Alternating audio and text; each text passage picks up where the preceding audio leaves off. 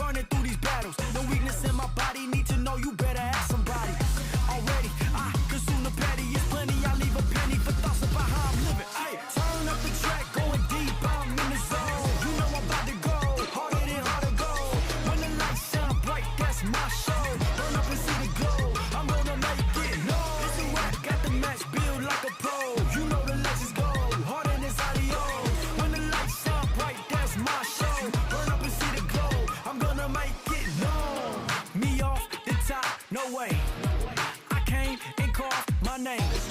I gave my life into my place, earned everything that I claimed. Nothing ever could replace me. 3-4-3-4, square dance on the floor. This is not a ball, I'm above it all. Start, I see my glow up where you supposed to go. Proceed on the low, can't lose if I'm the go. Leave me in the zone, I take your mind and then I snatch your soul. Turn up the track, going deep, I'm in the zone. You know I'm about to go harder than harder go. When the lights shine bright, that's my show. Burn up and see the glow, I'm gonna make it. No, I get it, they love my whole steady. Vegas don't listen, told you this ain't hypothetical.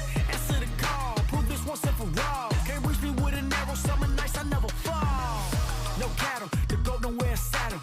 Go riders off my body, cut them off, they acting sloppy. Already, I consume the petty. The vision's 2020, but Leo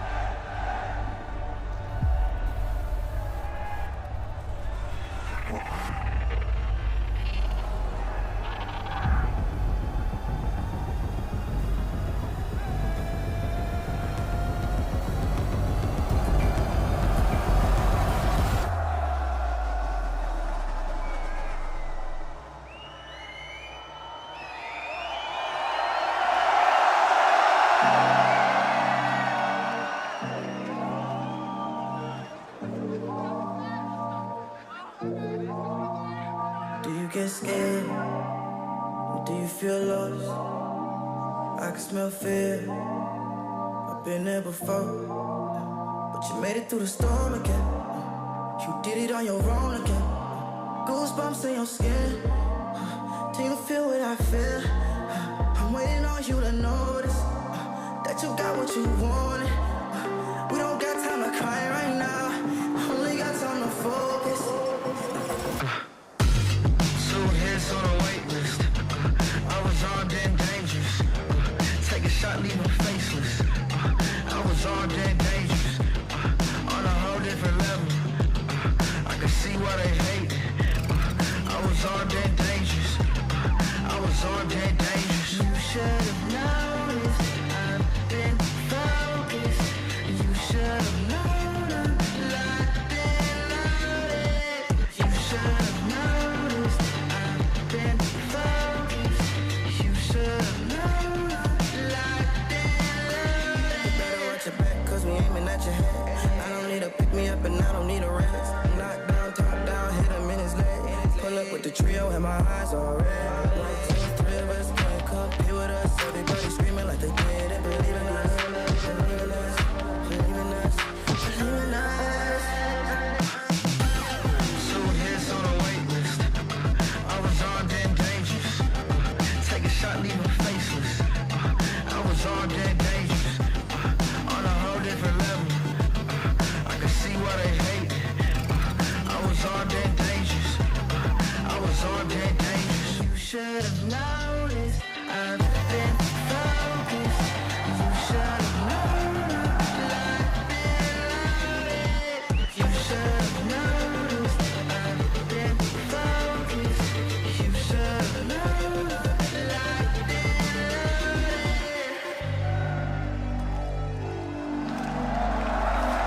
Bonjour tout le monde! Welcome to the Fortnite Global Championships 2025.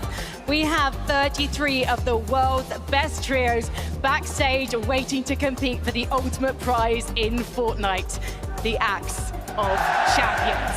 But they'll be doing it in front of a waiting world, and they'll be doing it in front of these watching eyes here in Lyon, France. And not just eyes, but incredibly loud voices. Lyon, faites du bruit!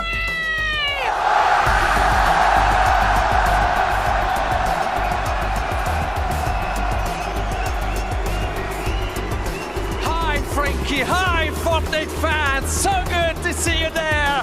Bonjour à tous, bienvenue à Lyon, bienvenue en France!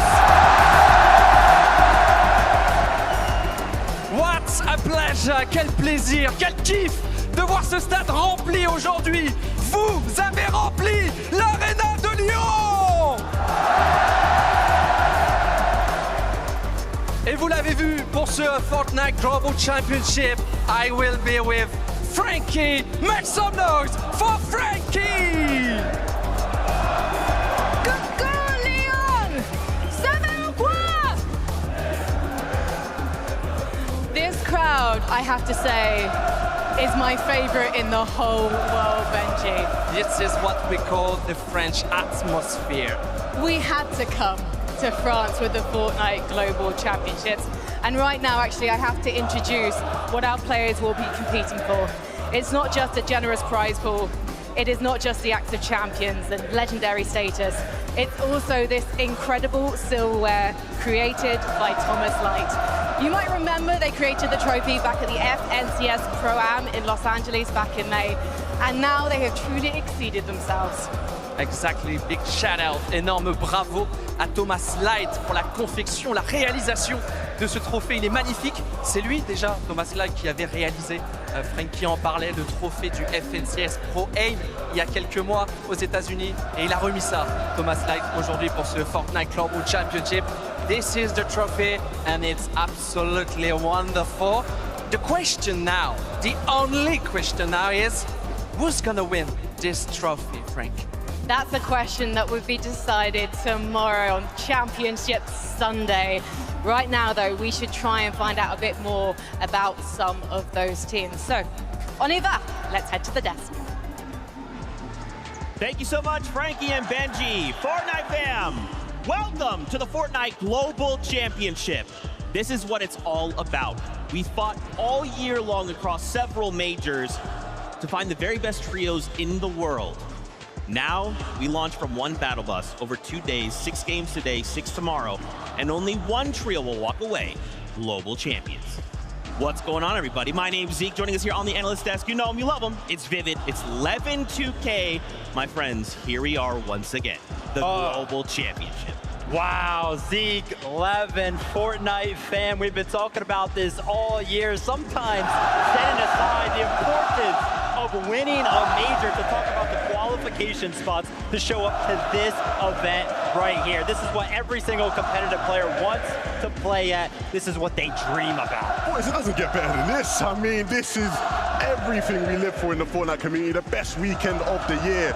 And I mean, look, I've spoken to the players. They're ready for this. This is a new atmosphere. You think you've played at a LAN before and experienced that pressure. This is something completely different. That's right. If you are joining us here in the venue and you can hear us, don't worry. We're going to start things off. We'll be hearing it from us for now.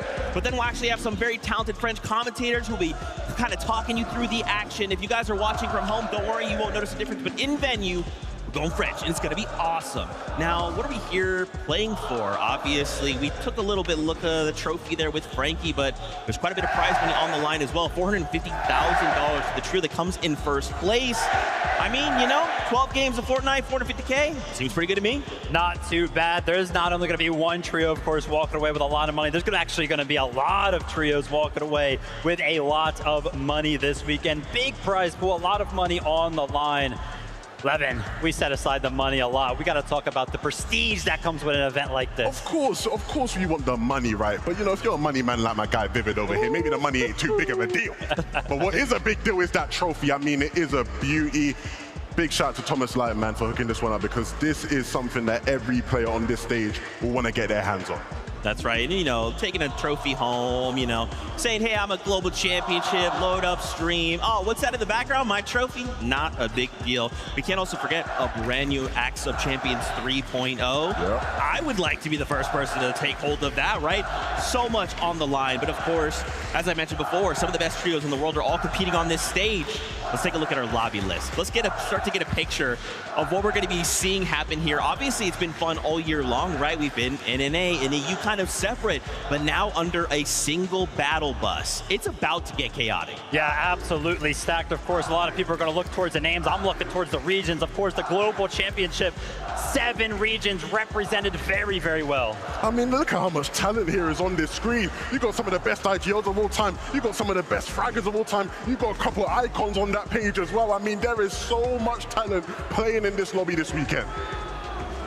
I am just, you know, when you take a look at that list, it is insane to think about these players and just think about how stacked it already is, right? Like how many trios didn't make it here, right? This year in particular was unbelievably fierce. But now we have to kind of question, okay, wherever region we're at, we're kind of going in and we're thinking, bro, it's not just my region I'm going against, it's 6 other regions I got to be constantly thinking about, well, what would they do? What is their strategy? Yeah, exactly, Zeke. That's the beauty of a global championship. We're taking play styles from 99 different players, 7 different regions, throwing them into one lobby. The clash is always so amazing to watch, just from the early game all the way to the end game. And boys, we get to watch it together. I mean, it's gonna be a good time today. It is so exciting. Of course, it's not just us hanging out talking about Fortnite with you guys. We also have Mini Miner and Kelly Link. Let's toss it over to them to get their thoughts. Thank you so much. Zeke Kelly here, joined by Mini Miner, and we are currently in the player lounge where the players just behind the camera are getting ready. We can see them all grouped up, strategizing, getting ready to get in the game. And I know we're ready, and I know you guys are ready, but as you can see, we have a little bit of time, and we wanted to break down what's going on around the map. Yeah, now we want to take a look firstly at the northwest side of the map. Lots of talk about Queasy's team in particular landing up here to the north side of the map at the Hive. This is a really great drop spot for them. A lot of talk about, on paper, this team looked like a team that could win this global championships, and one of the main reasons for that is, of course, they have that spire right in the center of the POI. They can build up on that, and what they've been doing a lot of is building up on top of that, getting some tags on some of the teams around. And if we throw out the teams that are around, there are so many names around here that they can look for tags on. Of course, we have the teams down to the south, but Kelly, these are some big names around them. I mean, let me say, with this spire, being able to build up your surge tower there, you know that in this season, a lot of people are crash padding on, but having that natural height on top of building it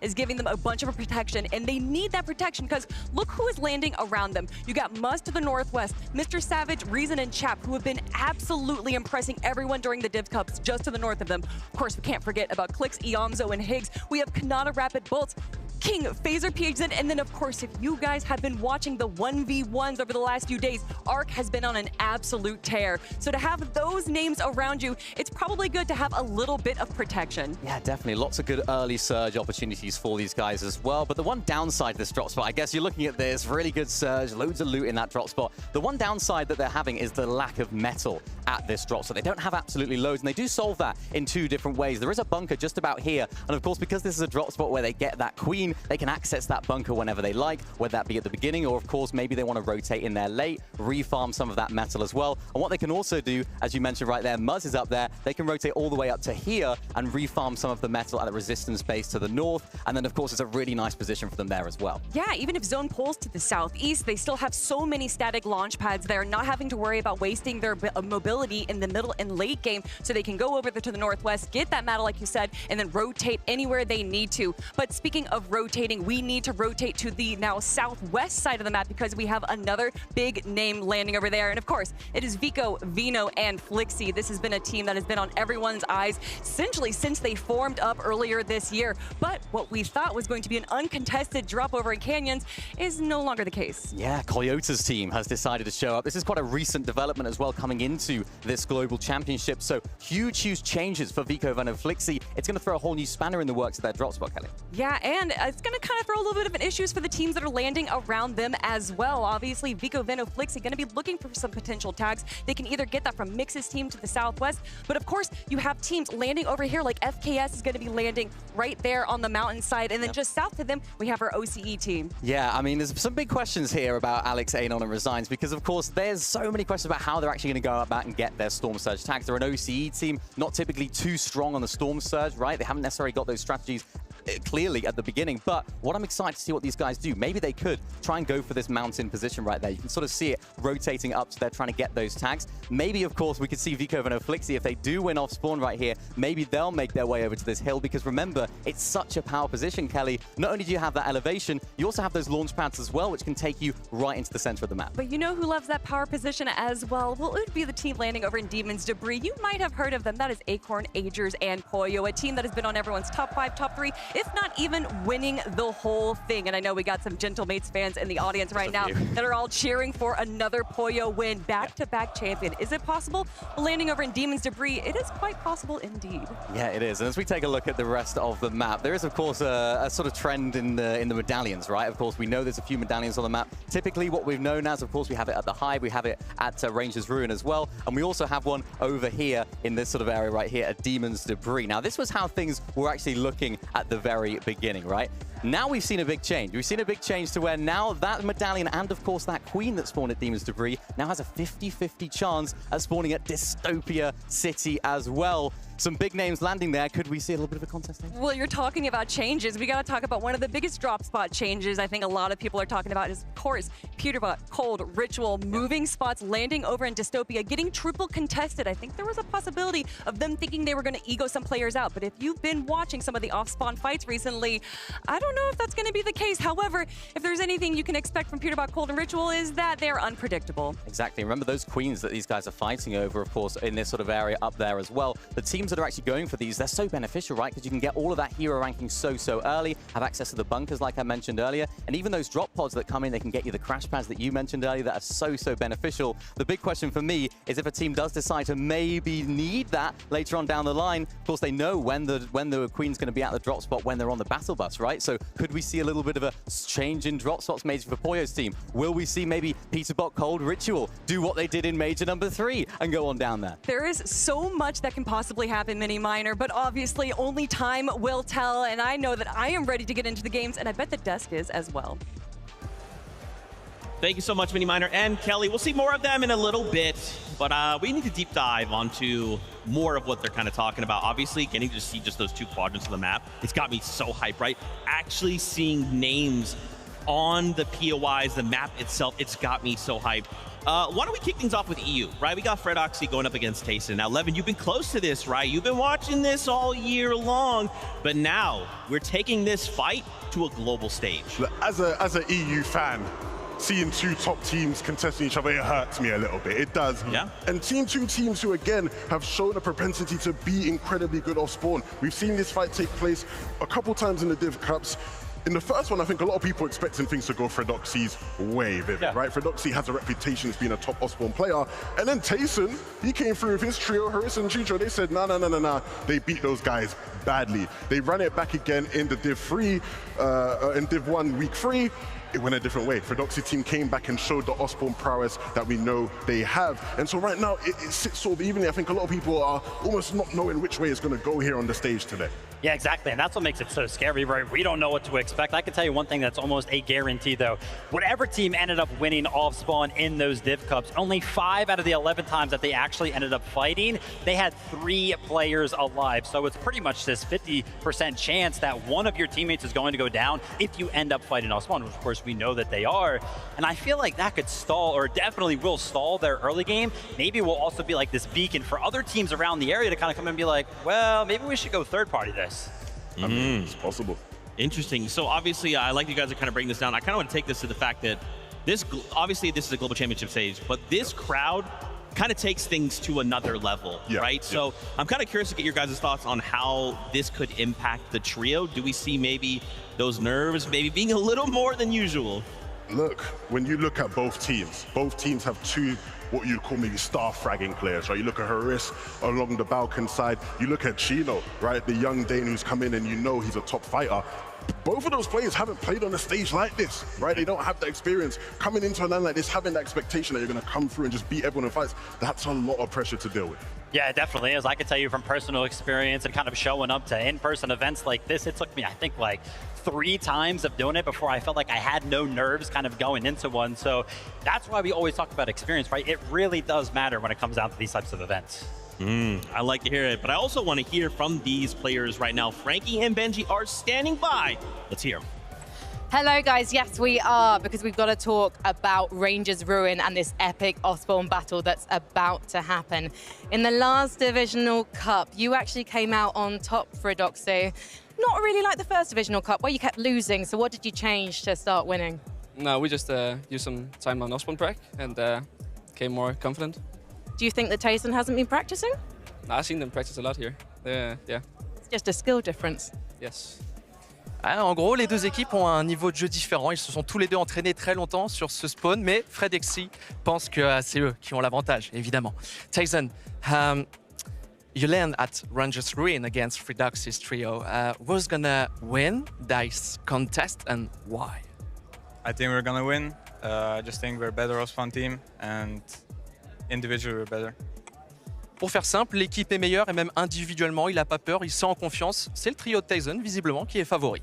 My jaw has hit the floor because if you look at the statistics going back to Major 3, you were one of the highest damage dealers in the lobby. Do you think he's just a bit scared of you? I mean, we'll see on stage. But this is your first time on stage. Do you have any nerves about that? Do you anticipate it feeling different? No, not about off-spawn. We're confident. But not confident about the rest of the game, just off spawn? I mean, we'll freestyle. We'll see what we do. Well, to be fair, if anyone can freestyle, it's Fredoxy. Ouais, elle a bien fait de le souligner, c'est la première fois que le trio de Fredoxy monte sur scène, c'est son premier gros event, mais il est quand même en confiance, il n'a pas peur de la pression, il va boire la pression comme on dit. Tyson, you won 5 FNCS titles, it's the Europe record. Do you think this experience can be an advantage for you and your trio during the games? I think so, yeah, but I don't really think we have a chance to win this time. Just being contested, but I'll just give it to other players this time. Il pense qu'il peut encore le faire, il peut aller chercher une 6e victoire, mais il a dit ce contest, il va être très relevé. On verra, ça promet, ça va être un très très beau contest. He said he's going to give the victory to other players. Is he going to give it to you, Victoxy? I mean, when you're contested, I think it's like you need a 10-2, 11-1 to win when you have like so many teams trading Surge, being like consistent. So yeah, I understand him. One more question for you. Is there anything you would like to say to Tyson on the record before you land at Rangers Ruin? Just good luck. Good luck. And Tyson? Same. Good luck, guys. Thank you, man. Ending on such a lovely, sweet note here backstage, but I imagine it's not going to be quite so sweet once we board the battle bus, Zeke. You know, they're trying to keep calm, cool, and collected right now, Frankie. I can definitely tell there's a bit of a different atmosphere, right? But once again, this crowd is probably the best crowd we have ever had. And I think even people with coming in with experience, the moment M8 starts going crazy, kind of changes things. Hey, listen, I feel like we've got a lot of experience up here on the desk at this point, and it's definitely it's going to take a little bit of time for us to kind of adapt to the noise as well. 100%. It's funny though, I feel like both players are almost just like completely focused on the off-spawn, and it's just like the rest of the game after that, whatever, man. Like, let's just try and win off-spawn has been the focus. I think both players, again, will be under immense pressure, but we'll see who can do it the best. I like that. I like that. Let's keep this conversation going. There's more contestations happening. Let's take it on over to Vico versus Koyota. This is an interesting one. This kind of all kicked off with some social media exchanges, and now here we are at a global stage contesting each other on maybe not the stage we should be doing this, but it's happening. I mean, yeah, look how incredible of a year both of these trios had. I mean, first, sixth, and second for Vico's trio there. Koyota also putting on an incredible year, especially that Major 3 performance. And this hurts me so much because if you take a look at global championships on a greater scale, right, go all the way back to 2022, you count in 23, 24, and everything like that, there's only been 3 instances of a smaller region team actually placing in the top 10. So much so, actually, that last year at Globals, there were none in the top 10. So to see such a good team like Koyota's trio have to go up against such a titan of a trio off spawn, it hurts. Yeah, and I mean, look, it was just last year when Koyota really announced himself to the global world as being a top Fortnite player. Like you say, it hurts to see him having to go off spawn against such a veteran, experienced team. We talk about the way off spawns can go all day long. Ultimately speaking, Vico Flixi will just have had infinitely better off-spawn practice than what Koyota, Rise, and Yuma have been able to have access to, right? These guys get to practice off-spawn against the best of the best EU and NA teams all the time. You know, the Asian teams, it's a lot harder for them to get that same level of practice with it. Yeah, I mean, absolutely. Also, you know, we were blessed last night, right? Me, Lev, and all the crew kind of sitting there out in the lobby at the hotel. Vico kind of comes by. Confidence is like the only word I feel like I need to say. Like, Vico just feels so confident kind of going into this all-spawn play, but me not so much, because this feels like an extreme 50-50. Like, is that going to be replicable? I mean, we'll have to see. The one thing I'd say maybe that goes against Vico, Veno, Flixi is that, you know, in the case especially of, you know, Veno and Vico, very emotional players, right? There's a scenario where maybe, you know, they're going in super confident. If those first couple games don't go their way, trouble might be assured. So we have to see how these guys start and whether or not the Asian team, Koyota's trio, decide to even want to stay there, right? You know, initially they weren't even going to be landing at this spot. We thought maybe they were going to be landing further up north, contesting Mr. Savage's trio. So there's a good chance these guys maybe get rocked a couple games and say, you know what, guys, we'll take a step back, you know, you're good. But who knows really at this point? Yeah, I mean, to kind of, you know, further elaborate on what we kind of talked about, yeah, Vico's saying, hey, look, I put a lot of practice in. There was a lot of things he kind of kept going, you know, talking about in the practice, putting in. We're all sitting there going, wow, like, you really have thought this through. I almost wonder, though, right, like, this is a show day. You could put a lot of practice on, but when you show up on the day, anything can happen. So I almost wonder if things were to go not in Vico's favor, what happens? You talk about being an emotional player. Maybe they continue to get rocked off spawn. Maybe we have to come back for day 2. I don't know. I mean, even like talking to the coach of Koyota's trio, right, I was kind of like, hey, listen, like, what's the game plan for all 12 games? Of course, you know, we know that you're going to start landing there, but if things start to go bad, and basically he was like, hey, listen, man, they do not like to be disrespected, and I think they're going to take it to them all 12 games. Oh, wow. Oh, man. Well, guess what? Frankie, Benji are standing by with them right now. Let's hear from the players. We are. I can't wait for this Canyon Crossing clash. Koyota, what was your coach Spen's reaction when you said you wanted to now land at Canyon Crossing? スペンコーチにカニョンに降下すると教えたらどのようなリアクションをしましたか？まあ自分たちの判断に任せる、後悔のないように自分たちの判断に任せるっていうことを言われました。So he just said here he's gonna leave the decision to us, like he's gonna just let us do whatever we think it's the best for us. And Spen has taught you a lot because 8 victory royales in Major 3 in Asia. What is the thing that he has taught you that has strengthened your game? スペンコーチはたくさんのことを教えたと思うんですね。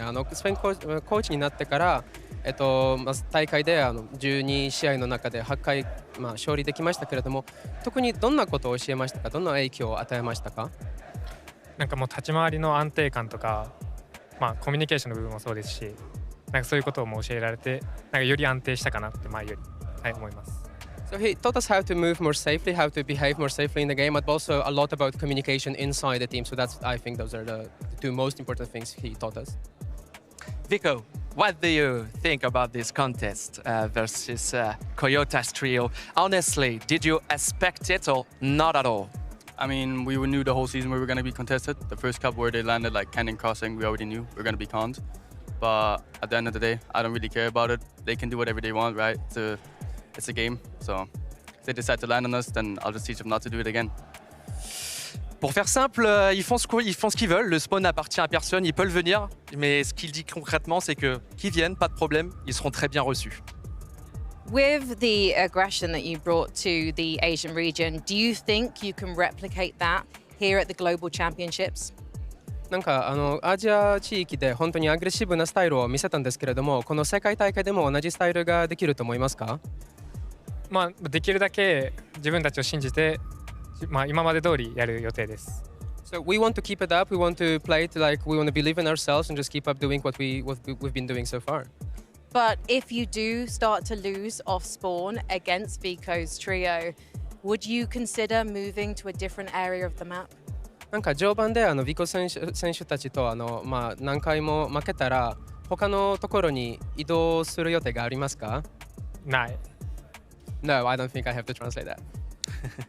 Vico, last year you finished 4th at the 2024 Globals. What's the objective? What's the plan for this 2025 edition? Maybe top 5, top 4, maybe more? I mean, the plan was to get first to win this, but now that we're conned, I think we can still top 3. If we do good, we prepared a lot for this, so I think we can still top 3, maybe and win if we do good. So. Pour faire simple, ils se sont préparés au mieux. Évidemment, s'il peut aller chercher la victoire, le titre, ils le feront. En tout cas, ils visent au minimum le top 3. On aura des clients très, très sérieux dans cette finale. Finally, Koyota, is there anything you would like to say to Vico? ビコ選手に向け何かメッセージ一言がありますか？ Good luck. Good luck. And you, have you got a word for Koyota? Good luck. Hope you prepared well. C'est que de l'amour pour l'instant. Rendez-vous maintenant sur la map. Bonne chance. À le deux. Man, Vico just trying to farm that aura, and he is successful. But also, I gotta say, I love Koyota. He just seems so wholesome and I love to, hey, would you leave? Nah. I love to see that. No translation needed. Yeah, dude, the fact that we're gonna see these 2 trios go head to head is so crazy. And again, there's just one of the many things happening across the map, but hearing them now, dude, I'm super excited for it. I'm excited, but at the same time, my heart's broken a bit, man. Because all 3 of us, we always get called out for our biases, right? They always say I'm EU biased. They always say you guys are NA biased. And I've tried to show some of the other regions love. And when I look at some of the other regions, Koyota, Horizon, Yuma are a team from Asia that I really want to be able to champion these guys and be like, look, these guys can hang with the best of the best. But if they're competing all 12 games off spawn against one of the best EU teams in the world, they leave me no choice but to sit here and just have to look the other way, man. I mean, it's It's going to be fun. It's going to be entertaining. I wish we could see both these teams uncontested, though. Yeah, I mean, I love that point, right? Because a lot of people kind of coin Koyota as like the Asian Peterbot, or sometimes people will even say, hey, Peterbot's like the NA Koyota, right? Kind of goes back and forth right there. That's how good individually Koyota has shown himself to be. But, you know, we got to go ahead and respect the confidence on the other side of things as well. Vico basically saying, hey, listen, we were planning on winning it. We know how detrimental, you know, fighting off spawn is, and Vico went ahead and said, hey, listen, we don't really feel like we can win it, but we still feel like we can get top 3. I feel like that is an incredible goal in its own self, right? You know, absolutely, that would be one of the best performances we've seen from a team ever, right? You know, it would be mental. And I think the reason why a lot of these guys are like, I'm convinced I'm not going to win, it comes from a respect for the lobby. Right? Yeah. When you look at some of the other teams in this lobby from some of the other regions, a lot of these guys look at them with so much respect and go, I'm contested 12 out of 12 games. If those guys are uncontested, it's going to be hard keeping up with them. I like that respect. Again, I just love looking at this through the lens of a global championship stage. I agree, though. I don't want to see these guys fight. I want to see both of these trios make it to endgame and kind of see, okay, what do they have prepared for us? But now this could go back and forth, you know. I'm scared, I'm excited, but that's what Globals is, right? Yes. At the end of the day, we're going to be fighting it out, and there can only be one trio that walks away as global champions. Now, of course, you kind of heard a little bit from us. Why don't we hear a little bit from this crowd? Frankie, Benji, over to you. Thank you, guys. We do need to test the loyalty of the audience here in Lyon, because we've just discussed the epic off-spawn battles we're about to witness, and we need to see who the crowd is siding with. Exactly. Tyson versus Fredoxy. Fredoxy versus Tyson. Selon vous, ce contest, qui parie sur Tyson? Vous en pensez quoi, Lyon? Fredoxy! Ooh. I think Fredoxy might have the edge here, Benji. Yeah, I think too. Vous l'avez vu, il y a eu un deuxième contest. On vous a parlé aussi du trio de Koyota face à celui de Vico. Sacré contest encore entre les deux équipes. Selon vous, dans le public, qui parie sur le trio de Vico? Lyon, le trio de Koyota! Even. Pretty even. And I think I might know why, Benji. Because the audience here, really, their support and their love is going to any team with a gentlemate on it!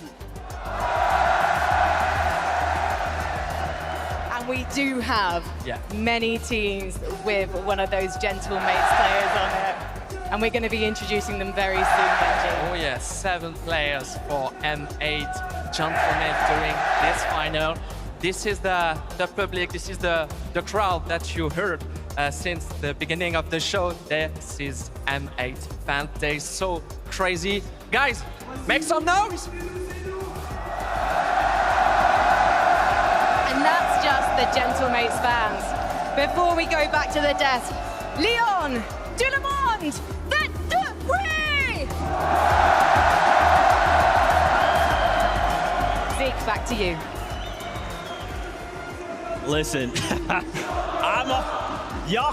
okay, this is one of the best crowds we have ever had, and we're not even in game yet, okay? You know, in that moment, we get the elimination start flowing, we get that victory royale moment, it's going to be crazy.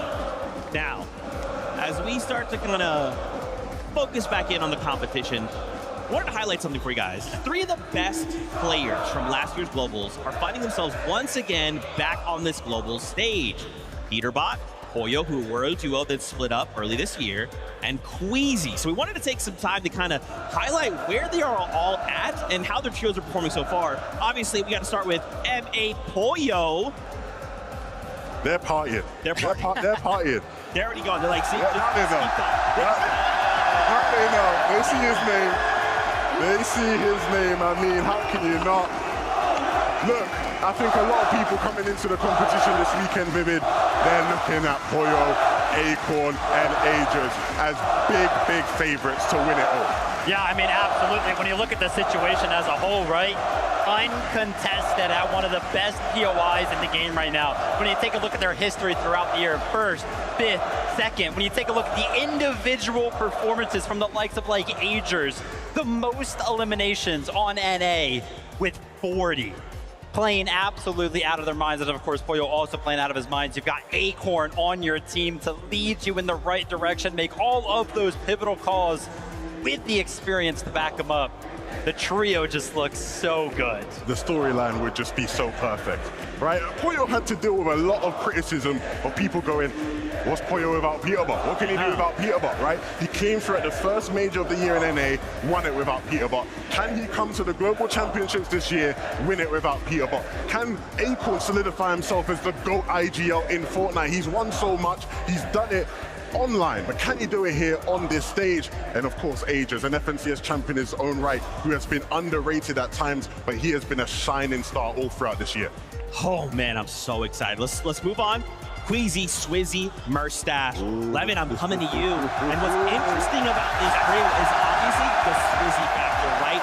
Finally getting to play together with his actual trio mates. See, I can't even hear you, Z. I can't even hear you right now. They're way too loud for my guys, Swizzy, Moustache, and Queasy, man. Look, the setup for this team, again, the story is so important because you are right. Swizzy has dealt with so much adversity in his career. In 2023, he wins Major 3 in EU. He can't play at the Global Championships there due to visa issues. In 2024, he gets the visa sorted. He can play. His teammate Vanya can't make it. He has to play with a Phil and Yakko. And even playing with a Phil Vivid, he gets top 10. He won't be choose the eventual champions to win a game in Peterbot and Pollo. It still wasn't enough. This year, Swizzy finally gets to play with his teammates, and he has two of the best players in the lobby to be playing with in Queasy and Moustache. Uncontested, these guys, they might go the whole way, man. I really believe it. Yeah, I mean, Swizzy and Moustache, two of the best fraggers for sure in the game. Levin loves to talk about it. Queasy, he considers him to be the GOAT IGL as it currently stands in Fortnite. Second, 11th, second at global events in the past. The win right there. So many times. So close for him. Can he pull it off this year? This really, you would think this has to be his year, right? Like, he's come so close. And this year, everything looks set up so perfectly for them. We saw the breakdown from Kelly and Minnie at the start of the show. They broke down why things look so good for them on the map. I think a lot of those things will come to fruition today. I hope all goes well for that trio, and I really believe in them. I love that. Okay, obviously the remaining player of those three, it's Peterbot, Cold, and Ritual. You know, when we kind of came into this, these three names is kind of like, hey, any one of these trios could go on to win. But then we kind of throw a wrench into it when Peterbot, Cold, Ritual are triple contested, bro. Why are we doing that at Globals? Oh, the triple contestation. It's a hard hurdle for me as an analyst to kind of jump over and be like, these guys can still do well. And then I look at it, right? Obviously, you have unanimous best player in the world on your trio. But then when you take a step back and you take a look at the individual performances of Cold and Ritual in Major number 3, you're like, now hold up a second. Cold obviously always has like the best damage ratio, always is right there with eliminations, damage dealt. We know he's very, very good. Then Ritual at the start of this year was getting a lot of flack. Like, Ritual, like, what are you doing? You're holding the trio back. What the heck, man? Takes the entire year, grinds his mechanics. I'm not even kidding. In Major number 3, he was very, very close in comparison to Peterbot in eliminations. Ritual had 25. Peterbot had 33. So the individual skill level of all three just looks so primed up for global. Yeah, I mean, it is just mental, right? When you have, you know, two players on your team who at any given moment can just be the best player in the world. Yeah. I mean, you know, you have a very, very good chance of doing well in this competition. But like you highlighted, Zeke, triple contested here at Dystopia. Yep. I mean, even with that being said, I still think a lot of people probably expect these guys to come out on the right side of things more often than not across the 12 games. But ultimately, it's just too chaotic. You've got to think, right?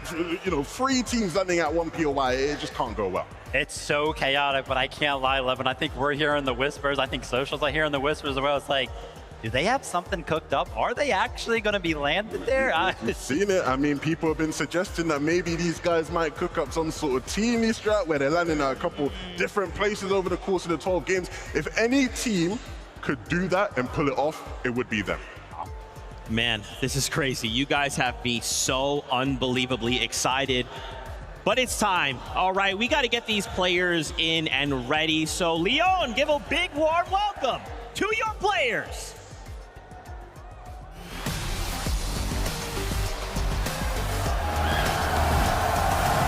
Leon, give it up for Tayson, Chicho, and Atris. They've got plenty of experience, but will it be enough to take them to the top? Let's get it. It's Curly, Cooper, and Reed coming out hot of NA. They're now taking their gameplay to the biggest stage of them all. But can they keep up that performance? Give it up for Tisco, Striker, and Canoe. Representing Brazil, they're here to prove their worth against the rest of the world. Let's see what they've got. Poland's pride picks Tarm and Demas. While being up-and-comers throughout the year, they've certainly proved they can shake up EU lobbies, but can they do it on land too?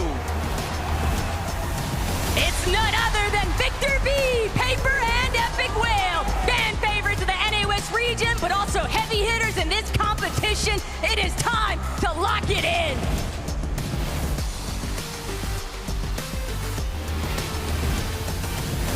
From Brazil, Gazetta, Way, and Scarpa. The Major 3 qualifiers are now ready to take the fight on the international stage and show them how lethal their region can be.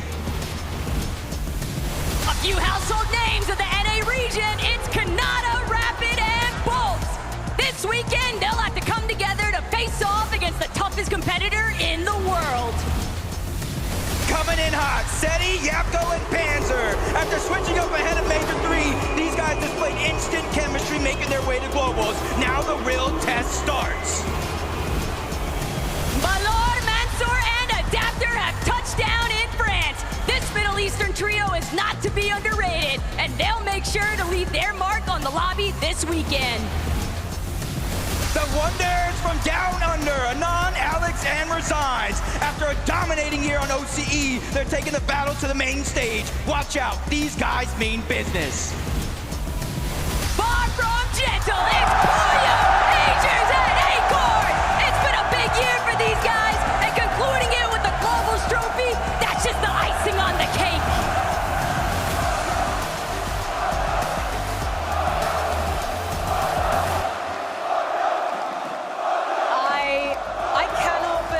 That this is going to be your first LAN, Curly, but luckily you have some very experienced players with you. Reet, and of course, a former global champion in Cooper. What has this experience been like so far for you? I mean, playing with the global championship winner has meant a lot to me. I mean, I'm playing with an official winner here. But, it's been a great experience so far. Yeah. And Cooper, you've chosen to play with these guys. What's so special about this team? I think Curly has a lot of potential. I think what Mero saw in me, I see in him. So I think he's going to be great in the future, a great prospect. I think he's going to be really good. And how do you feel about your chances of taking back the crown? It's not looking great in terms of how I'm predicted, but the same thing happened in Copenhagen and I won, so we'll see how it turns out. Quickly, very quickly, Reet, we've got to have some more positive words about winning. Oh yeah, I mean, we're gonna win. I'm excited. I'm excited to go out here and play and do our best, give it a shot. Bien sûr, let's head to Benji.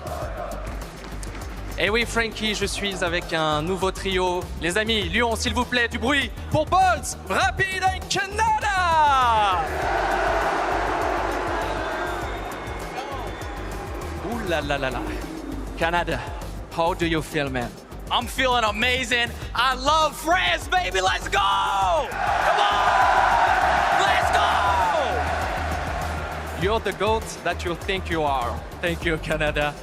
You have this experience from big stage like today, but today it's different because of huge French atmosphere. Do you think you can handle the pressure?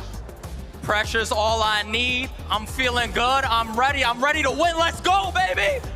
Make some noise from Canada!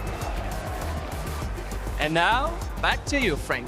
Thank you. I had to find Aegis Acorn. Acorn, you've been to many of these Fortnite global lands, but how does this one compare so far? This is like nothing I've ever seen. This is the craziest land ever. And how how do you keep your focus in game leading these guys when the crowd is so loud? We're locked in, we're ready to win, and we're going to bring it home for M8. And you're going to bring it home for America potentially. Pollo, you could do the back-to-back here in front of so many fans. What would that mean? I mean a lot. I mean, I can barely even hear you right now, so yeah. Do you have anything to say to the fans? Thank you for being here. It's important. Well, thank you so much for talking to me. Good luck today, guys. We need to meet some more teams.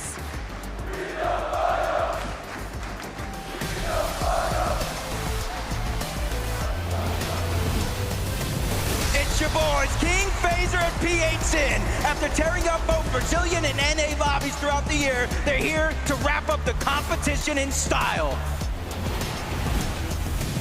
Say hello to Vortex, Mountain, and Goofy. Making it to Lyon was no easy feat, but these guys are coming in with lots of motivation to win it all.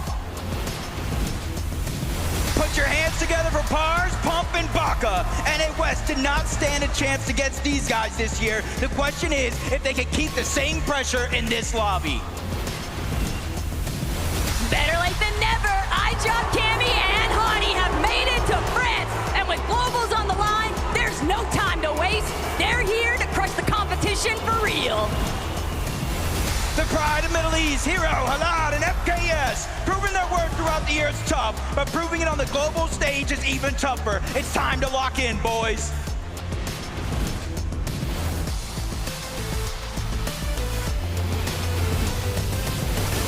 Make some noise for Clicks, Higgs, and Ianzo. Going home empty-handed just isn't an option. And with the trophy directly in sight, these guys are bringing their A-game. Get loud for Murum, Wixie, and Buyuriru. Qualifying for Major 3 was just the start. With their eyes on the prize, they look to take the trophy home. Mix and focus and Upple in the building, everybody. And this trio's talent has brought them so far already. But it's time to go the distance. Let's see what they've got. Walking in now, Art School and Salco, all the way from NA West with a major win. They're looking to bring their domination all the way to the global stage. Give it up for Yuma, Koyota, and Rise. After dominating Asia this year, now they're ready to prove that they've got what it takes to win it all at the international level. Ladies and gentlemen, Marius, Vanya, and Pixie with a strong home crowd behind them today. These guys are destined to go all the way. Pressure has never been higher.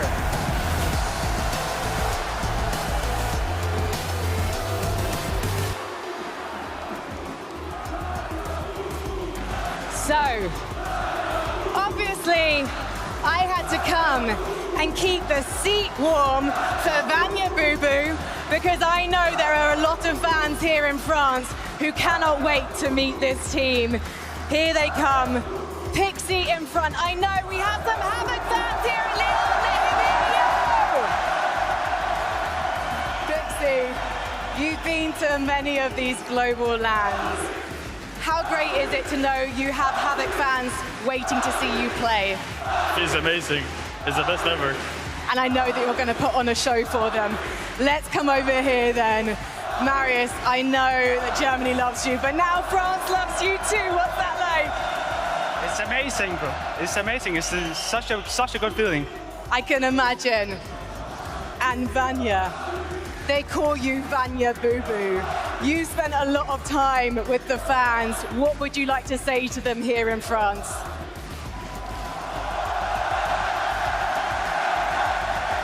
Sometimes actions speak louder than words, which is why I'm gonna say, let's head to you, Benji.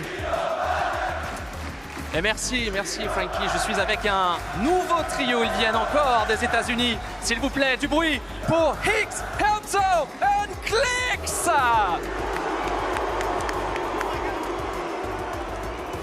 Wow. Clicks, how do you feel, man? I feel great. This is going to be the one. I'm bringing it home. Hey, il le dit, il vient pour gagner. Il est chaud, l'atmosphère lui fait pas peur. Il vient pour gagner. C'est top 1 ou rien pour Clicks. Clicks, we know that you land at Supernova, and I heard that Predoxy help to train you for the spawn. Tell me more about the story. Yeah, he helped me train. Anybody who lands Supernova, we'll see what happens. Pour faire simple, en fait, le trio de Clix spawn, atterrit dans la ville de Supernova et il y a un ami à lui, Predoxy, qui l'a pendant des semaines entraîné gentiment parce qu'ils sont amis et c'est grâce en partie à Predoxy qu'aujourd'hui Clix se sent à l'aise et c'est pour ça qu'il spawn à Supernova. Last question, what's the objective? Only top one or nothing? It's top one or nothing, and I gotta make sure this crowd is repping the set. XF forever. Du bruit, s'il vous plaît, pour EDGE, Helto and Clix! I had to grab King from the Brazilian region, also representing Argentina here in Lyon today. I've got Ricardo to translate.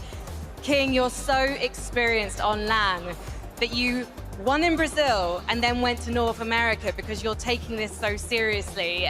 What did you learn from playing in a different region? So, você foi para os Estados Unidos para melhorar. Por quê? O que você conseguiu tirar disso, dessa viagem? Ok.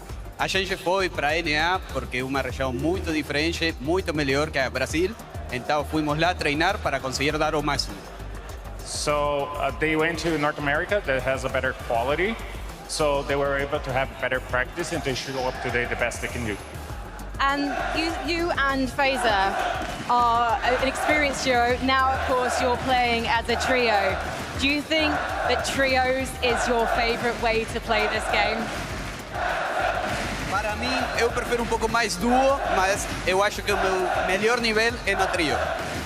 So they like to play duo better, but they think that their trio is very strong.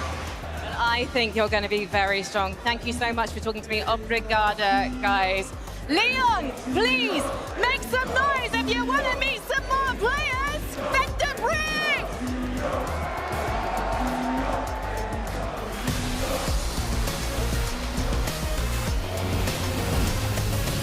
Walking in now, it's Shadow, Sphinx, and Muzz. The high-tier lobbies just could not contain them. And now it's time for them to unleash their true potential on the global stage. The terrors of EU, Flixie, Beto, and Vico, having established themselves among the best of the best, they only lack one thing, a trophy. This weekend, they look to take it all.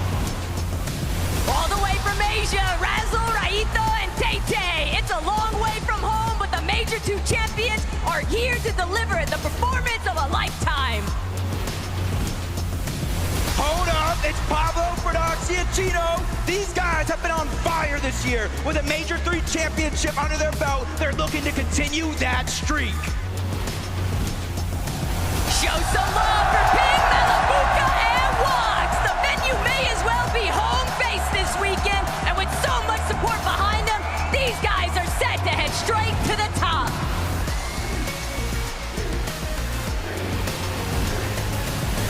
Give it up for Chap, Reason, and Mr. Savage. You know them, you love them, and now they're here to impress France this weekend. Let's see them climb to the top of that leaderboard. Never count out at me because Snowy, Ryu, and Zod are here, and these guys mean business. Plenty of motivation, but now it's time to showcase that the Middle East is all about. Domination is key for Peterbot, Cold, and Ritual. A stellar year for the trio with all eyes on the trophy. They're not playing for second place here. It's all or nothing. Hold on, it's Kazi, Tinka, and Aspect. Representing the Oshi region this weekend, these guys are here to ensure that they'll be remembered for more than just their potential. Make some noise, it's Braids, Visuals, and a Minish. Crushing the competition this year and making it this far comes with expectations. Let's see if they can deliver. Bienvenue on Swizzy, Queasy, and Mustache! After a year of causing chaos in lobbies on EU, now they're ready to bring the heat to Lyon on the global stage. It's showtime!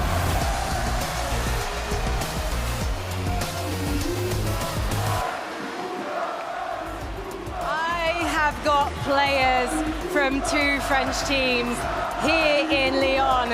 First of all, from Havoc, we have Rux. I can definitely hear the Havoc fans over here. Thank you, Wox. And over here, representing the Gentle Maids, we have Ping and Malabuka. Now, Malabuka, I know it's going to be really hard for you to hear me right now because the fans really want to show how much they love you. But do you have any words for them? Guys, keep supporting us. Someone from Gentle Maids will win. Is that what you think? Qu'est-ce que vous pensez? Will they win today? I think the crowd are on your side today. One more question though. Do you think that Europe can face off and take this trophy home? Yeah, 100%. Europe is taking this trophy. Let's head to my favorite European, Benji. Et je suis avec un nouveau trio et pas n'importe lequel. Regardez, messieurs, dames, avec moi du bruit pour Reason, Chap and Mr. Savage! Savage, hi. I remember that you got your call at the last major, at the last game, at the last moment, and now you're here on the stage. How do you feel? I feel great. I'm excited to be here. Bonjour, Leon. How we doing? Like you can see, you have a huge, massive fan base here in France. Do you have so many words, maybe in French, for your French guys? I don't know that much French, but bonjour, je m'appelle Martin. Comment tu t'appelles? That's all I know in French, but yeah. Une légende dans tous les domaines. Avec lui, je ne sais pas si vous êtes au courant ici, mais il y a quelqu'un dans ce trio qui parle mieux français encore, et même très bien. C'est Chap. Pourquoi? Eh bien parce qu'il vient aussi un peu de France, il est un peu de chez nous, sa maman elle est française, alors il parle français. Chap, est-ce que tu as un mot, ou plusieurs même à dire, un message à transmettre à tous les fans français ici aujourd'hui? Je sais pas, je suis juste content d'être ici et j'espère de ramener la coupe à la maison. Hey! Guys, make some noise for Mr. Savage, Chap, and Reason! And now, back to you, Frank. Thank you very much, Benji. Now, the Gentlemates fans have been waiting for this moment, I think. Because earlier, on the big screen, when we showed their faces, there was so much noise, so much cheering in this audience. And I know they are just getting warmed up. So please, boys, on your feet. Leon, make some noise for Swizzy, Quizzy, and Mustache! Quizzy, I have to come to you first. You've had a couple of second places at Global Championships. How do you make it #1 this time? That's the goal. I mean, second twice, and if I have these fans and the atmosphere, should make it. And Swizzy, for you, hang on a second. What's this? What's this thing? You went to shake my hand. What's this? Oh, okay, right. Show me how it's done.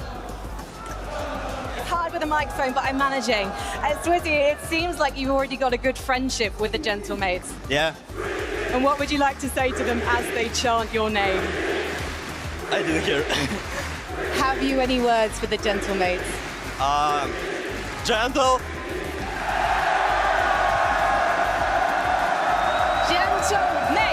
Gentlemates! Do you want to have a go, Mustache? I feel amazing, but I want to hear one thing. Gentle!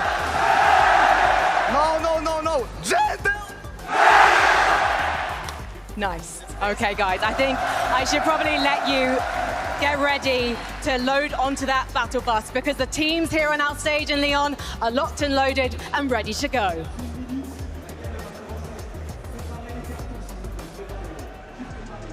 Guys, I have one word for you. Chills. Okay, the way this audience is going crazy for these players, it's got me so excited. Seeing them now take their seats, interact, getting their thoughts, we're getting close to kicking off the competition. I guess the only question I have for you guys is, who do you think will end in the top 5? You know, why don't we start with you, Viv? You got some insight. You put together a little list for us. Why don't you talk us through it?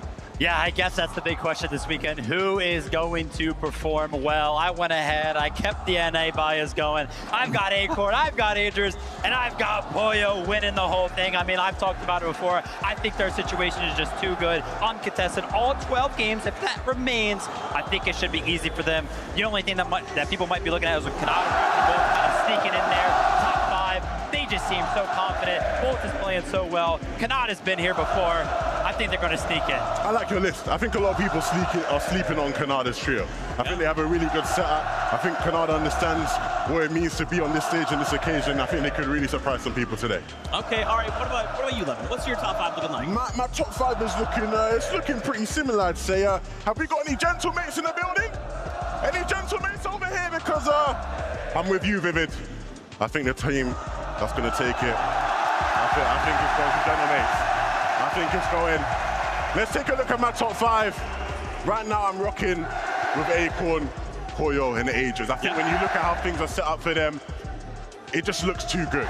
It looks too good.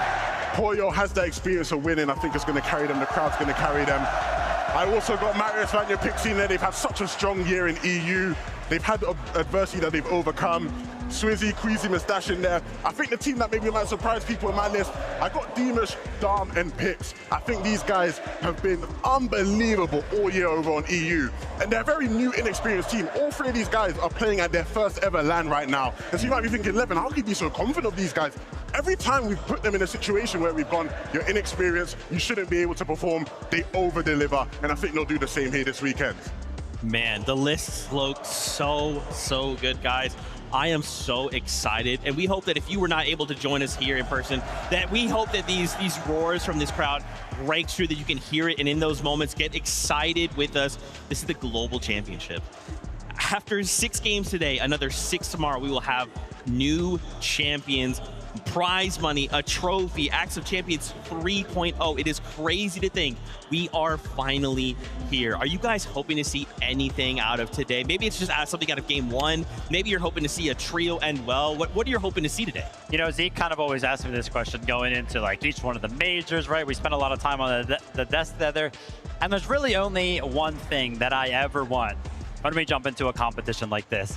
I just want good Fortnite. I want to be entertained, and I cannot lie, I don't think that it's even possible for me to not be entertained. All I ever want is a good moment. That's all I ever want. I think we're going to see plenty of them across the next 12 games, but today I think we're going to see people really make their mark on this lobby.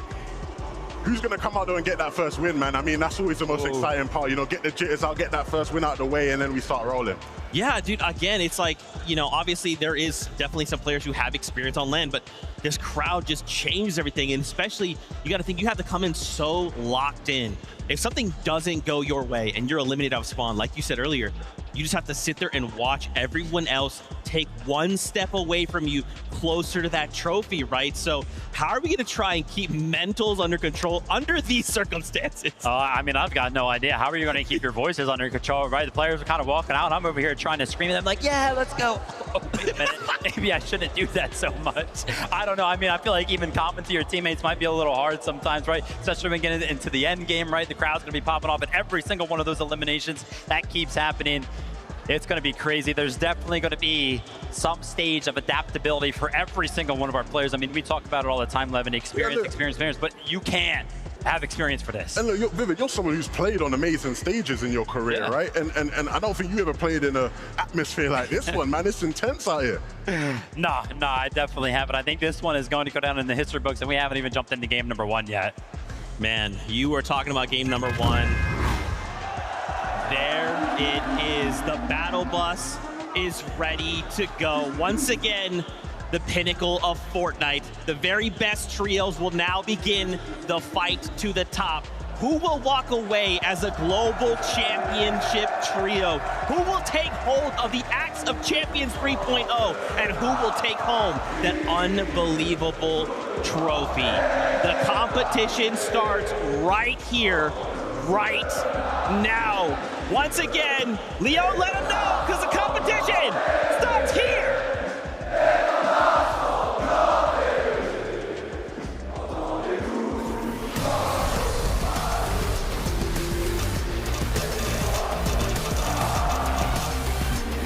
ぞ。俺らが正義だから。絶対勝とう。マジで勝とファイティー。ゴー。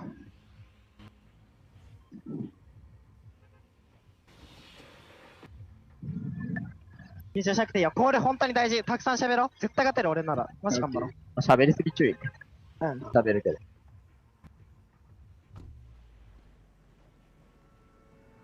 どっち左右左。うん、左。スキンあれ、赤と黒のなんか、俺たら追加チクチク食らうやつ。使うやつ。レネゲード使ってるやつ。うん。と、普通に赤黒のレネゲードレーダー、敵。右側でやってる。体型どっからもされないからね。思う存分フォーカスしよう。絶対勝てるよ。マジ頑張ろう。ワンパ。俺、効果高くなった。まだ左でいい、左でいい、左でいい。左でいい、左でいい。真ん中の下手前とな、手前。即詰め注意、即詰め注意。手前行ってよ。俺左側行くから、左側ね。ここ行こう、ここ行こう。見当たるよ、見当たるよ。うん。ロースピーターボタンだけ。即詰め注意ね、即詰め注意。即詰め注意、マジ即詰め注意。上のキー買った方がいいかも、しっかり。あ、ポンとミニポ来た。クラブとかあるなら俺らが先詰めしてるんだけど。行きたい。わかるわ。敵どこいるかわかる？敵ポンパ上げれる。逆弾割れちゃう。逆弾割れても、こっちこっちや。ポンパ上げれる、ポンパ上げれる。こいつらマジで夢から気をつけて。ミニポならあった。建材ちゃんと勝って、建材ちゃんと勝って。上にいる人勝って敵のトーンの上取り行く？建材使って。ありありあり。デカポケ出なかったライト。デカポケあるよ、チャゲスト、チャゲスト。行こうか？もう、建材勝って。あ、クラパール、クラパール、クラパール、クラパール、クラパール。建材勝ってこう、建材勝ってこう。キートル、キートル。俺アサルトしかないわ。ちょっと、ラゼルちょっと関係な。ちょっと関係ないの。頑張ってる？建材あるお前ら。ラゼル一応持ちしてる。チャゲストしてやっぱり行こう。いけ、建材借りたくね？借りたくね？建材ない？あるよ。建材俺も200ある。一旦上、レーザーしよう。クラパーで勢いで行く？俺も。行く行く、あ、待って待って、気づかった。死ぬ死ぬ死ぬ死ぬ死ぬ死ぬ死ぬ。いや、あんま必要なくね、多分。待ってて。大丈夫、大丈夫、一人ない、一人ない、一人ない。俺遅れてる、俺遅れてる。流しかも、流し流し、マジ流し。俺、アサルトめっちゃあるよ。いや、俺めっちゃある、めっちゃある。デカポロンで敵。マイナスセンチ、マイナスセンチ、マイナス車線取る。俺、ハイドしかたまないから、打ち返し。俺打てない。上がってきてたら言え。絶対勝とう。多分、切り来るよ。ライトの、ラゼの方切り来る。ラゼ、検査あんの？ある。36？結構削ってるよ。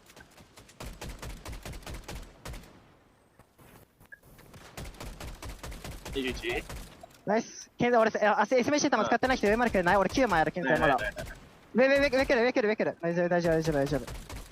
SMC 弾ないライト。わかんない、待って、今もう流してるから無理。フィニッシュ、来るよ。36？俺のを詰めてくるかも。フィニッシュ、来るよ。絶対来る。俺、アサンとか切れるわ。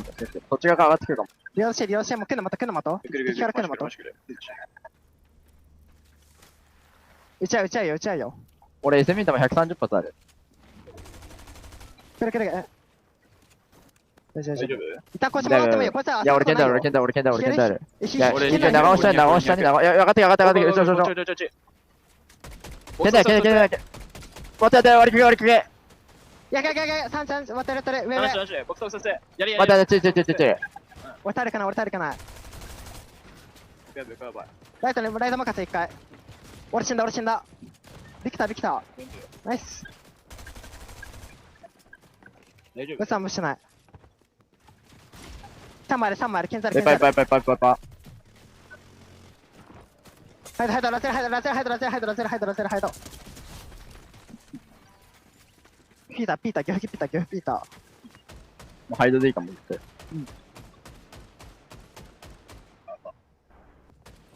もうハイド、エピコール死んでるよ。リブットテイテイのカード引いてる。うん、絶対蹴る。でも1試合目で分かった、ナイス、お前ら。チームゆっくり。行ってもいいかも。キラッパ、いや。ピード死んだ。一時交換。立ちますよ。全然あり。ワンチャン、チッポットの上でもいいよ、ラゼロコス。チッポット上。左上。いや、そっちじゃない。そっち車線取ってね。あ、でも、まあ、ワンチャンやってもいい。どっちもいいよ。僕、ジュース。一回。ジャンパでアンチが引けたら熱い、ピンとか。いや、多分そっち側から点滅されてた花畑。一回ハイドでもいいよ。ここら辺でハイドでいいんじゃね？対面で俺らならなんとかできる。とりあえず生きるのが大事。とりあえず行くところで。いや、でも足音鳴らさずハイドでいいんじゃね？生きれば絶対なんとかなるよ。次 C ポートアンチガになるから、C ポート多分アンチガになる想定で、もうこっちら辺で起こして、アンチガジャンパじゃね？闇市行って、クラップ買ってていいんじゃね？こっちピンで起こしてアンチガイで対面で絶対なんとかなる。なぜこれもう一点待ってもよくね？いや、もう一点待ってもよくね？絶対世界大会遅いムーバーに。俺ら点数されてたし、いける？でも、かけて行ってもいいけど。いや、行きたい。いや、行かなきゃ死ぬけど、ジャンパで体育が落ちるか。じゃね？いや、ここしかないでしょ。近くいる？そっち、ナイスだ、それ。左が行った方がいいと思う。あ、オッケー。まっすぐ。右から。打ち合い。多分ここだと思う、行くなら。リベカ打ち合いするパーティーなんか。花畑。いや、いるわ。左上いる。左上一つ。いや、天地島でしょ？ここだな、カッパ起こし。青チェスト取る。うん。で、領地の余り節でいいんじゃね？領地でいい。ナイス。いいポロも？勝てるよ。余裕で勝てる。絶対勝てる。ナイス。強風ムーブってどこだ？ OXR かぶせた？多分。OXR かぶせて引きかぶせた。ぽいな。いや、わかんない。竹起こし。竹まで行きたい。竹。待って、左回った方がいい。見れないのはゴミすぎる。そうだ、配信見てるからいいや。誰か、リプレイ、身内、誰か見といて、リプレイ。じゃあ、ハーフタイムで見てもいいかも。ハーフタイム、いや、違う、俺らが帰った時に出てくる。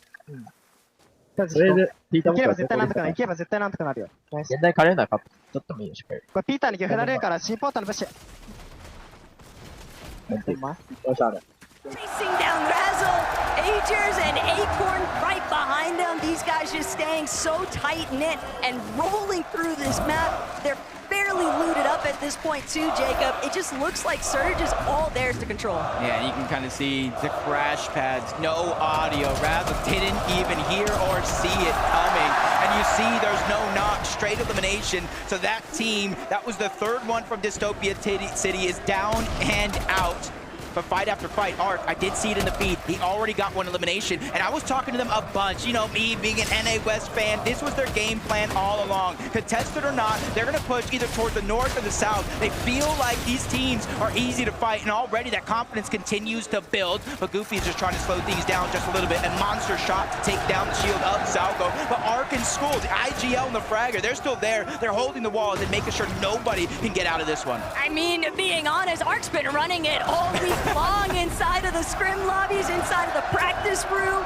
He is more than content to take up a box fight with anybody, and especially if he's got his teammates right next to him. You can see the confidence from the NA West boys, but Oshi still doing their best to hold their own despite being down a player. It doesn't seem to be deterring them. They know they can't really leave this area because they're likely to be third party. They've got to just find a way to delay and hope that they have that little bit of a saving grace from another team entering the exchange. Uh-oh, I see somebody rotating relatively close. They said, hey, where's our invitation? We want to join this party. We want to figure out how we need to approach this situation, and they're lurking all the way underneath. So it's going to be Salco, School, and Ark, the ones that need to watch out just a little bit. Vortex and Goofy, they're just trying to hold their ground as much as possible. But this is the thing, against a team like Ark, School, and Salco, when you try to hold your ground like this, that's for them a sign of weakness. They're going to continue to put that pressure down. If you look at their material as well, they don't need to disengage out of this fight. They can wait as long as they want, because in essence, they're just denying you time, they're denying you opportunity, and denying the chance to get that reboot back. But it might not be as prime as what it initially appeared, not with Queasy hovering in the distance. You can see they got a little bit of elevation to work with too. They're bound to take notice of what's going down. Elsewhere across the map though, south of Hyde, King, PA's in, Phaser getting braggy up against Scarpa and Way. And that's gonna be an easy cleanup there for King's team. Feeling really good about that aggressive start. Now over towards Supernova, and already early on, Taco, you can kind of see where the zone is favoring a little bit towards the north, massively towards the west. So even though Clix, Higgs, and Yamzo haven't had to rotate just yet, they can focus on trying to get as much Storm Surge as possible. They've run into trouble. There's a speed bump in their plan. That's Reet, Cooper, and Curly. And he was very vocal, Reet was. He said, hey, we understand what's going on around the lobby. We just got to make some things happen. They have 2 early eliminations. That comes with Storm Surge itself, and they're continuing to rotate through so many other teams' loop paths and pathways. there's also just so much confidence behind Ree, and just teaming with a player that has so much faith in themselves. It's bound to just have that trickle-down effect to his teammates. Not to say that Cooper and Curly aren't clearly thinking of themselves in the same way, but it is a huge positive.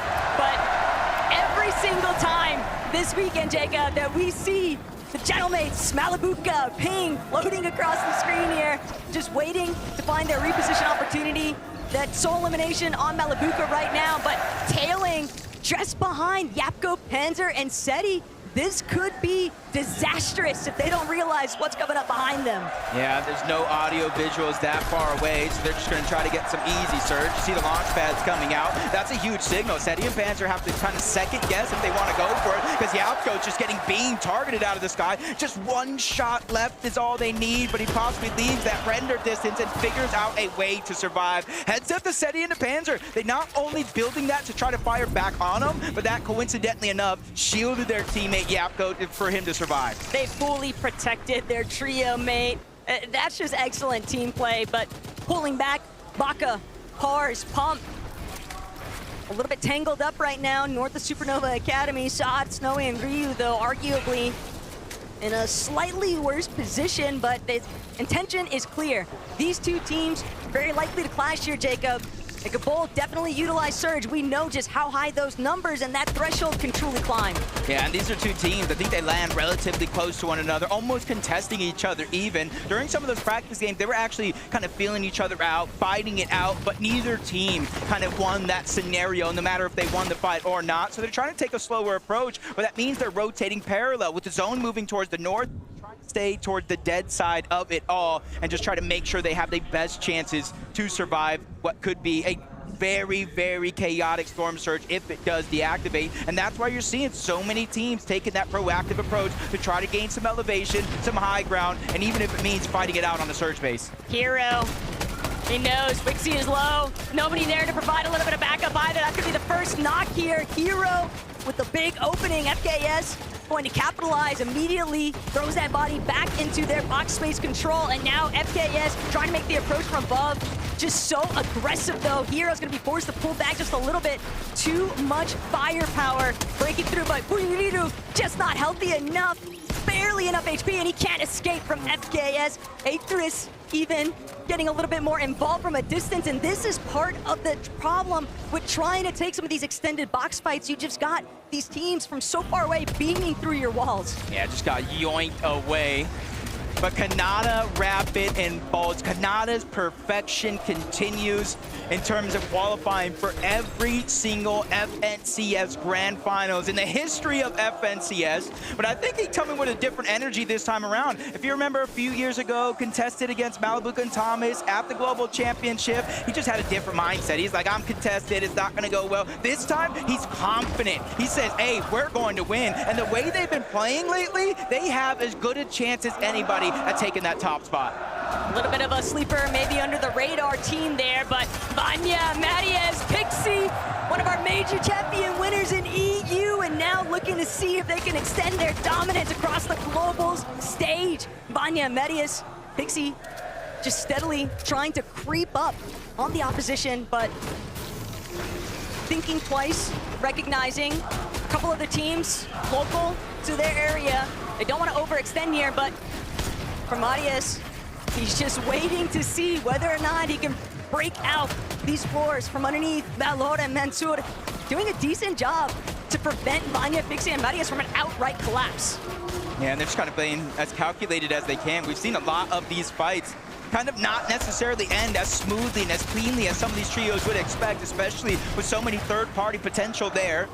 You know, we saw Aetherus just kind of yoink that elimination away early on in this game, and now Vanya just trying to target it after. He feels like he has him soloed out, dropping down a few layers, but he's able to catch himself and not let this pressure get to him too much. But they're in the zone, Taco, and that kind of depletes any opportunity from heal off later on in the game the longer and longer you stay in this situation. But even if they win this here, they have to be careful. One team in front of them out of zone. You saw Chap, you saw Reason, Mr. Savage. They're towards the north of them, so this is not going to be as dead side of a rotate as they think it will. But the main thing that I'm noticing, Jacob, is that Vanya Marius, they're not carrying any white heals, so unless Pixie actually has something to work with, yeah, these guys are going to just have to get out of this position. They can't afford to keep tanking these early Storm ticks. It's just not worth it, but on their way out, Bologna Mensor definitely not going to make it easy. Cold, Ritual, Peterbot, they might have just found Flixie and Veno and Vico, but for right now, Rangers Ruin, what seems like it might have been heating up, these guys are actually looking to kind of slow it down. Yeah, and for, you know, Ritual and his trio, they just kind of have scraps. They got sticks and stones. And look at this on the other side. Multiple minis, big pots, full health, almost max mats. And even though they don't necessarily have that information on one another, that is a great decision for them to kind of go their separate ways, because I would almost give that one up to Veno and his trio if that did fight it out. Continuing looking around, Cammy, how the eye drop all the way from the Shining Span Bridge. And honestly, even though they're on different teams, Seti, Cammy, I don't know if it would have been the same global championship without him, but Storm Surge finally showing its face, 602 damage above the threshold. As much as I want to feel confident, we know that can change in the blink of an eye. Oh, easily, but Acorn and Agers, they might just be the ones to actually intervene here. They seemingly have favorable positioning, but Cammy, a little bit of pressure applied with the approach now. Malibuka, Ping, and Walks just trying to be wary. There is so much company in that area. It's very easy. Just one window edit for too long, you could easily be domed and taken down. Uh-oh, 321 damage below the threshold. This is the two-time NA West champions. In Major 1, they won 6 out of 12 games, just dominating the region. But contested off spawn, it tends to do things to you, especially when the team is running away. But they're still hot on the hills. These are still the two teams rotating parallel to one another. But Baka, Pars, and Pump, they've now ran out of options. Their hand is being forced, and they have to go in because Storm Surge will activate, and every 7 seconds they will take 25 damage. But the worst part still, Saad not actually in the same position. His team relatively healthy for their surge, at least for right now, Jacob. Bars, Baka, Pump, they're going to take a moment to pause, but now with these Storm ticks starting to break away at their shields, they're going to be forced to fight it. Baka already out of this battle. Pars shortly after, but now Saad, Snowy, Ryu, this is a huge come up. These guys just got a little loot bomb package delivered straight to their front door. And I forgot to mention, if Storm Surge takes you down, you don't get knocked. You get straight eliminated back to the lobby, but I did see it in the feed. A couple of these guys kind of putting it all into the test as Cooper lands a great shot on the Valor. You see him dropping him down, trying to finish the fight. 1v3 situation, and he is just hitting haymaker after haymaker as he gets another knock in this situation. 319 above, Cooper with the 1v3. That couldn't have been a better time to clutch things up, but Cooper's still going to have to essentially play his life here. There are too many players that are going to prevent him from finding that breath of relief. 42 below even inside of that damage threshold for Surge. Jacob, it is so sad to see after what a phenomenal clutch he just pulled off, and with Walks, Malibuka, and Ping pressing behind him, that's going to be tough to actually survive. But Peterbot just continues to have to deal with playing the defensive here. Cold, Ritual, and Peterbot now looking to be on the move, but they're still just barely above this damage threshold. They're going to have to turn and fight eventually. They're sitting on a teeter-totter right now when it comes to Storm Surge, and it's knocking them above, below, and it's essentially doing a little bit of mind games for a team like this. And you see his material count, 3 builds left. They almost have to go onto the next team they see, but it's Veno and his trio. It's Kanata and his trio. There's so many dangerous players all around. They're just happy that they're 73 above the damage threshold, waiting for the next zone, but they have to do something because everyone around them is being proactive. They see them out the weak team. Vico, Veno, Flixie, they're targeting over. Pole goes down. That's Kanata stealing away that elimination. Veno's going to clean that one up, so points go to Kanata's team. Loot goes to Veno's. EU on one side, Middle East on the other, and Ritual, the last man standing, but not for much longer, fully eliminated. That is a huge blow here in game 1, but Vico, Veno, Flixie, now they might have drawn the attention of the lobby. They're going to take a moment to pause replenish their shields. Halad and Hero still doing what they can, but they're lingering just outside. They're gonna have to still try and push past Tayson's trio, and that's gonna be hard to tunnel through because Jacob, with the way that the zone is pulling over resistance, so much water, so much exposure, teams are just burning through materials. Yeah, this one's going to get messy. There's one lone team. I think they're a duo on the other side of that island already. They don't have to worry about anything. Meanwhile, they have to make decisions here on this side of the zone. Do you stack up the beach coast as long as possible with different players, or do you try to make that daring play, try to get towards the center? Because who knows, if the zone goes south, that'll be a play that works out for you. But if it pulls north, if it pulls towards the east, that's when they're going to have some troubles. Take a look at what's happening on height, though. Queasy, Merstash, and Swizzy. Can you think of anything different to ever take place in an endgame lobby, Jacob, than seeing Queasy immediately try to challenge and take height for himself? You can already tell the Gentlemates are going absolutely ballistic right now. Swizzy and Merstash just following through Queasy's commands here out of their IGL, but they've got the entire lobby in their sights. It's all about maintaining their positional control. Oh, they actually found themselves 66 below, but you can see immediately with that minigun and some pre-edits, they're able to kind of take him down, grab that elimination. Loot and Storm Surge all being accumulated in a blink of an eye, kind of leaving Pixie and Marius by themselves. The good thing, though, is they're 568 damage above the threshold. The bad thing, though, their loadout, their material count, that one is not looking good. 5 bandages. Luckily, they don't have any HP missing yet, but they have a max pull all across the water to the other side of that island. It's not going to be easy for a single person in this game, but there goes Malabuka. Nice drop by the Hottie. He needs it, and he needs it now because he's barely above that damage threshold. And that's the kind of refresh that Marius was hoping to find, but instead it's going to be all Malabuka. But no, he's going to actually be forced to keep charging forward. He doesn't even get a chance to try and collect that body loot off of Hottie. Fortunately, he still has a good amount of materials and just beaming a minute as he trails behind him. The Fizz Crash Pad combination just taking him so far, but when you're in this position, Jacob, as a solo over the water, you're just hoping out of sight, out of mind. Yeah, you just got to take it one step at a time. You can't get too ahead of yourself, especially if you hear action going down around you. You got to use that as a distraction, try to get out, but Marius finds himself in a tough spot. Well above the damage threshold, and another elimination on the eye drop, but he is by himself as a solo with a rotation to make. Now he's just getting ticked away little by little. Talad is able to finally take him down. That's a big confidence boost for a team like that. Of course, but Height has had a couple of developments here. Striker and Kadu, we saw them posturing a little bit earlier on before that last rotate. This next pool is going to send everyone packing, though. Reason, Mr. Savage Chap definitely setting up, but Visual's actually going to be one of the first to try and move into the next position. Cisco Kaido Striker, though, right up above. Kanata, Rapid, and Bolts trying to see if they can be a threat. But if you're going to be in this height position, you've got to make sure that you are controlling, funneling players away from height, away from secondary height even.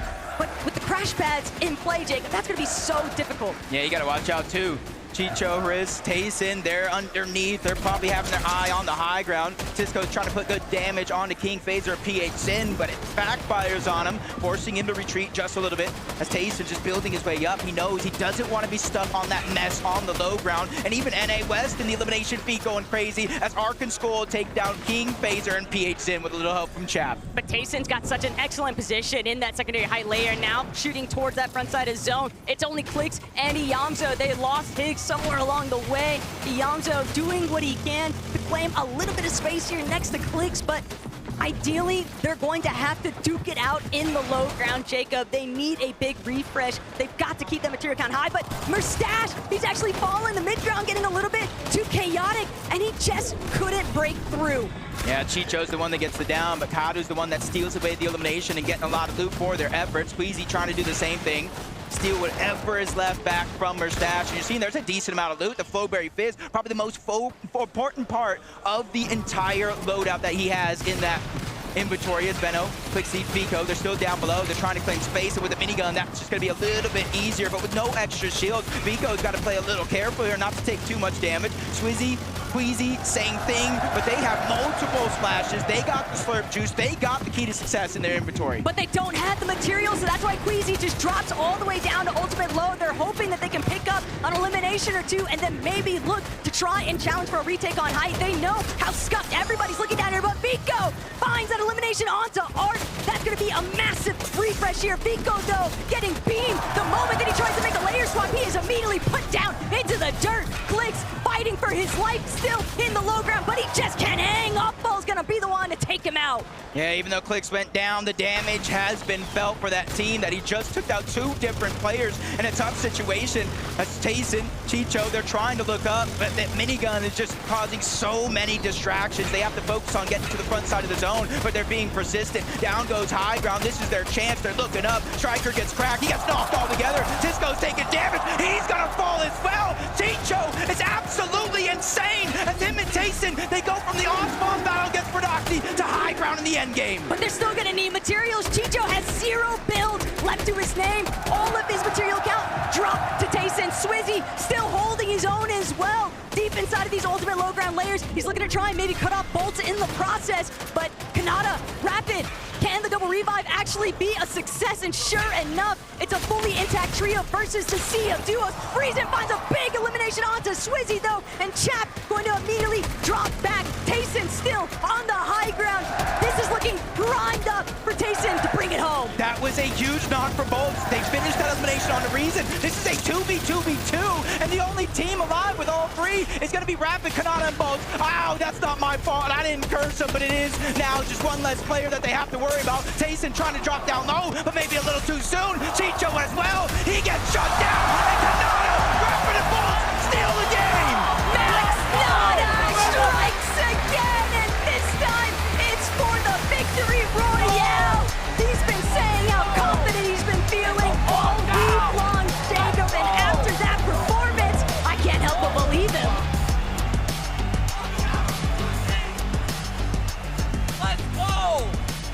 Let's go, Kanata! You were telling Benji how confident you were going into this competition. You were telling me in the player lounge yesterday you felt like this was your year. Now you have the first victory royale, but you made it look simple. I mean, to be honest, Rapid IGL like a goat right now. I'm just following. I'm the minigun in the whole lobby, and we just winning the game for free. Winning the game for free. I don't think the other trio is going to let you have an easy ride in future. For you, Bolt, what was it like being caught in the chaos? The three of you going into the end game. Yeah, I mean, Rapid was just full tarping. I'm literally just looking with shotgun out on my wall. Everything was a max. Guy on my double edit, 120 on height, Nada goes up from the back, dead on both. Literally a go. First game, first victory royale. That was the plan? Yeah. First of many. First of many what? Wins. Victory royales. 4. Ah, il mise sur 4 victoires. Messieurs, dames, du bruit pour le trio de Canada, Rapid and Bolts! I'm enjoying this, a confident prediction of 4 from your IGL, but Kanada, I think you're expecting more wins. Oh, we got at least 3 more wins in a bag. I already said backstage I'm doing at least 4 wins in this entire tournament for free. All right then, well guys, I'll let you get ready for the second lobby of the day. Leon, let them hear you! Bobs, Kanada, and of course Rapid. Let's head to the break. We'll be back soon with more Fortnite.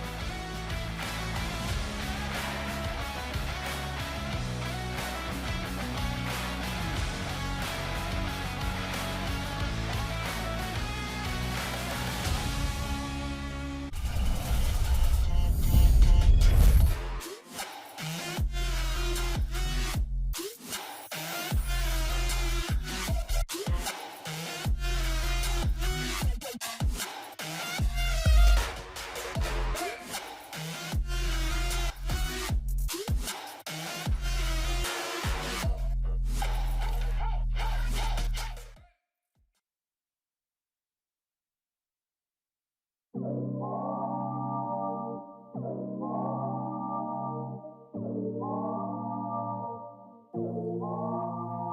you get scared?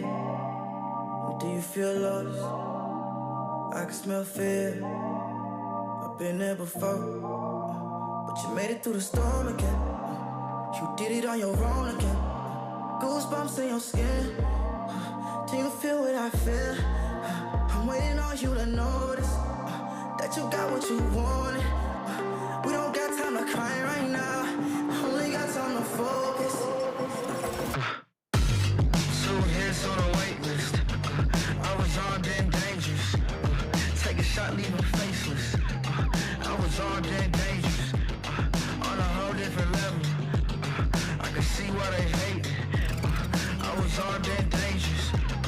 I was armed and dangerous. You should have noticed. I've been focused. You should have known I'm locked and loaded. You should have noticed. I've been focused. You should have known I'm locked and loaded. You better watch your back, cause we aiming at your head. I don't need to pick me up and I don't need a rest. Knock down, top down, hit him in his leg. Pull up with the trio and my eyes all red. 1, 2, 3 of us can't compete with us. Everybody screaming like they did and believe in us. Believe in us, believe in us, believe in us. 2 hits on a wait list. I was armed and dangerous. Take a shot, leave him faceless. I was armed and dangerous. On a whole different level. I can see why they hate. I was armed and dangerous. I was armed and dangerous. You should have noticed. I've been focused. You should have known I'm locked and loaded. You should have noticed. I've been Canada! Canada! Game 1 of the Global Championship, and we swing for the fences. I cannot believe Canada comes out and gets the first game on the day. Mentals, way up. Canada stocks, way up. Absolutely amazing to see the trio shine in this moment. And I love that we kind of got those interviews right after, right? Because normally in majors, we don't get that. We just like, oh, they're amazing, whatever. To go right to them, hey, talk us through, to get each and every one kind of saying, hey, this is what I was doing, this was my part, this was their part. Oh my gosh, man. Vivid, I love this. Yeah, I mean, that's the type of reaction we wanted. No better person to go ahead and win game number 1. We know Kanata, every single time he pops up on that stage, he's going to let us know exactly what just happened. But 11, I mean, we're kind of watching through this game. There's so much stuff happening throughout the entirety of these moving zones, and we never really checked in with him. And then I was like, whoa, whoa, whoa, whoa, whoa. Rapid's alive? Bolts is alive? Kanata's alive? The full trio was up. I mean, I love the celebration there, man. Look at it. He actually celebrated more than people who have won global championship. You know, I don't think we've seen people celebrate like this when they even win. And it just goes to show how much it means to them, how much it means to have such a good start. You're right, Vivid. Things were looking so good. I mean, as soon as we cut to Canada, he has minigun in hand. I mean, I'm getting flashbacks to the end of last year. I mean, things were so good for them towards the back end of this game. And to see all of them be confident, right? We know, like, Canada's going to be confident. That's a given. Yeah. But Bolts and Rapid, the way they were talking, they really believe that they're going to go out here and win for however many more games. Dude, 11, Zeke. Bolt just being like, yeah, man, I just had my shotgun out and everything was a max, dude. Max, bro. Dude, you got to be feeling good, right? Because we kept talking about it. You got to adjust to the stage. You got to adjust to your setup. The fact that in game number 1, you're already hitting maxes and you know you are. And I love that for Bolts, right? When you look back to last Globals, he popped off. And at the end of the event, every single player that was in that lobby afterwards was going to me, Levin, man, I'm trying to play with Bolts, man. Can we get Bolts in our chair? Bolts has to be the guy. Everybody thought he was going to ascend to be the best player in the world, right? And he's had an up and down year. But to come back on this global stage and for him to have a first game like that, it goes to show Bolts is still that guy. I am so happy right now. But honestly, when we looked at those standings, they weren't in first place, right? Yeah, we look what? over and Tayson is in first place. 13 eliminations, right? So again, remember, we are all so used to seeing majors, right? We're sitting in our own region comfortable, but these are some of the best trios in the world. How are we putting up double-digit eliminations in game one? This is the same guy, by the way, who started the day saying, yeah, I'm going to give the win to other people. What on earth was he waffling about, mate? He is on fire right now. They win the off-spawn. It's a close one. It's a tight one. But Tayson clutched up big, and then they go on to just win the outright game. Again, it's why it's so heartbreaking we're seeing them fight off-spawn. They can go, Vivid, from having this game to not even getting to play through the next game, right? They might just end up having to watch for half an hour. But this is what they can do when they win that fight. We know it. Yeah, I mean, incredible stuff, right? Talking about that all-spawn, I kind of mentioned, hey, when you win this all-spawn, it's not always going to happen where you have all three alive, and they had that happen, right? No stalling of the early game, and then, oh my gosh, Chicho just putting on an absolute clinic. You're a duo, and you look up and you see three people on the high ground. You see that they're only connected by one wood floor. You have the confidence to not only go ahead and pressure the team on the high ground, but then not two of them while they're falling from the high ground.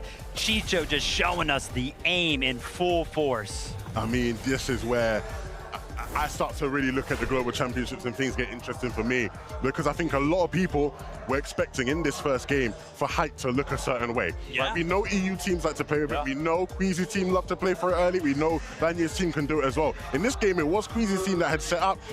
Kazi's teams end up taking it from them, and so Chicho and them are looking up. They might be, or probably been expecting it to be more reinforced, right? Chicho's probably looking up thinking, Queasy's probably up there. He looks up and he's like, hold on a minute. Just single with time, man. Let's chop this down. And it's so opportunistic, but it's exactly what you need in a lobby like this. You have to take opportunities when they come to you. Oh my gosh, so absolutely beautiful. Man, as we start to head down this lobby list though, Vico, Veno, Flixie tied up with Chap, Reason, and Mr. Savage. Wow. You know, there's just so many incredible moments. I feel like anytime we cut to a different trio, it's just like, hey, this trio's popping off. They're pushing what trio? They're doing what? Like, this is such an exciting time in Fortnite. Once again, I'm gonna keep saying it all weekend long, man. Bringing together 7 regions and making them fight. It is spectacular. I mean, this game looked so good for Veno, Flixie, and Vico. Honestly, I thought they were going to go ahead and win it because, you know, come around to, I believe it was like 9th zone, it actually pulled to the southeast, and they were already kind of primed up, ready to go ahead, full force, grab the front side of moving, and they did. But for some reason, when they got there, they just had nothing left in the gas tank. They couldn't defend the position. They couldn't pick up the eliminations nor the refreshes in time for them to stay alive as a trio. As you can see here, still the individual performances from Vico and Veno still picking up enough points to put them high up on that leaderboard. But man, if they could have just stayed alive for a little bit longer as a trio, they could have won that game. Yeah, you talked about Vico's confidence coming into the competition, and it was good to see him in his element, not shying away from the stage, not shying away from the bright lights. In that game, there was so many, there was a couple of moments in that end game where it almost felt like they had to tell him to chill a little bit. I saw him trying to like run into boxes a bit too much. But when Vico's confident and he's firing and he's flying like that, he is going to be a big, big problem for anybody in this lobby who even gives him an inch of room to fight. Dude, I mean, also, you know, we kind of touched on it earlier about height.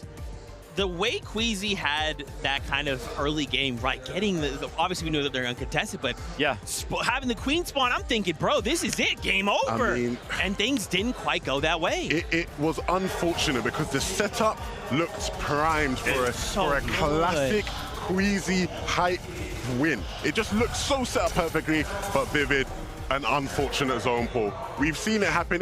You know, it's a part of the game. Of course, as a pro team, you are doing everything you can to mitigate any possible RNG, but sometimes the zones just don't pull your way. And I think that was really the thing that sort of forced them to have to not be able to play high in this one.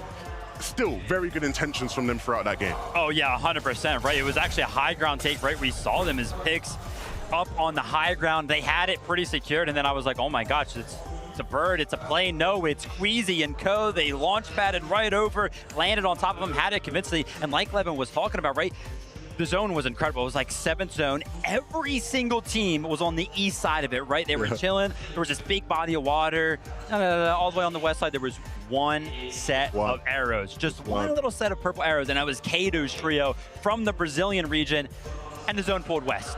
So they just had high ground for free, and Queasy was like, yeah, you guys are lucky. I'm not going to go for that, but man, I'm going to hit socials after that one. And I mean, there was a point where I thought they might even try to retake it, right? Because Queasy gets the fizz, like he sees the loot, gets the fizz, he has his crash pad. I'm thinking, maybe they go for it, this could still happen. But look, again, it's like what I said, intentions, right? You see that they're coming here to play their game. They're not shying away from doing what they do best. Queasy, Mustache, and Swizzy, we have definitely not heard the end of it from them.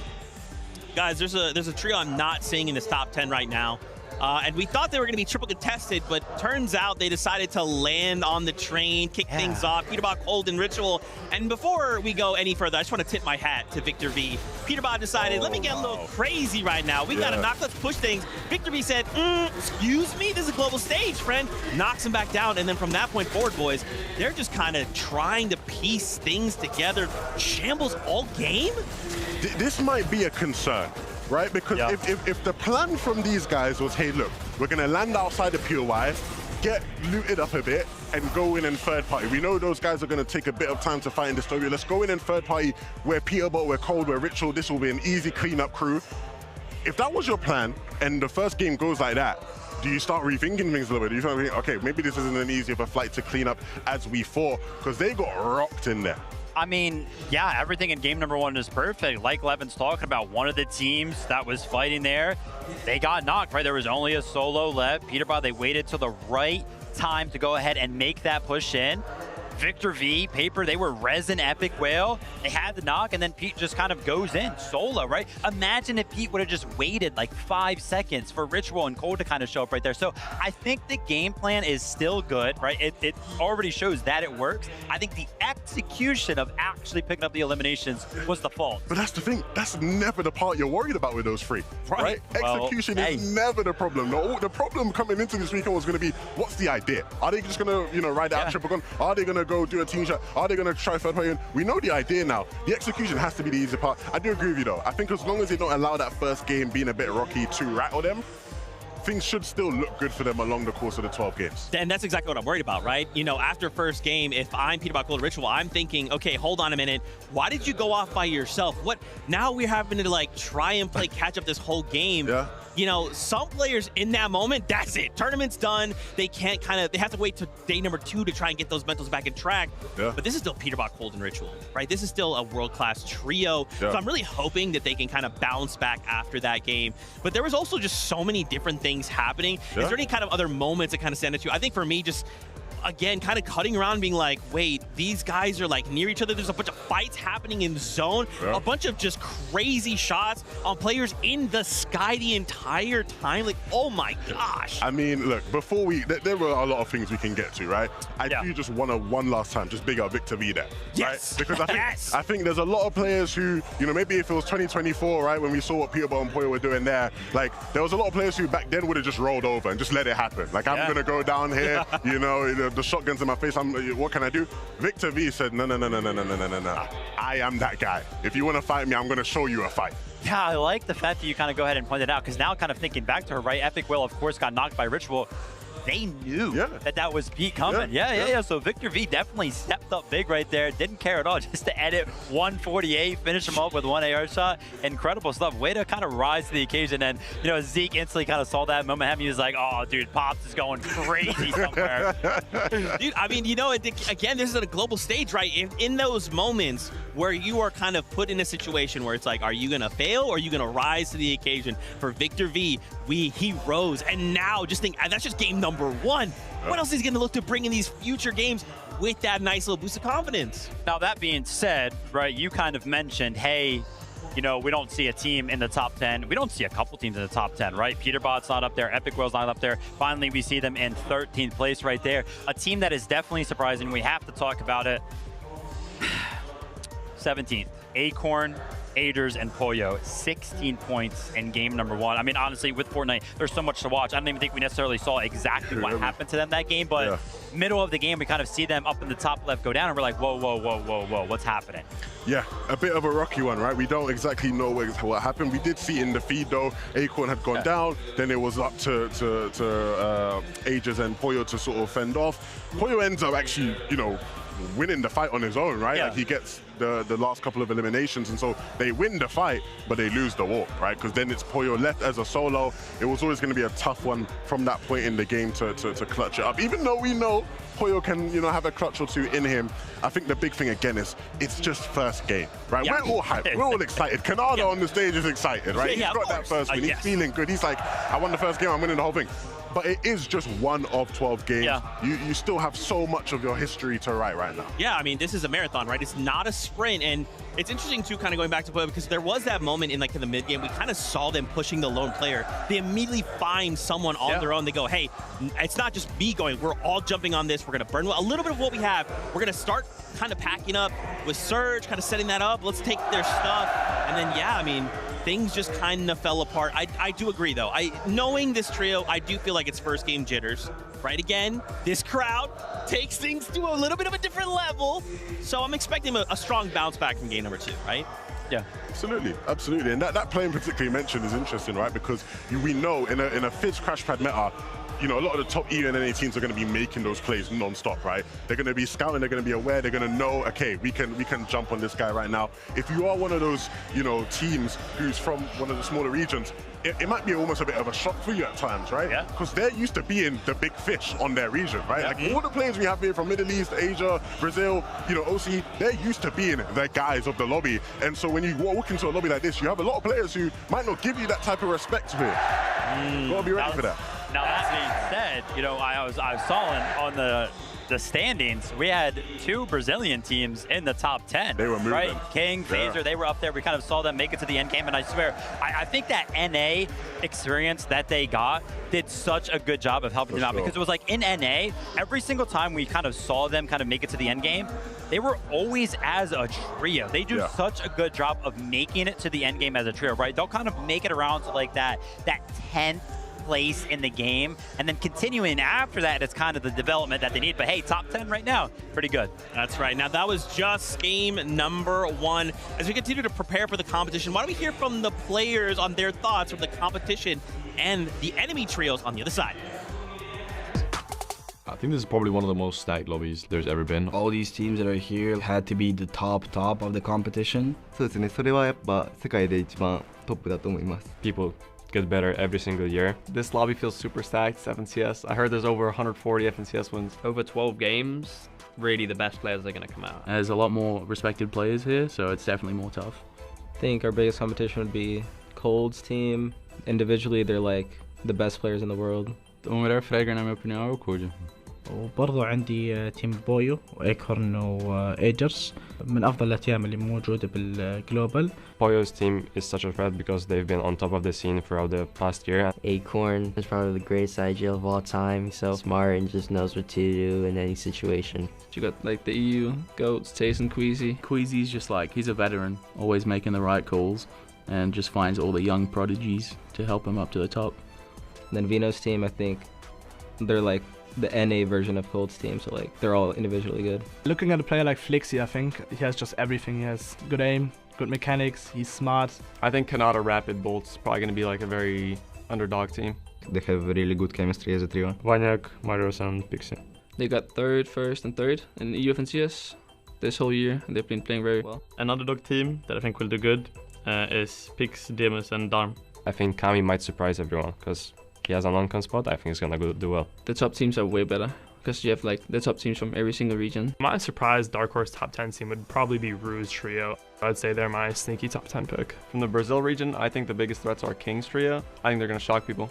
Alex's trio is the best in OC because they're the most aggressive. Kyoto, like one of the best fighters in the world, so we'll see what he has to bring. He's been getting a lot of hype, but like it honestly still might not be enough. All the Asia boys, like they're nuts. I think that's the most hard level of competition ever. All the people that have qualified really deserve to qualify. The level of competition doesn't get higher than us. Everything like before this has definitely leveled up to this. We got here against all odds. We made it. We're gonna definitely put on a show.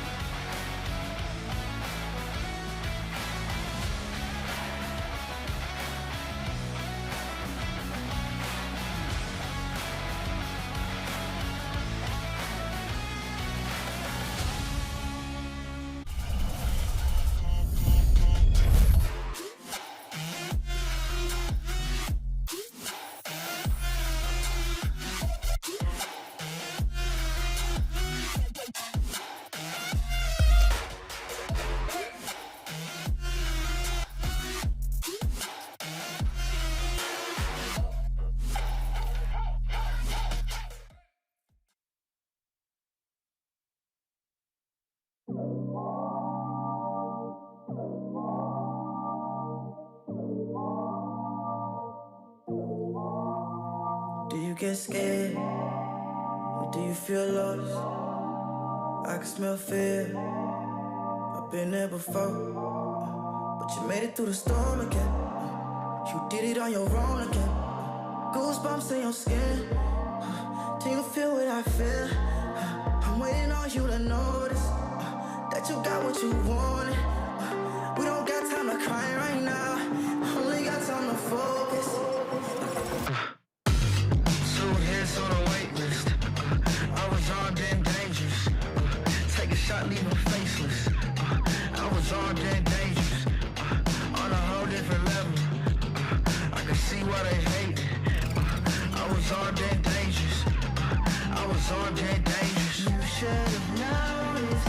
I've been focused. You should have known I'm locked and loaded. You should have noticed. I've been focused. You should have known I'm locked and loaded. You better watch your back, cause we aiming at your head. I don't need to pick me up and I don't need a rest. Knock down, top down, hit him in his leg. Pull up with the trio and my eyes all red. 1, 2, 3 of us can't compete with us. Everybody screaming like they did and believe in us. Believe in us, believe in us, believe in us. 2 hits on a wait list. I was armed and dangerous. Take a shot, leave them faceless. I was armed and dangerous. On a whole different level. I can see why they hate. I was armed and dangerous. I was armed and dangerous. You should have noticed. I've been focused. You should have known I'm locked and loaded. Fortnite fam, to the Global Championship. Game number 1 goes in the way of Kanata Rapid and Bolt. An explosive pop-off from not only in-game, from Kanata himself, and now we make a return and start to continue the competition. Now, there is a small technical issue happening on stage. We're working to resolve that very quickly, and then we'll get back into all of the action. Let's continue talking about what we saw out of game number 1. Mr. Savage having that moment to pop off. That's what I love to see, and I love we kind of had that moment where he's like, hey, I don't know French, I know a couple things. Got a good laugh out of me personally, I'll just say but you know what I love about that, right? Before we analyze the gameplay, one thing I love, right, is we obviously have a very passionate crowd with us here. Yep. And so, you know, obviously they have all their cheers and they love, but they also have a couple boos in them, right? You know, they weren't showing love to everyone. They were only showing love to M8 people. I love how they still had respect for Mr. Savage. Yeah. He truly is the most iconic EU personality, Fortnite player of all time. Like, they didn't care that he's not actually on MA, they were just like, we love Mr. Savage. Yeah, that guy, love him. Yeah, we love him. Yeah, I mean, Mr. Savage is, of course, great. Right there, though, you know, was knocked a little bit early on. Chap and Reason kind of making it to the end game as a duo, making sure they do find themselves in 4th place. And he's got to be feeling so good about that, because we all know the storyline that is so typical and synonymous with the Mr. Savage name. It's almost like you could kind of change his name from Mr. Savage to Mr. Contested, because it feels like every single time he wants to do good and he's like feeling motivated for Fortnite, somebody wants to land on. And we came into Globals kind of expecting that, right? Coyote's trio was supposed to be landing on him. Vino maybe kind of throwing in a haymaker there, kind of saving him at the last second, right? Preventing that from happening, but boom, kind of proves himself uncontested and early on, 4th place. I mean, it feels weird. Times are changing, man. As an EU veteran myself, I'm not used to seeing Mr. Savage uncontested, you know, so many times. I mean, we had it in Major 3, now we get the Global Championships. We're being spoiled, actually, because you're spot on with it. I mean, for years, we have just had to deal with him being contested no matter what, right? And so it's nice to see him get a shot to just build a strategy, play out the game, and he's got 2 great players by his side. I mean, Reason, of course, another just veteran and legend of EU, and then you have Chap, you know, star of the show who popped off a lot last year, back on this stage now, and he started off really well. I love, too, that as Chap has been getting here, so many other pros are, like, dapping him up, showing him love, right? Giving him kind of that respect that he's earned, but kind of, like, hasn't really been a thing for some reason. Now, you did mention the fact that he's uncontested. Do we think that will continue to be the case? Because we did see that off-spawn situation go in the favor of Vico, right? Yep, so do we think maybe Coyote's thinking, you know what? Maybe let me test my luck with Mr. Savage game 2. Let me just see what happens. I got a question for you. Okay. Be honest with me. Do you think Coyote is a liar? Because that man said he ain't leaving, and I believe him. Say that. I believe it. He said it. I love how they had to like translate the whole interview, and there was the one bit where he did not have to translate at all. They said, "Are you leaving?" He said, "Nah." So I think they're gonna stay. I think, you know, all things considered, Mr. Savage should stay uncontested. Fingers crossed, at least. Okay, I like that. Okay, we also obviously have to talk about other M8 specials. Malabuka, we saw him popping off in this game as well, right? The crowd loving these M8 players. And of course, you know, again, this is just game number 1, so I don't want to get like crazy and be like, oh man, things are bad. It's fine. This is that tester game, this is that feeler game, but them coming out in game number 1 feels like a solid start, right? Like now we need to pick things up maybe a little bit, but it's a solid start. Yeah, I mean, hey, listen. It's kind of hard. Well, I mean, maybe it is a little bit harder than I would imagine, but when you have so much support from the crowd, you gotta feel a little bit amped up, right? It's kind of like a little bit of a boon of sorts, right? You're just like, yeah, everyone wants to see me do well. Honestly, though, I mean, listen, they did, you know, kind of like well enough. They got some experience going through this game, survived Storm Surge, made it to the end game. Fell a little bit short when it kind of got to the later zones, but still kind of making it there. It's looking good.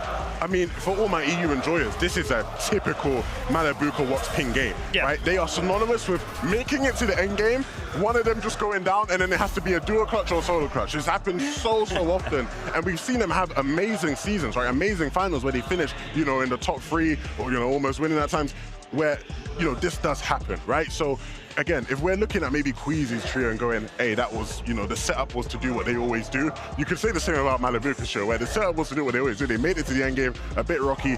In those situations, though, where they are able to stay, all 3 of them as a trio, that's been when we've seen some of the best performances from any team this year, right? So hopefully they can sort of, you know, stay a bit more tight-knit moving forward. That's interesting, yeah. I guess we, obviously, again, this is just game 1, right?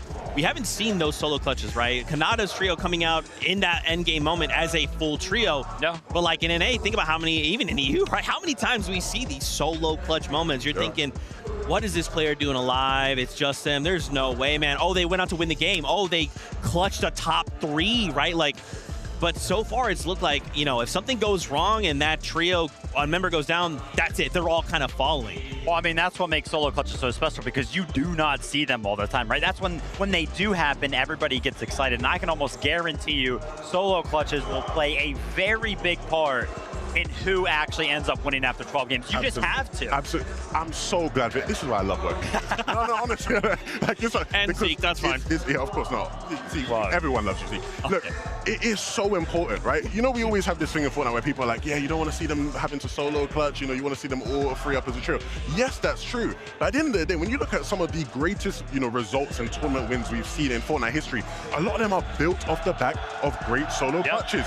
You know, Peterbot and Poyo are not global champions if last year Peterbot doesn't have one of the best solo clutches of all time, right? You can look at so many FNCS wins from all different regions where solo clutching was, you know, the key to a team being able to get over the edge.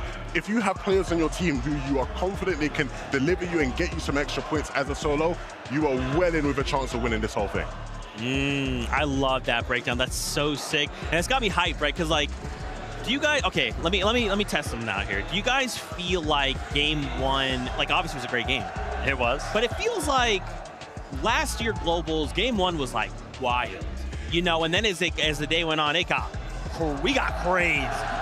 Game 1 ended in, Kanada win, that's pretty crazy, but it kind of felt subdued, you know? It's kind of like the calm before the storm. Am I misreading the situation? Bro, Devin, Zeke is not entertained. Whoa, he's I didn't like, say that. That's what you're saying, bro. He's like, dude, game 1 was terrible. Bro. I don't want to ever see a game like that ever again. There's no solo clutches. Like last year's Global was just better. Bro, that game was good. Listen, it had everything we you are saying that. It had everything we wanted, bro. The structure, right? Finding out what teams are kind of going to play for the high ground, what teams are going to play for the low ground, what we can expect off spawn for the rest of the 11 games. I'm excited, and Zeke's disappointing me with this. Now I know why they have to put Kelly in between you two, you know, to keep you two apart. It's going to be outside. No, like, I'd agree with him. I feel like there was a lot of the beats that we sort of expect to see out of a lot of players. I would say though, I do think it does get crazier. Like, don't get me wrong, yeah, I do think there's a couple levels that we can ramp up to in terms of just like some crazy high ground fights, right? Like, obviously, like that's one thing we've seen a lot of this year in Fortnite. I want to see some just like all-out brawls on high ground between some of our top teams. I think the zone pool towards the end there was a big part of why we didn't quite see that happening. But all in all, yeah, man, we'll get the solo clutches, we'll get the high ground fights, we'll get the crazy twists off spawn, because as much as, you know, we've seen these couple of teams say, yeah, we're not leaving, we're going to keep fighting off spawn, you know, at a certain point you do have to start looking in the mirror, you know. Maybe that doesn't happen quite on day one. I think maybe a lot of the times you just ride things out day one, but going into day two for sure, it ramps up. Okay, all right. Do we think the Storm Surge kind of played a big factor in that last game? Yeah. Felt a little, for some trios it was totally okay. For other trios it felt pretty tough. Yeah, I mean, honestly, the fact that one of the very early Storm Surge thresholds did not end up popping makes it very, very hard, right? Because we actually didn't see it active until the threshold was at 64 players, which I believe is around like zone 5. So it was actually pretty late into the game. So those all spawn fights, all those early engagements, they're playing a big part right now. Absolutely good stuff. Now, of course, as I mentioned before, we are working to resolve a small tech issue. We are going to return to a break, and again, we're trying to get that resolved quickly because we know what you want. It's more Fortnite action. Stay tuned, though. We'll be right back with more action from the Global Championship.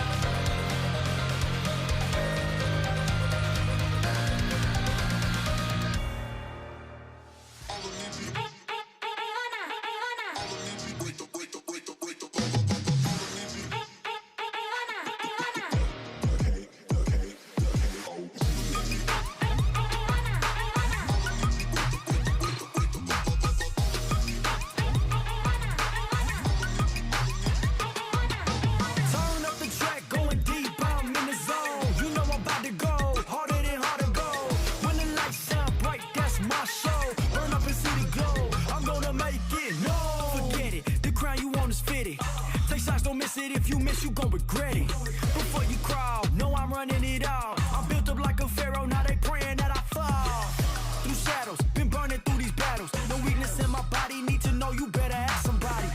Already, I consume the patty, it's plenty. I leave a penny for thoughts about how I'm living. Ay, turn up the track, going deep, I'm in the zone. You know I'm about to go, harder than hard to go. When the lights shine bright, that's my show. Burn up and see the glow, I'm gonna make it. No, it's a rap, got the match built like a pro. You know the legends go, harder than audio. When the lights shine bright, that's my show. Burn up and see the glow, I'm gonna make it. No, me off the top, no way. I came and called my name.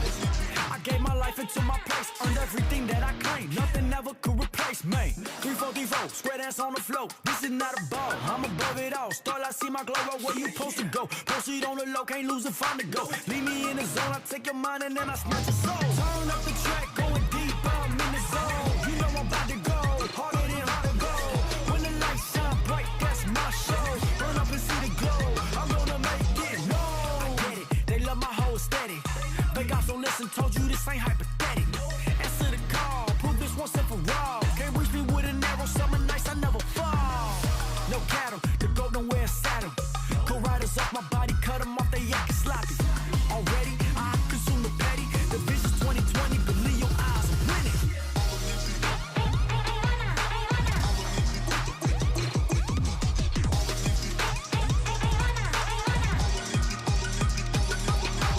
Turn up the track, going deep, I'm in the zone. You know I'm about to go, harder than hard to go.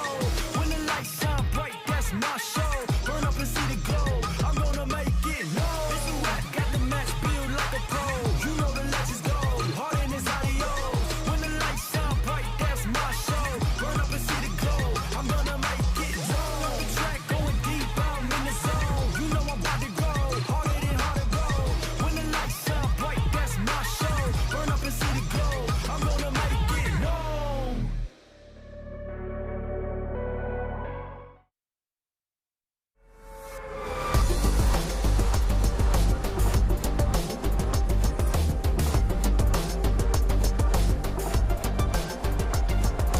And we're back to Lyon. Nous sommes de retour à Lyon. Lyon, est-ce que vous êtes chaud?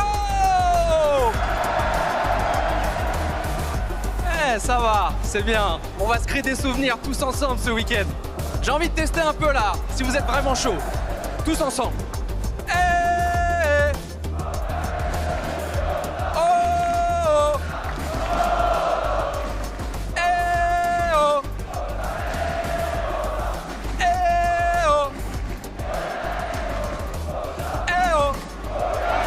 Eh oh! Hey oh!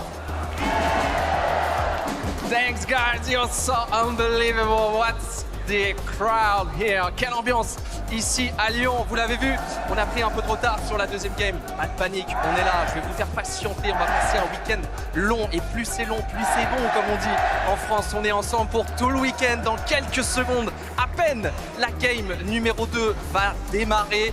Vous l'avez vu, une game s'est déroulée pour l'instant. C'est le trio de Canada qui l'a emporté, et de loin. En plus, c'est eux qui ont pour l'instant pris la tête de ce classement après la game numéro 1. Il en reste encore 11 au total, 5 aujourd'hui. La route est encore longue, on est encore très loin de connaître le grand vainqueur de ce trophée. La game 2 va démarrer. Guys, back to the analyst desk. Let's go, Benji! Let's go, Benji! That's what I like to see, baby. Man, we are back and we're getting ready any moment now. We're going to get word. We're going to jump back into the action. I did appreciate one thing, though. Obviously, we hate to see tech issues, but they happen, right? This is a live event. Things happen. But we kind of had a moment now. Players kind of taking a moment, stepping away. We have a chance to, like, talk with someone. What I like to really see is all of them are in high spirits, right? Kanado walks up, he's like, Zeke, what did I tell you? I'm like, bro, let's go. That's the kind of hype I want to see. But everyone's in high spirits. Everyone's saying the kind of same thing. Hey, look, it's just game 1. Don't worry about it, Zeke. Stop panicking. Zeke, why are you crying? Listen, I just hope that it doesn't cool anybody down, right? You want to kind of keep that momentum going for any of the teams that are kind of doing good. We'll have to see if it actually ends up impacting anybody. But hey, maybe some other teams kind of finding this beneficial, right? A little bit of a break. Maybe they went down early, kind of a little bit of a reset. But yeah, I mean, hey, listen, pauses like this, not what you want to see, but hey, sometimes rolling with the punches is what makes the best of the competitive players. Look, you got some time to reset. Just treat this as game one. This is game one. This is the new game one. You know, game one just happened. This is the new game one. That's right. You know what? I'm getting word. It is time once again. We are ready to jump back aboard that battle bus. Game number 2 starts right now.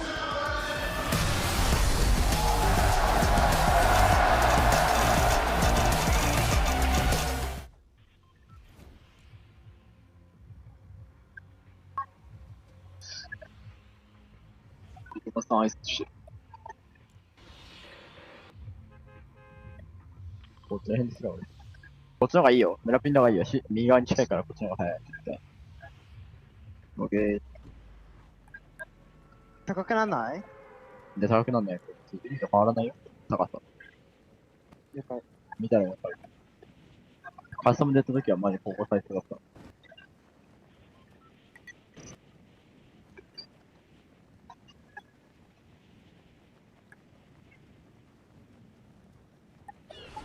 俺の早い。マジで早い、マジで早い、マジで早い。俺ガチで早い。絶対早い。俺してく、俺してく。いや、俺マジで敵早い。敵ここかも。一人。敵、体型気をつけて、体型気をつけて。あ、体型される。俺もう、すぐかけれる、一回。あ、そう、敵バラね、敵バラね。裏やりたくね、裏やりたくね、裏やりたくね。裏やりたい、裏やりたい。反対側のローリでかね、ローリでかね。ストーブマットか。100溜まってる、100溜まってる、100溜まってる、100溜まってる、相手が。俺武器なんもない、武器じゃない、武士ない、武士ない。こっちの家行く、こっちの家行く。ジャンプある、ジャンプある。ファイトしてるかも、俺の方。武士撃つやん。敵どこ行ったか分かる、100単のやつ。100単のやつ分かんない。100単待ってないよ、多分。待ってない、結婚しただけ。ゆっくりで、ゆっくりでいい。いや、もうこうなったらファイトしちゃいけないかも、ファイトしちゃいけないかも。フィズ来たよ、フィズ来たよ、フィズ来たよ。ナイス。今回ボスいないよ。上でキー買ったよ、敵。一回フィズシャクしね、来てくんね。上取りたい、上取りたい、上取りたい。絶対勝てる、大丈夫、落ち着こう。来て、シュートもないで。オッケーオッケー。ミニポッタチャグスパーでショットガンがない、そっち行く。ジャンパーリー一応。無理だ、無理だ。パクシャゲスプして、シャゲスプして。ショットガンないよ、俺。それもない、俺もない。俺にくん、サーマくんね、サーマくんね、ショットガンあげるよ。ゴミショットガンだけどいい？サーマちょうで、サーマちょうで拾ってる。一回沼入ったりいいよ、沼入ったりいいよ。ジャンパール、ジャンパール。だってミニポットチンスパー。変に打ち合わなくていい。固まろう。敵入出してから左にいる人も一人。ショットガンあった、ショットガンあった、ショットガンあった。ショットガン拾った、ショットガン拾った。俺ショットガン出してみて。ジャスプ1位俺。現在5。15枚。5枚あげる。入出して出ていい？ラゼロ俺。見ていい？ラゼ見ていい？足音一つない。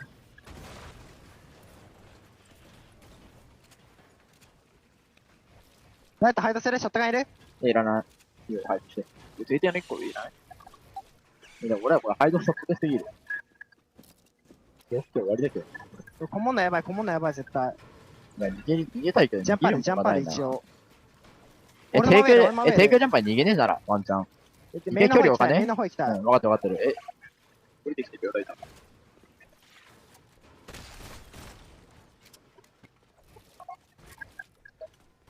張り替えてもいいよ、鉄に。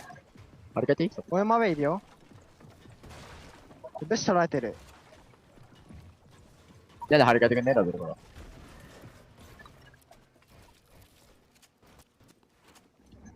れ。てか俺メイン前ダッシュしね？普通に。で、足音消して。俺もラズルが来た階段作ってあるから、マジ引けるこれ。意外とメインまで行くよ、走るよ、せーの。ナイス、完璧。俺張る。足音後ろ3人。張って。入って。で、こいつはまぶしないよ、大丈夫。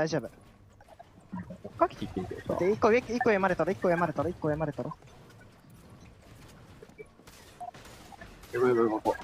もうピーターもギョフってこないよ。敵の、横敵の。下下がる。抑えなくて、どうせ俺らの方が強い。だって本当にショットガンいらない？ショットガンいらない。だって2人あるでしょ。俺 SMG で。俺ある。後ろ張り替えてるよ。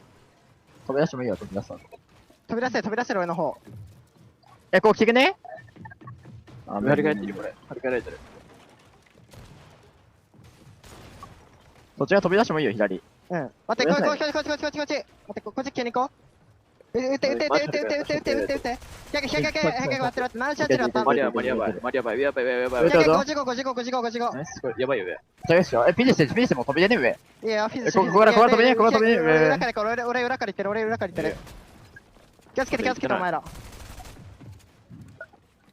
準備できてるよ。お、排除してるよ、今。うん。俺の方気に来る、絶対。一緒にいる、今。オッケー。上取れるよ。別班に撃たれて別班来ちゃう、これ。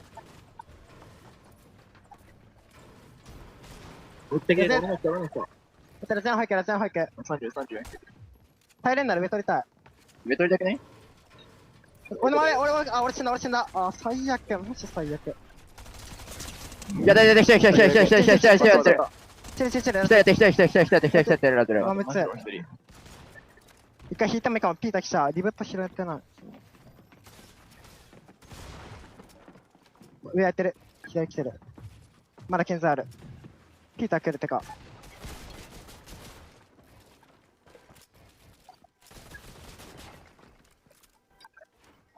もうピーター来るよ、そろそろ。引くのが一番。てか、レベル高くねえよ、今回のけど、世界大会。リブット、ね、ジャンパ。俺のも拾って、ラセのも拾えるよ。急げ。クラッパ使ってからジャンパー。左側、ナイスお前。壊す。次使ったら、アンチより負ける。だってマジで雪山。さっきポイに見られたからもうこっちから行くよ。ポイ今見てない。お前クラッパ残しといて。前のアウチェストら、前の左来ないと。一旦離れたい。い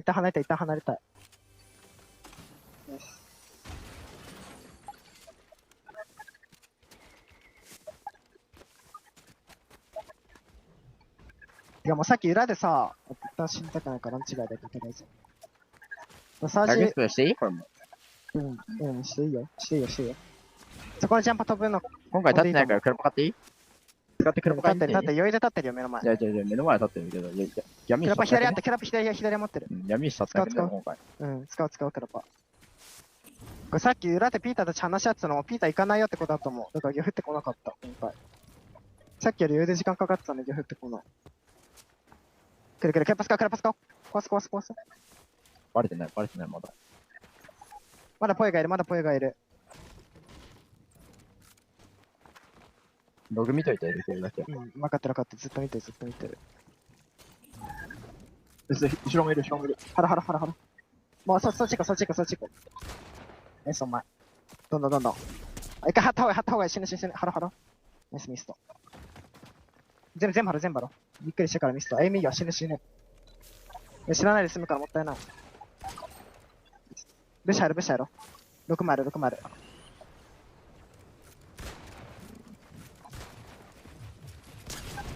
It's getting busy. Raito gonna be eliminated. And checking back now with Mixon, Opal, and Focus. They recognize there's still one more trio member. Granted, with those 2 eliminations, they're recognizing the fact that this is just an easy final piece if we want to take it, but it's not something they have to force. Yeah, you gotta really be careful here too if you're Arc and Salco, because that team's just floating around. They don't necessarily know Arc and Salco are there, so they just have to be patient as can be and kind of hope they have enough Storm Surge to last these next couple of zones. Because they're not a team that'll build those towers. Arc School and Salco is one that just kind of fight for their surge all across the western side of the map. Watts, Bing, Malabuka, they have that 1 elimination so far, uncontested at Outpost. But very, very similar to that last game, this zone is pulling all the way towards the north, so a lot of these teams have to think rather quickly. But this is a very dangerous position that Ping has taken up. He's being fully collapsed on by the Middle East. Halad gonna find that initial knock onto Ping. Malabuka gonna be forced to try and possibly pull back from this position. FKS, Hero, and Halad just fully intervening with what they were scheming by the Alpha's Enclave. They're trying to get some surge across the way from Panzer and Yapko, but that option has just been reduced to nothing. It's all about kind of waiting to see if it's worth it. They know at least 2 teams are fighting, but they may not know how many are still alive over on this side of the map. But Malibuca is using that opportunity. Even with his teammate down, he knows Storm Surge is a problem, and he has to worry about it every step of the game. Pablo, Chino for Doxy, they get another elimination. This time it was Visuals who have went down, and honestly, this is like redemption. They said we went down early in game 1, we didn't get any points, and if we have any shot of getting a top 10 in this tournament, we have to pick up the pace, and that they shall do. This is so reminiscent of how they handled their Major 3 performance in EU. They were scrappy, they were aggressive, and they were successful for it. And right now, when you're staring at a team, oh, hold that thought though, Chino, taken out of the sky. That's the dangers involved with this Flow Mary Fizz, and the crash pad still has Pablo and Prodoxy to immediately back him up with that double revive, but there's definitely trouble in the horizon. Teams immediately trying to key them, seeing that that knock was successful. Yeah, just kind of an opportune moment. They just chop out the... I feel like I've seen this more and more and more. They just take that opportunity, catching them slipping, maybe even asleep, and they just end that fight rather quickly. But it was Agers, Acorn, and Pollo that actually did get that knock. It does look like they were trying to rotate in that direction, but they rather quickly to get the revive. No worries there. Malibuca walks. No ping still in sight. There's so many teams here on the southern portion of the map, including Hero, Halal, and FKS. And Alex's team even beginning to rotate over along with Anon and Resigns. This southern portion of the map is looking rather busy. Oshi has just decided, hey, we are so far south, but we need to get Surge somehow. So for them to push forward, they might have taken notice of what was taking place inside of that elimination feed.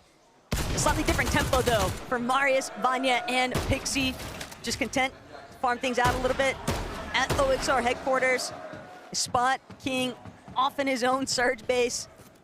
Decent ways away, though. So all this plethora of heals and loot and easy rotations, but surprisingly enough, Arc might have just been able to clutch up big time for himself and Salco. Yeah, I feel like that's almost an understatement. They tried to get the reboot back on the Skull. He went down again. It's almost no loss because they were able to pick up a huge elimination. It's Malibuca getting a knock on the Nam, but we're going to jump on board Cooper, Reed, and Curly. They were the ones kind of admitting, hey, for us to get Storm Surge, for us to get that damage, it's going to be a challenge. But now you can see what's landing right next to him. A huge drop, a huge upgrade. And that's something a team like this feeling confident once they get it. Salco and Arc still trying to fight things out here. Big knock onto Uppo, but Focus from overhead. He's going to bring down Salco. It's all down to Focus versus Arc. Focus definitely having the HP advantage currently, but he's going to go for the full finish here onto Salco. That Siphon immediately extending his leverage here. Arc scrambling underneath him, trying to see if he can replenish just a little bit of his shields to boot. But Arc, he's got to make a decision. He's got to make it quick. He's trying to see if he can get this right angle peek. Instead, stuck underneath these pre-existing builds. Focus going to create a little bit of space here. Focus off full rate Fizz, trying to get the overhead approach, and Arc, he's still looking to take this fight. He's not backing down. You have to respect the guts to go for it. And Focus still struggling to clean things up. Arc might just be able to turn it, but Arc, he doesn't have a lot of HP. He has to reload. He's not going to be able to win it. He had the opportunity, Jacob, if he just had one more shot. Very, very unfortunate circumstances for Arc. He ran out of white heals, no bandages, no medkits, those slurp juices. He had to be aggressive, but that played directly into Focus's hands, and he capitalized on it perfectly. Even though they're out of zone, Taco, I expect their full trio to be back into this game rather shortly. The fourth zone, still relatively early on in this game, but 6 eliminations for Halad, FKS, and Hero. Let's see how they're picking up some of those eliminations. It's Walks, he gets caught slipping, clothesline, shut down rather easy. Malibuca as well, no knock on the Malibuca, which means they're out of this game. We knew it was going to be difficult, though, for Malibuca's team to have a recovery point. They got so locked down at Outpost and Clay, but this is wicked work by Pablo, Chino, and Ferdoxy, just slowly making the Ferdoxy crouch approach. He's been notorious for this method over the course of this past year, and now, currently, it could be the surprise that Peterbot does not want to have to deal with, or Golden Ritual. But Pablo, Chino, Ferdoxy, the patience, the discipline, they know exactly when they want to strike. they could possibly even be looking to try and tackle a couple other teams nearby. Yeah, just kind of double options, wait for zone. But if somebody kind of gets a little bit too ahead of themselves, that could be an opportunity as Peterbot shutting down Resigns, and again, no knock. So the #1 team from OCE is out of the lobby in game number 2 as Peterbot, Cold, and Ritual looks to ramp things up. But Pixstorm and Demas, underdog story the entire year. And this is something, I love the underdog story.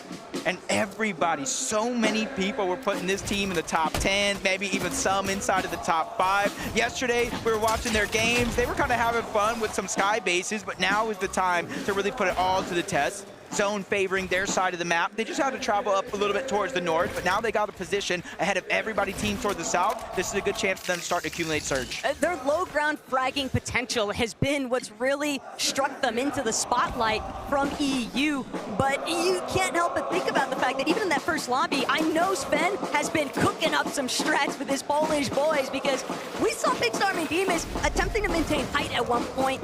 Curious if they tried to do that same sort of mentality in the secondary lobby. Height was definitely a little bit scrappy last game, but King, Phaser, and OPX in a little bit of trouble here, but they know Focus is in even more trouble. They want to see if they can maybe isolate that solo, keep him pinpointed, keep him away from their position. EDGE is going to need a bailout soon, though. Yeah, and this is a scary situation for the entire trio, for that matter. Finally, they find some heals, but I was just thinking 177 above the damage threshold. It is above the damage threshold, but it is not a ton. Things can change rather quickly, especially you see Merstash, you see Swizzy, Queasy on the other side of the mountain in the zone, pushing further and further towards the northeast. And this is where in the back of my mind, I'm like, oh my gosh, on that side of the map, Taco, there's mountain ranges, there's dips, there's dives, there's so many different things in terms of elevation. Teams better be prepared. And look, game 1 definitely did not pan out the way that Acorn, Pollo, and Agers would have normally anticipated, or anybody honestly in this audience would have expected them to do. But with so much surge damage already online, Jacob, this dead side rotate is absolutely perfect. They don't have to worry about encountering any of the clusters that might be starting to build on the edge of zone. The real thing that they're going to have to be very, very cautious of is just not getting beamed from the sky. Yeah, they're going to be rotating to a lot of teams for that matter. So that's why they're trying to use that new upgraded launch pad. You mix in the Flowberry Fizz, and you tend to kind of get out of render distance for some teams, and you kind of get a free rotation in. It all depends on who's kind of looking up at a moment. And now we're seeing a peak with Kanata, Rapid, and Bolts of what that southern side of the zone actually looks like. This is what Agers, Acorn, and Pollo are actually rotating into. So for Kanata, Rapid, and Bolts, they already won game number 1, 9 eliminations. For them, I think it's kind of like slow and steady wins the race. They're not going to get greedy for eliminations. They're going to let them naturally present themselves throughout the course of this game. Love to see some of these elevation shifts, though. It really challenges some of these IGLs finding the most optimal path for their teammates. Swizzy, Queasy, Merstash, not going to get too tagged up here by Iamzo, Higgs, and Clicks. A little bit of a missed opportunity. Victor V, though, that's going to finally be a connection there from Iamzo. The future trying to see if he can pop off here, but it's going to be tough. They don't want to forfeit their position right now, Jacob, to try and key against Victor V, Epic, and Paper. They're just going to let them continue to tunnel through towards that side of the mountain phase. Kazi and Aspic, though, stuck. Prodoxy, Pablo, Gino. They're not gonna let these guys go. Bro, they got the exotic Slapberry Fizz, they got Slurp Juices, they got Splashes. I know you start to think a little scared, like how much do they have to stay this deep in the zone? It is gonna be a 2-tick, but they have more than enough and 2 potential eliminations, which will grant them Siphon, so that way they can save those heals even more. As Prodoxy's doing his lurk, patented lurk here coming out, up above. Chino's not gonna need the help that he thought he did. They're gonna clean up those eliminations. They have 11 eliminations. What are we witnessing out of Prodoxy, Pablo, and Chino? They're making up for lost time. That last lobby, they had 0 placement points from being wiped off spawn, but 44 elimination points is absurd, Jacob. And they're not looking to slow down anytime soon. What I'm worried about for them right now is they are taking a lot of storm damage. Storm sickness could definitely pose a problem for them later on, but we'll just have to see how they continue to move through this lobby. Meanwhile, Peterbot, Cole, Ritual, a little bit stuck. we're so used, everybody is used to seeing Peterbot, Ritual, and Cole be super stacked from those divisional cups, but here in the global stage, they just haven't found a home. Honestly, quite shocking. As we tune into Mr. Savage, Reason, no chap in sight.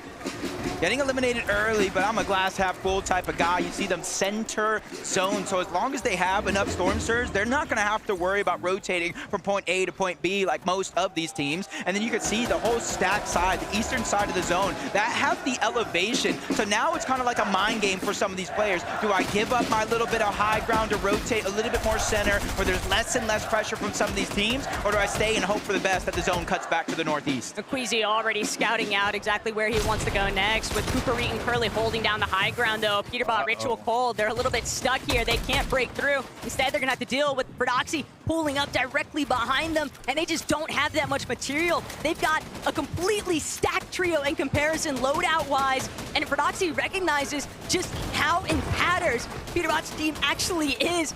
That could be a very dicey situation.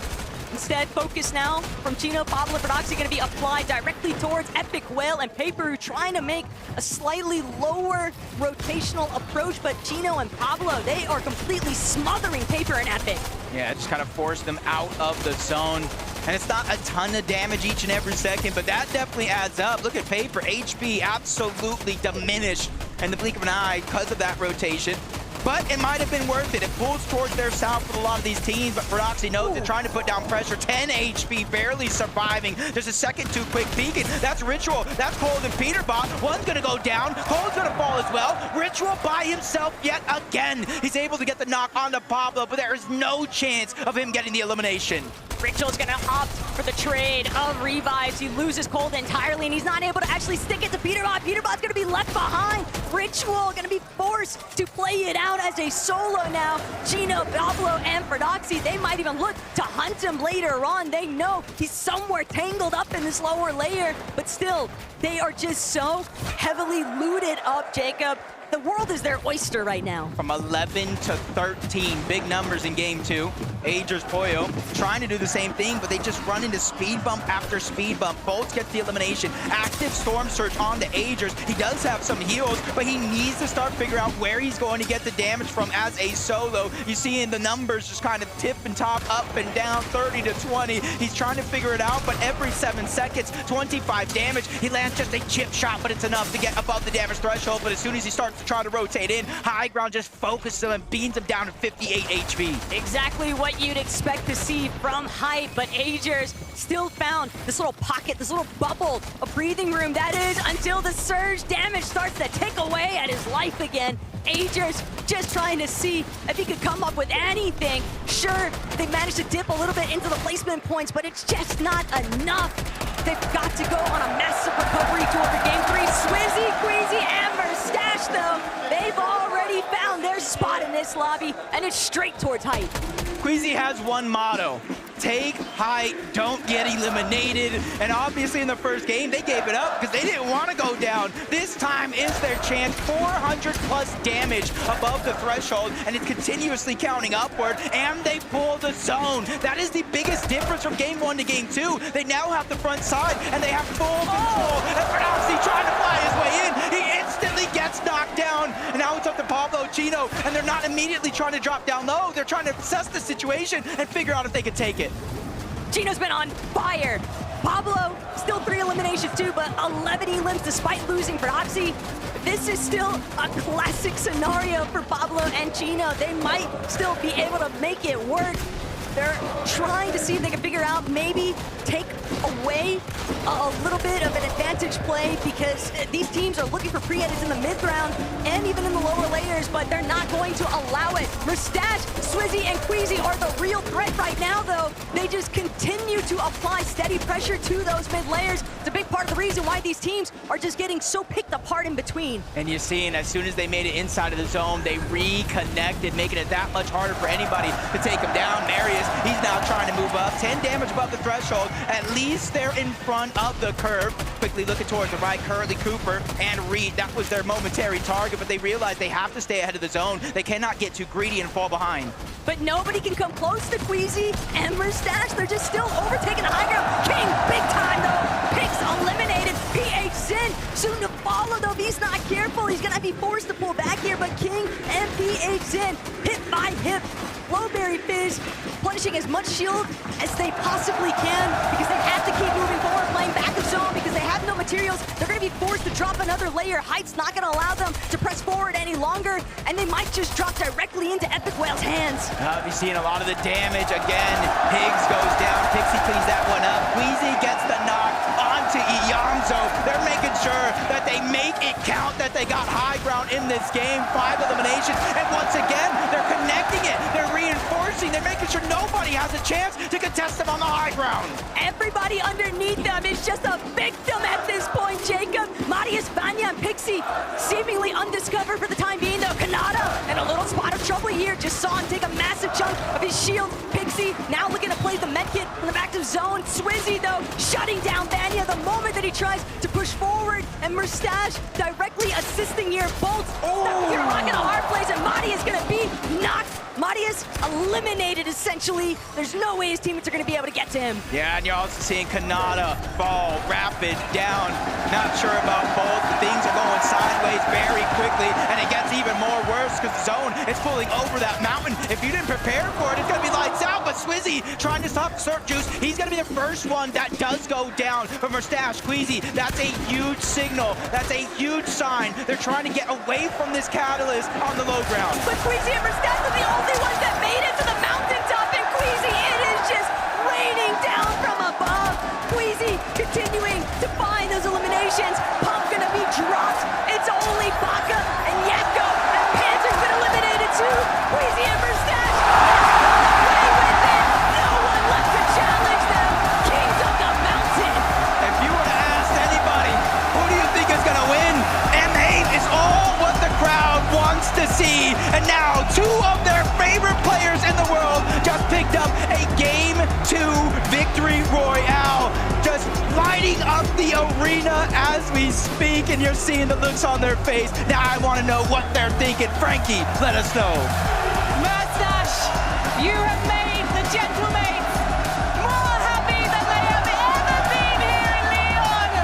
What's it like to take the second victory royale here? I mean, it's nice, feeling nice. I want to win more games, we're going to win more games, and they're going to scream more louder with every game. I think they will. Queasy, it felt like in game 1, you tried to take the high ground maybe a bit too early. You couldn't hold it. This time round, there were no mistakes. How did you make sure the plan went flawlessly? I mean, it's never too early. Like, even first game, if we got some lucky pulls, we could have had it. 4 pulls we had, and then they pulled over the water and was kind of unlucky we couldn't get it. But game 2, we got some favors in our way, and that's it. You don't need luck to win this, Queasy. Cette fois, ils n'ont pas laissé passer l'occasion. Il l'a dit, cette fois, ils l'ont pris cette hauteur et ils sont allés au bout. What's the plan now for the next games? Keep going high and playing our game, that's it. Le plan de jeu il est clair, on va jouer la hauteur à toutes les parties et on va aller chercher d'autres victoires. Big shout out, bravo to Queasy, Mustache and Swizzy! Now, Mustache, earlier on we did practice the Gentlemates chant. Do you want to give it one more go? Yeah. Are you ready, guys? Gentle! Gentle! Very good. Very, very good indeed. One more time though. Gentle, gentle, gentle! We're going to hear so much more from these crowds and these players after this short break. Do not go anywhere.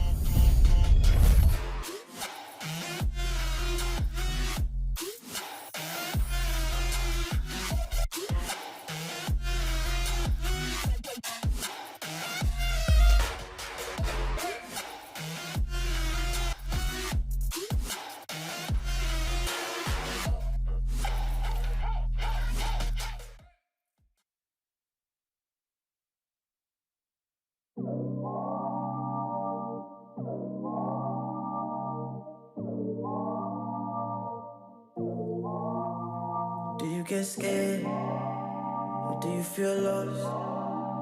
I can smell fear. I've been there before. But you made it through the storm again. You did it on your own again. Goosebumps in your skin. Do you feel what I feel? I'm waiting on you to notice that you got what you wanted. We don't got time to cry right now. Only got time to focus. On a wait list, I was armed and dangerous. Take a shot, leave them faceless. I was armed and dangerous. On a whole different level. I can see why they hate. I was armed and dangerous. I was armed and dangerous. You should have noticed. I've been focused. You should have known I'm locked and loaded. You should have noticed. Been focused. You should have known I'm locked and loaded. Better watch your back, cause we aiming at your head. I don't need to pick me up and I don't need a rest. Knock down, top down, hit him in his leg. Pull up with the trio and my eyes all red. 1, 2, 3 of us can't compete with us. Everybody screaming like they did and believe in us. Believe in us, believe in us, believe in us. 2 hits on a wait list. I was armed and dangerous. Take a shot, leave them faceless. I was armed and dangerous. On a whole different level. I can see why they hate. I was armed and dangerous. I was armed and dangerous. You should have noticed. I've been focused. You should have known I'm locked and loaded. You should have known.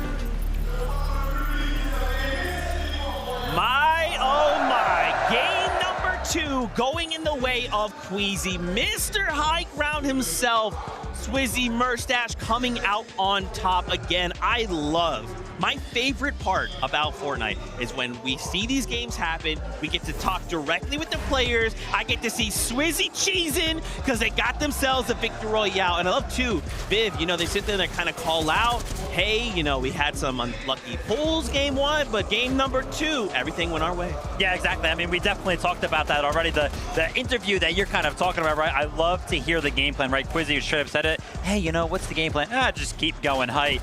Incredible game from them. And you can kind of see the difference in the style of play, right? The control from this trio, you know, versus last game where we saw a less experienced team up on the higher ground kind of lose it very, very easily. It kind of seemed like, nah, Queasy's been up here before. They were well structured. Nobody was going to shoot them out. And I'm not going to lie, Kelly, after they won the game, they were kind of like hands up in the air. They were like, that was easy.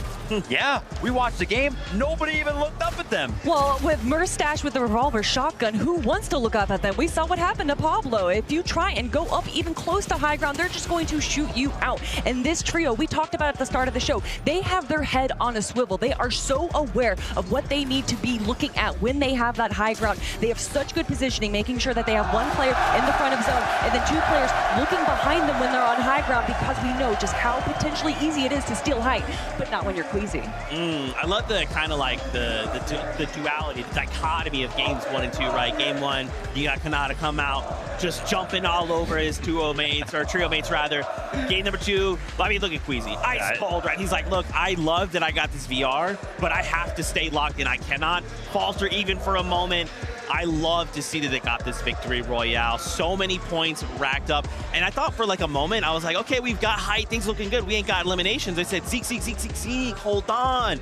Look at the points now. Off of a single game, double-digit elims coming out from the trio, and now holding down the #1 spot. Viv, this is looking good. Game number 2, we started to get crazy. That's what I was talking about. Yeah, I mean, I am a little bit worried, right? The game plan is coming to fruition, and I'm not going to lie, I'm a little bit worried as well. 6th place, Pablo Wingo, Chino, and Fredoxy winning the off spawn in game number 2, of course, going down the first game, getting the opportunity to go ahead and showcase exactly what they can do.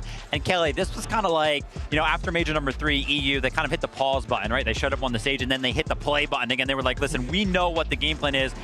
run at people and get the elims. Oh my gosh, what was it? By zone 3, they had 8 eliminations. It was absolutely crazy watching what they can do when they do win that off-spawn fight. But what I want to see now, though, is them transition that into the perfect end game. And you saw they had the idea. They wanted to potentially go for height. It didn't work out. They dropped down, and then they were still able to carry themselves. And that really is what matters. Not just being able to kind of recover from a failed height steal, but also recover from a failed game 1. Yeah, I mean, listen, Zeke, I'm not gonna lie, I'm gonna be a little bit of a critic here, right? Levin kind of made a great point when he was just up here. He was like, listen, like, why are you guys kind of looking up at height, right? You would imagine that it was meant to be like an EU team up here. Of course, that wasn't the case in game number 1, but in game number 2, it was. I'm kind of questioning like the decision from Fordoxi's trio to kind of go up there and steal the high ground, right? Levin kind of talked about it. You kind of expect a great EU team to be on the high ground. You would imagine that Fordoxi would have thought like, hey, listen, Queasy's probably got the high ground. Why would you just send yourselves kind of right in their firing line and kind of risk that when they had so many builds to work with? They could have just worked the mid ground. I think they were testing the waters a little bit. It's still just game number 2. There's a lot of potential to possibly see what high ground is going to be like. And in game number 1, high ground was a little bit easier to take. But that was when Queasy was not on high ground. But looking up on the high right now, of course, we have to look at Pablo Wingo, Fordoxi, and Chino just a little bit more into that game. Look at this. We're in zone 8, and they already have 11 eliminations, sticking to the low ground because that's where all of the players are going to be. That's where everyone drops down when they're getting a little weak, a little low, and that's where they can clean everything up. Terrifying stuff. Man, you know something else I wanted to call out? Another trio that's performing insanely well in 4th place. And, you know, guys, we actually got to see them a lot in major number 3. It's King, Phaser, PH Zin showing up on a global stage. We already saw them show up in NA in major number 3. They said, all right, this is practice now on a global stage after game number 2, 4th place. They are looking to continue this run. I mean, they are proving to be pretty menacing here on land. Yeah, I mean, it's super, super impressive. Again, they're a trio alive, right? I kind of talked to Levin about this, is that they do such a good job right now of getting around to like 10th place as a trio.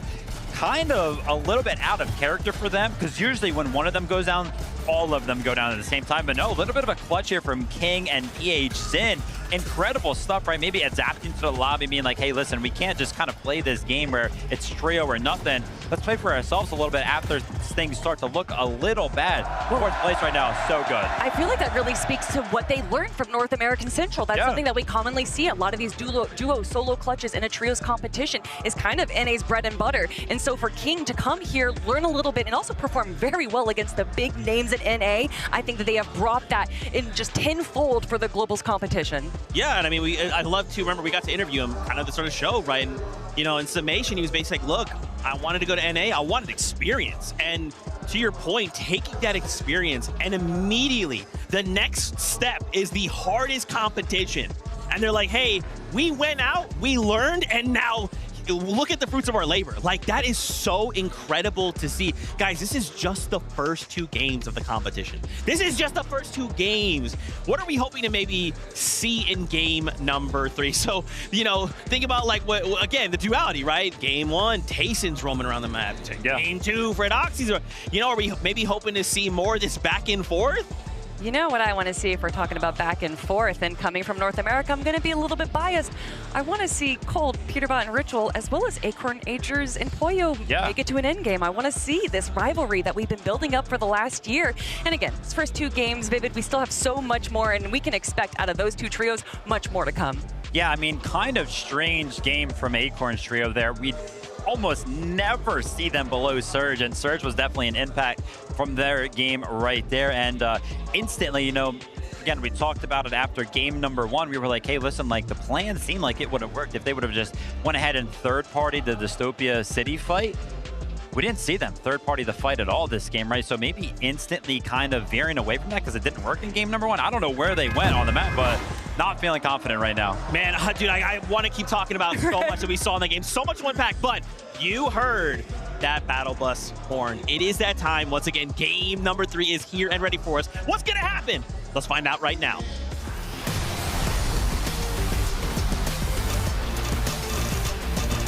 その会場の空気も慣れてきたということで、一旦勝たせていただきますと。はい、勝たせていただきますと、50キルしてやるわ。やりすぎです。200ポイントです。俺とラゼルはピンクね、ラゼル。わかった？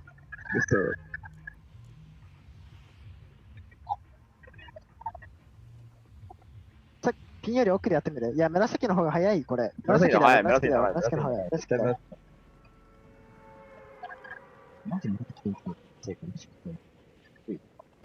敵のいる方かぶせちゃおうぜ、これなら。多分右に合わせてくるよ、敵。ガチロンガ、ガチでロンガ、やばい。右、来たい玉。チェスト残っていい？あ、でも後ろに来てるあれ。俺、攻めているかね、後ろ攻めてる、後ろ攻めてる。後ろのやつやれる。拾ったけど、下行ったで。白27一人。俺白30くらった。ショットガン敵一人、ショットガン。正面の方いる。目潰してもいいよ。逃げた。後ろサロ敵ブッシュ当たるとこないよ。一回後ろサロ。行きつけないで、クラパール。たくさん潰せる人潰しといてくんね。いや、潰せない、俺武器ない。ねえ、アサロ、敵クラパーで100単ですぐ来る。敵クラパーで100単ですぐ来る。敵すぐ来る。お前ら離れすぎないで。ライトやばい、ライトハイトして、攻めて。やばい？クラパー詰めてくると。1点だけ食らった。夜、マジブッシー、俺。真ん中は引くよ。引いてる。上取りたい、家の上取りたい。上取ろう。上取ってマジで。ピザだよね。上取る。反対側の上まで行きたい、できれば。ミスある、俺。してよ、反対側の上まで行かない。俺、ショットがないけど、お前らある。お前ら先行った。あ、クラパ。もう来てる、一人 DMR。20、40。やね、こいつやりかね、フィズの子が二人ね。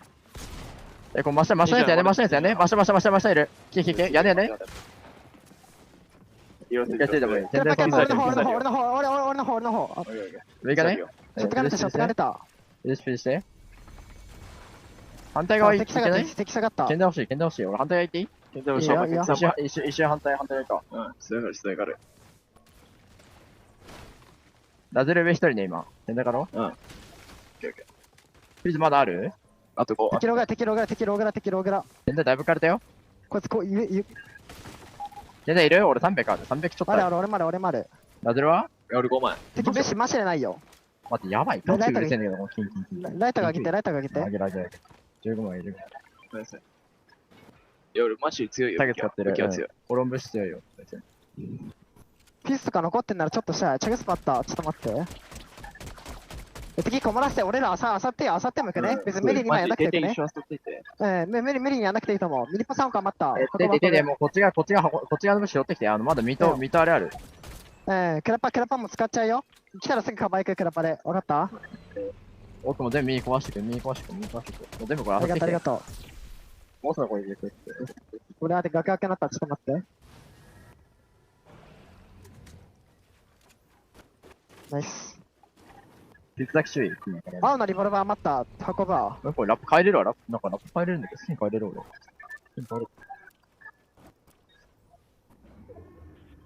見えないけど。マシン入れよ。ここで。ショットガンいらないお前ら。ショットガン運べるよ。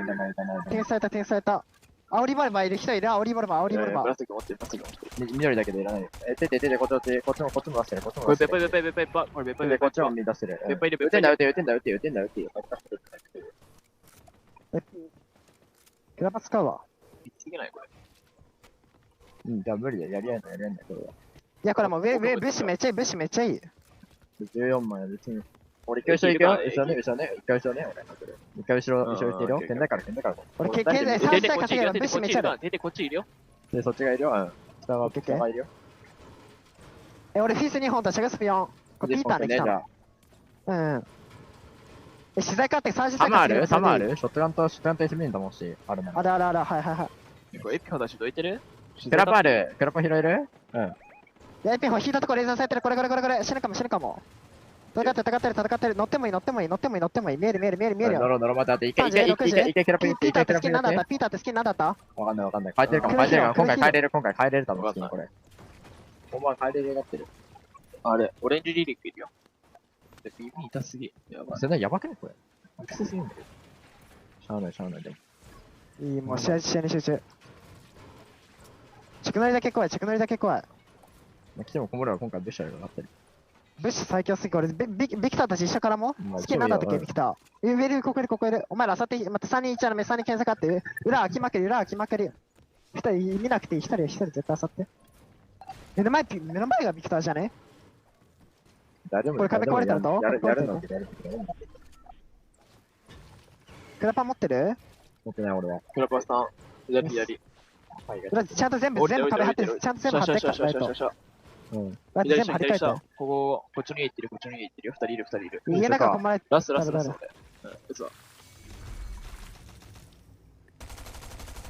方のカウンター中。多分それがビクターだよ。そいつら差し掛けちゃう。したくないかも。これじゃ絡んで。したくない。俺らの眩しいよ。こいつはマジ騙されたよ。健在ちゃんと勝って。外の実だって全部俺ら取ったっしょ。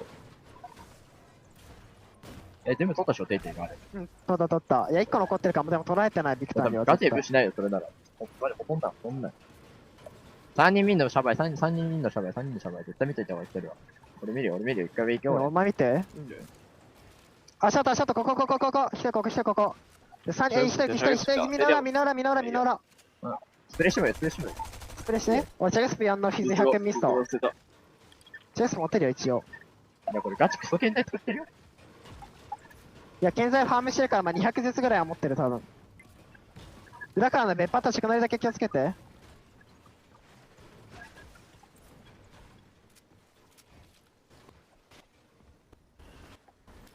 ピング死んでる、マリムカ死んでるよ、味方。この中まだいる、後ろ引こうとしてる。撃てるよ。ラパ使っていくワンチャン。いや、剣座から。いや、まあ、ここまで来たら、魚兵えぐいよ。45、ナイス、白30。ナイス。ガチローだよ。てか、バグりすぎ。45で割れなかったのにすぐ白30。僕サイトシャバイも。あと電化だけ。アンチガイで、資材なんてアンチガイで1回でも借りるから、こいつらでサージとちゃんと稼ごう。俺 SMG だから稼げない。また入ってきて。SMG さんもめっちゃあるよ。いや、SMG だから稼ぐ。朝ただも150あるよ。まだこの中3人入だね。ファームしてる。いる。後ろ引いてない？後ろ引いてなかったらいる。見てくんね、それ。見て。俺の方から見ない。上から見て。俺も下当たってる。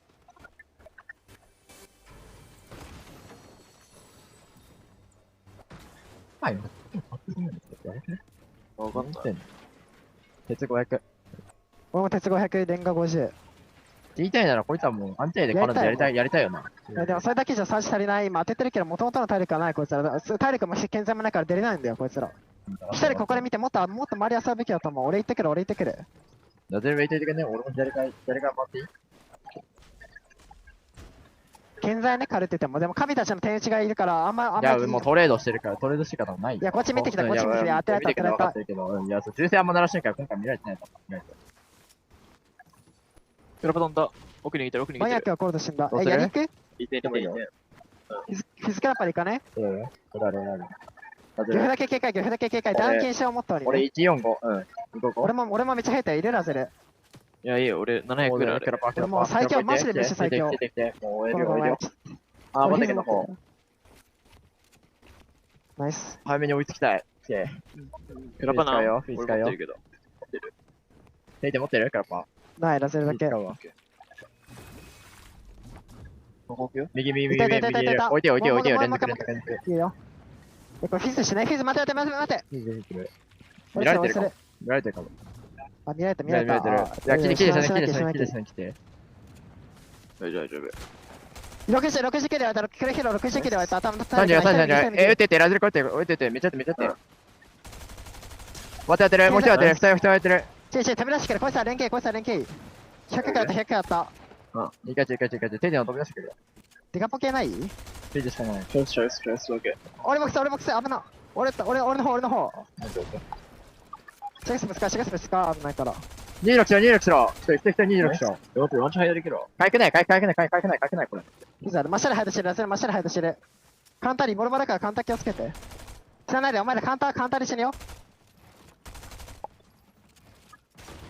来たよ、ラゼル俺らの方でハイドしてる、わかる？こ。上。俺と同じだ。いや、ラゼル俺いる。多分目の前らへんいるけど。いや。フィズすら、マッシャル。これマシャーバー右的な。ごめん。ナイス。俺もそうされた。後ろ。あたたましょやってる。俺テルして。かまき。別班も来る。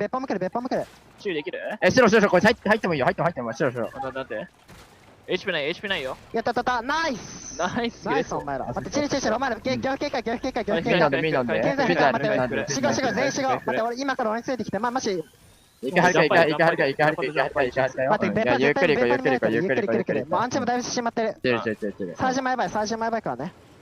一回ベシャーそら3に削って別パチマジ絶対伸ばせるから。スタイヤさんねって一回回復してくんね。ないの回復。回復ない。フィズケージ、ミーポとかないよ。フィズしよ。ない。クラパー持ってるよ。あげる。ミス100フィズケージ。あんま持ってる。お前もしてくんね。俺もないよ、そんな時。ミスフィズの合わせ全部していいよ。全部してるけど。全部してな。待って、一回待って。あと5は待って。待って。014。シーポット入ってアンチが絡みたいできれば。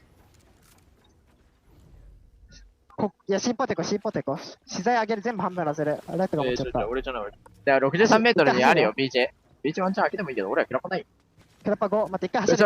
マシャ、いるよ。ナイスタイミングかも。フィズの床からする。ジャンプ禁止。俺が張るからそれについてきて。全敗。ナイス、お前ら、最高。絶対勝てるよ。あと3足が全然足りないこんなんじゃ。よし。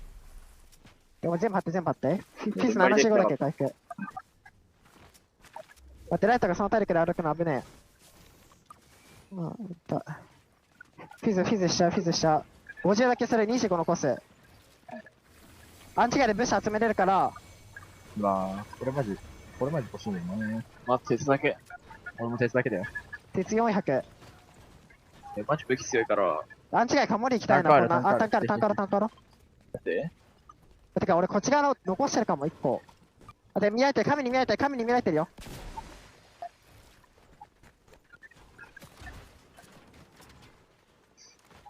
ミスあった。で、アンチガイ期待できれば。もうアンチガイ意味ない。俺ら転打されてブッシュ減ったらもう無理。いくらもだるい。アンチシーポート入ったの見ちゃうな。そう、ここがアンチガイになるの持ちたい、正直。クラッパッタ1個余る。持てる人。俺ミスト2本回復。アンチガイで俺ら下から山しある。サージがこんなんじゃ足りるわけない。1試合しかいない。とりあえずはライト。どっちか余るよ。俺かけて。もうピンかけて。俺ポンプ、ダブルポンプでいいよ俺。アサート持ってる？持ってない。持ってないけど捨てれる。アサートもしたい。アサート持ってほしい。まだ金星が来たら金星がのね。もうどうさんじゃないタイミングするね。いいよ。誰も俺、SMG にダウポンね、俺に。あ、じゃあ俺でいいじゃん。ダウポンなら俺でいいねと。アサートこれ持って。いやよ。一人上から巻いて、検視頑張したくない。もうこっから来るから目指したくない。もう話してた。もうこれもうマジアンチが出るからね。絶対刺さるが世界大会だから。こっちが銃声。なんなら見に行っちゃってもいいけど、一回待つ？どうする？ね？一回待ってもいい。いや、これアンチガイが持っている。これもう多分ね、あとここタンカーで行こう。ライト、一人で割って。あ、ラズル向きだ。どっからだよ。パス。いや、ブッシュなかったよ、これ。本編。俺上だからちょっと時間取る。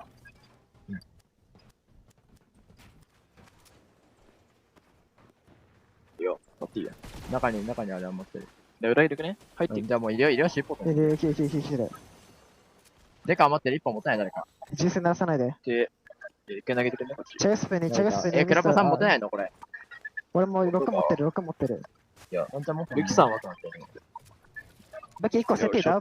ショットガン捨てていいよ、いやよ。1個持ってるでしょ？DMR 捨てる、それか。DMR 捨てて。で、クラパ寄ってき。こいつらに絡む次。まだアンチがクソ来てる。マジでクソ来てる。アサート見てる、こいつら。別にそんな無理に絡まないで、まだ終盤入って1回移動優先でもいい。今はそんな焦りすぎなくていい。とりあえずアンチ見よう。後ろの人選手、避難しないで。もうワンパやったらサージダイバース。うん、もうワンパやったら多分足りる。いらない、いるけど。まあ、後で拾ってもいい。次にダメ。ここで絡みたい。ミス俺1個。後ろ、ミスない。チェスプにだけ回復。当たんない当たんない。これクラッパ通常飛びでも真下に敵とかいなかったら当たんないよ、これ。距離離れたらマジ当たんない。え、いるくねってか、ここいるくね乗れる、しが。もう一人どこ、一人どこ。ラゼもう、上来て。ノーマルからどっちノーマルからどっちここから。壊して。行こう。いける。マジいける。ここね。右入るよ。ミスしてる。40また当ててる。ナイス。ナイス、プロ。フィズ持ってよ。俺持ってる。20ですよ。デイティングクラッパー持ってないの？持ってる。まだアンチがい。まだアンチがい。600以上。絶対ビカいけるからね。C1 絶対俺についてきて。ポンプでいいよ。俺6持ってる。どうすジャンパーこれ一回アンチが絡も。いや、ジャンパー設定よ。この位置マジ微妙。ここじゃあんま周り見れない。ジャンパーでアンチ系、とりあえずアンチがいね。一回アンチ立つの待つ。お前ら下から何持ってる？ミスター工事。入れ、近くね行こう。フィズ。ついてきて。ジャンパーで、このジャンパーでアンチからね。これ。乗るよ。乗れ。乗る。ボクス押せ。キャ。マシラ、チリ。ボクス押せ。ボクス押せ。ボクス押せ。俺ら33。入ろ。チリ。お前らチリ。待って当ててる。行こう。撃て。ダーキーシ勝手にしてる。俺ボクスやった。おしゃれピッコイル。そろ。ゆっくり俺ついてきた。待って、お前らチリ。こいつ勝手にける。こいつ3時間から勝手にける。やばい、一回チリ。一回ボクスする。違うボクスする。一緒だけ。待って、人やってる。アンチから待ってやってる。ピーター。待ってマジ。俺とこマジ。カバキ。一人マジ。オーマイがワンベースだ。ザコ2。ゆっくり。サージンじゃね。ミニポない。サージンじゃね。押せてこ。ミニポない。ミニパル。絶対まだ下にあるブッシュ。ブッシュスタイル。後ろジャンパー行こう。クラポイテ。ゆっくり行こう。メディク巻いて。クラポイテ後ろに。クラポルこれ。下から持ってる。俺もミスター100ゴール。使ってない。ジャンパイテ。お前ジャンパイテ。お前らでジャンパイテ。俺回復めっちゃあった。ジャンパイテ。ゆっくりね。10キルしてるよ、俺ら。お前そこまで持ってきて。俺飛んじゃった。もうクラパレケ。いや、俺らフィズナイが戻ってきて、一回絶対戻るべき。大丈夫、50秒。ごめん。いや、ゆっくり。全然いい。なんで、一回見せて。いや、スピードまでやる。アンチェしてる。ちゃんとついてきて。俺についてきて。巻いてよ。お前ら最強だね。キャラパーこれもうすぐ降りてクラパー行かなきゃいけない。分かった？ここからクラパーする。俺がフィズかける。もう一回山でいい。てか、キャラパー落としてくんね？俺落としてくれたら使うよ。クラパー6ある俺。通常でもいい別にもうこれ。通常使う。まっすぐ入る。ついてきて。このキャラパーそのまま乗るよ。いい？サイディングそのまま乗るよ。バレちゃうかも、キャラパーワンチン。バレない。ヘルケン。死ぬ。で、こっち。マジ。川。無理よ、こっちまで。左、ボクス上げて。死んだ。ライト、俺マジでキットとかマジ草ある。お前耐えて。頑張れ、ライト。Immediately eliminated, just a max pop shot. Poyo now looking to follow suit here. They are feeling so confident. They know they got Goopy locked in their sights, and Aegers finds the next elimination. There's their surge at last. Locked and loaded, ready to go. And this is a team right here, right? When you got Poyo on this team, when you got Aegers on this team, Acorn, debatably one of the best IGLs in Fortnite, them going down early, that's like poking the bear. That's like poking the bear in the wilderness. Now something I would never do, and now they're here in this game, and they're out for redemption. The problem right now that I'm thinking about, Jacob, is Queasy loves to look for height right around this period, right around that 8th zone time frame. But with Acorn now looking much healthier and a mastermind IGL in his own right, you have to anticipate that there's going to be a very strong challenge for hype between those two teams. And that's not even considering other trios in the lobby like Vanya, Marius, Pixie, all of these experienced veterans that know full well what type of potential high ground holds, especially with the zones falling over this part of the map. It is a very strong pinpoint location. So many teams are going to have to burn through materials in those lower layers. Yeah, and you can kind of see in the minimap, majority of the teams, even with the zone currently opening up, are like on that 50, where the half and half actually was. And even further south, nobody really wanted to make that move because you know as well as I do, inadvertently with the crash pads, Flowberry Fizz, it just makes you an open target. A Savage Chat reads, and they're getting a little bit more aggressive, trying to take advantage of Merim, Buyu Ryu. They're underneath as well. I think Wixie might still be alive. Nope, saw it in the feed. Queasy's gonna take him down, so Savage Chat reason, even with 2 eliminations, almost 900 damage above the threshold. They're feeling good. Aegis, Poyo, Acorn, though, depending on which direction they head next. I was going to say they might need to be wary of Mr. Savage's team, but instead it's going to be secondary height as the focal point. They're just getting sprayed out, though. Their builds not being allowed to fully lock through Yuma, Trise across the way, but no! We thought those 2 eliminations that Aegis just secured would be enough, but the surge threshold, they just climbed to such a high level, Jacob. They're still sitting 99 below, even with 3 eliminations. Finally, they're going to tick over into just 3 above, but it's still not enough. They can't find a footing until they get more surge. They are just burning through materials. Even with that elimination on the Rise, they are not going to be able to get a lot of that loot. It's going to go to the wayside, and now they have to worry about their rotation, feeding them the punch. Art Skull and Sauco, they might be below the damage threshold, but Poyo, Aegis, Acorn focusing on this rotation because they know it's not going to get easier. In fact, only 7 builds onto Aegis. It's going to get harder and harder unless they find that key refresh. But look at Arc School and Sauco. They're a little bit beat up here. Still, Mr. Savage, Chad, Frieza, and they're immediately trying to cut straight to the front side of zone. Might have been a little bit too ambitious here, though. The lobby has taken notice. Chap, no shield, no time to recover it just yet either. Mr. Savage doesn't have any white heals to his name. They've got to just fight it out with teams directly behind them. But Chap finally getting the opportunity. He's trying to see if he can replenish just enough to really frag out here for his team. Saw it, Snowy, Ryu, though, doing a great job holding him. And Poyo stuck in the same booth. Not good for Braids and Visuals. They're going to get eliminated, but Poyo is going to get dropped. Aegis still taking a lot of damage. They're trying to use the crash pad to get out, but just stuck in zone. They go down, and it's Queasy, it's Swizzy, and it's Mustache yet again. Not only the kings on top of the castle, but the ones lighting up the feed.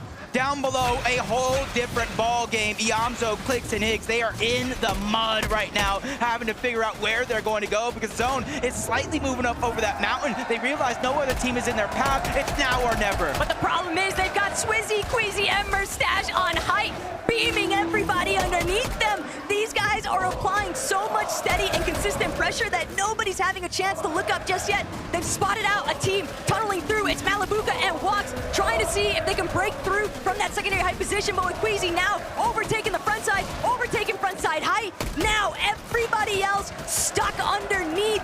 This is everything for Queasy, Mustache, and Swizzy. And just in the back pocket, you see 6 flashes, the exotic Slapberry Fizz, which heals HP, a just in case, but up goes Pixie. They're trying to go for that opportunity, but Mario says, no, no, no, we need to disengage. We cannot go for it, at least not right now, but he's taking so much damage on his way down. But Swizzy distracted for a short moment. A lot of his shields go out the window. Luckily for him, his entire trio is still there. 2,000 damage above the threshold. They won last game with 12 eliminations, and they're well on their way to do it again. And that's the problem for everybody else in this lobby, is that Queasy, he is just tarping fully unleashed. Nobody there to stop his pad. 2 of them, the best fraggers in the world by his side. And Kanata, he is down and out for the count. Bolts, Rapid, trying to see if they can secure a strong, at least break into that top 5 placement maybe. But Iamzo, Higgs, also a little bit scattered here. Iamzo's gonna fall. It's Higgs who's trying to come up big time here.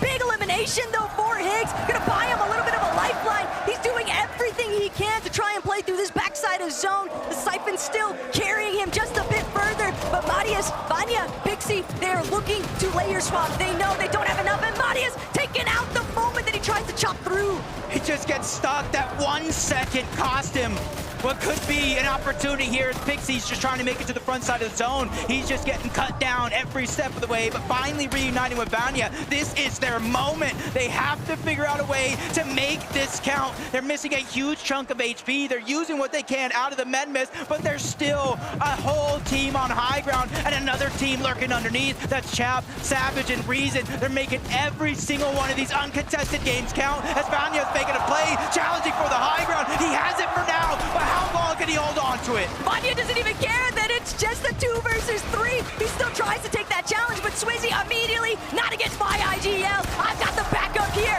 Swizzy taking him out. Vanya, sorry that it's a fellow gentleman, but it's just business, not personal. Cammy also eliminated for Stash. Now trying to see if he can take out Chap along the way, but Savage, Mr. Savage still making it work. This is it.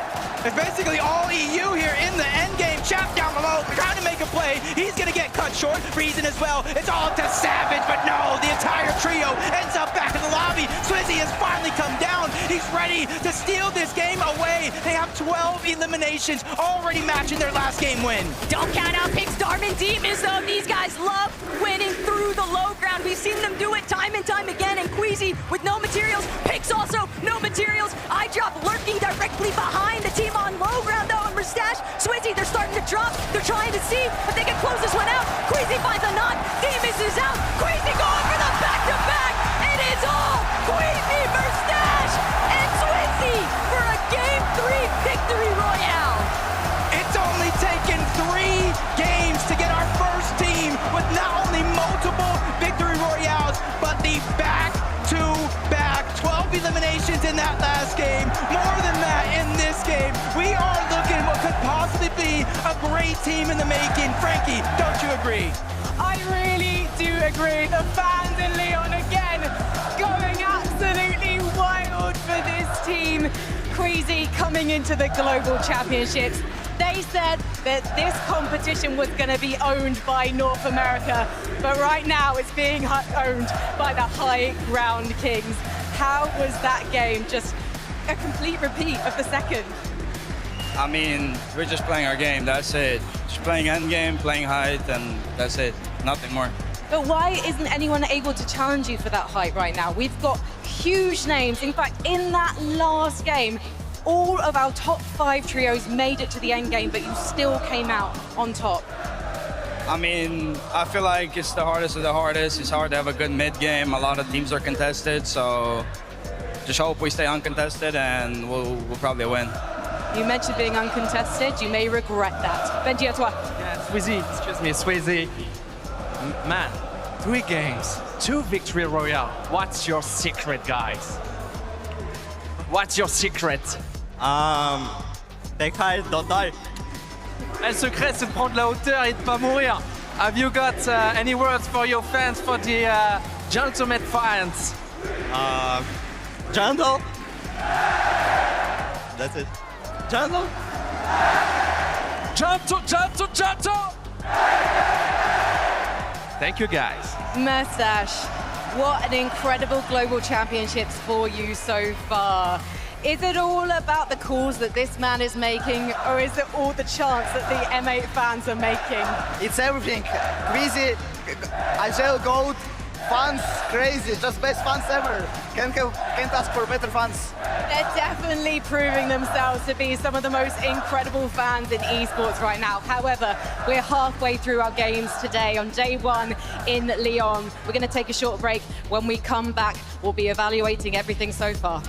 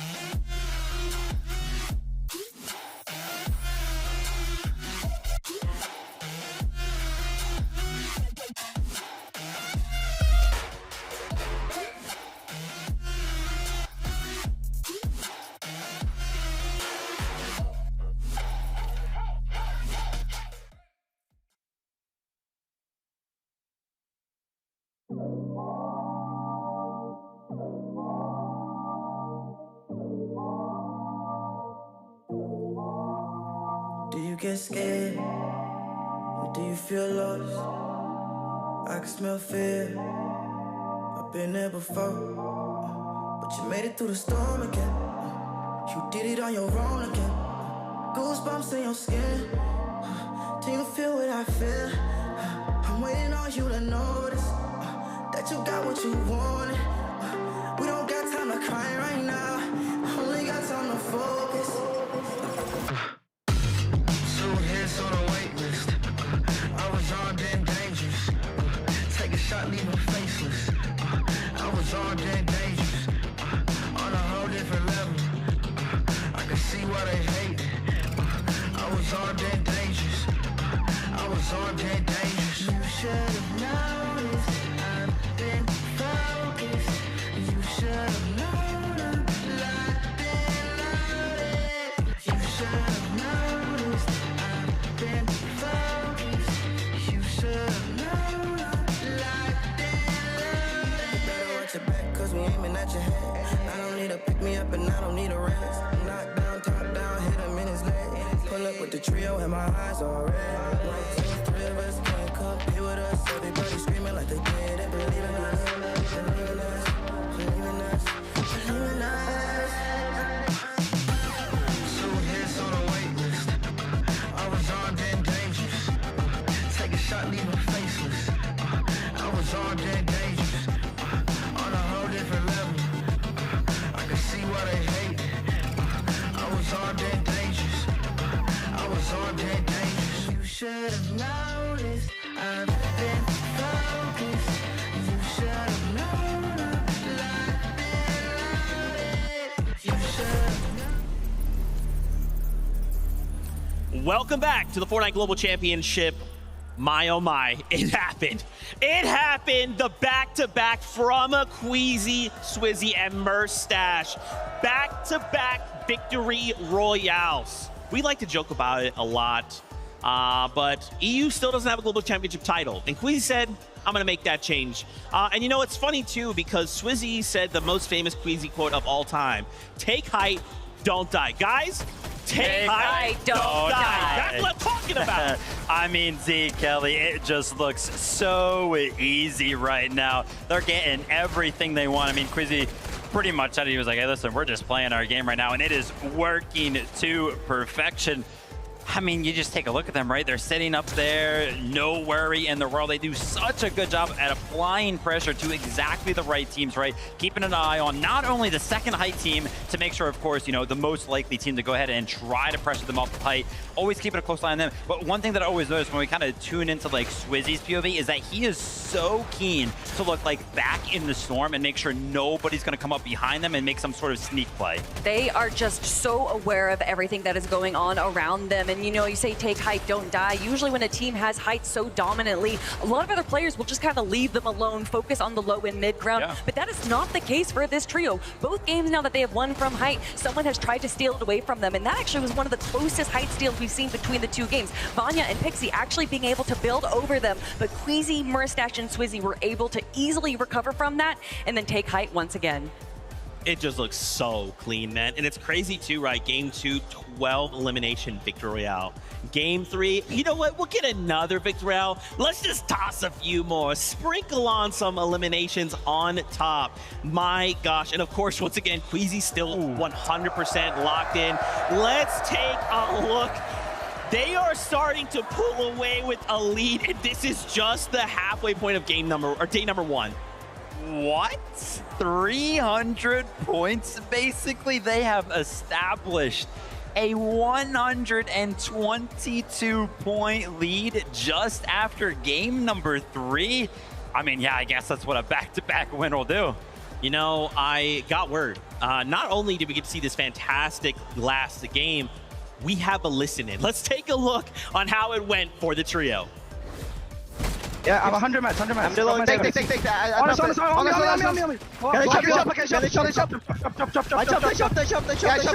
this low. I'm playing zone. Yeah, chugging. Go. Go up. I'm high. He's here. Yeah. Nice. Dead. Nice. Yeah, mad. Zero mad. I have 3 pills. I have 5 shots. Take.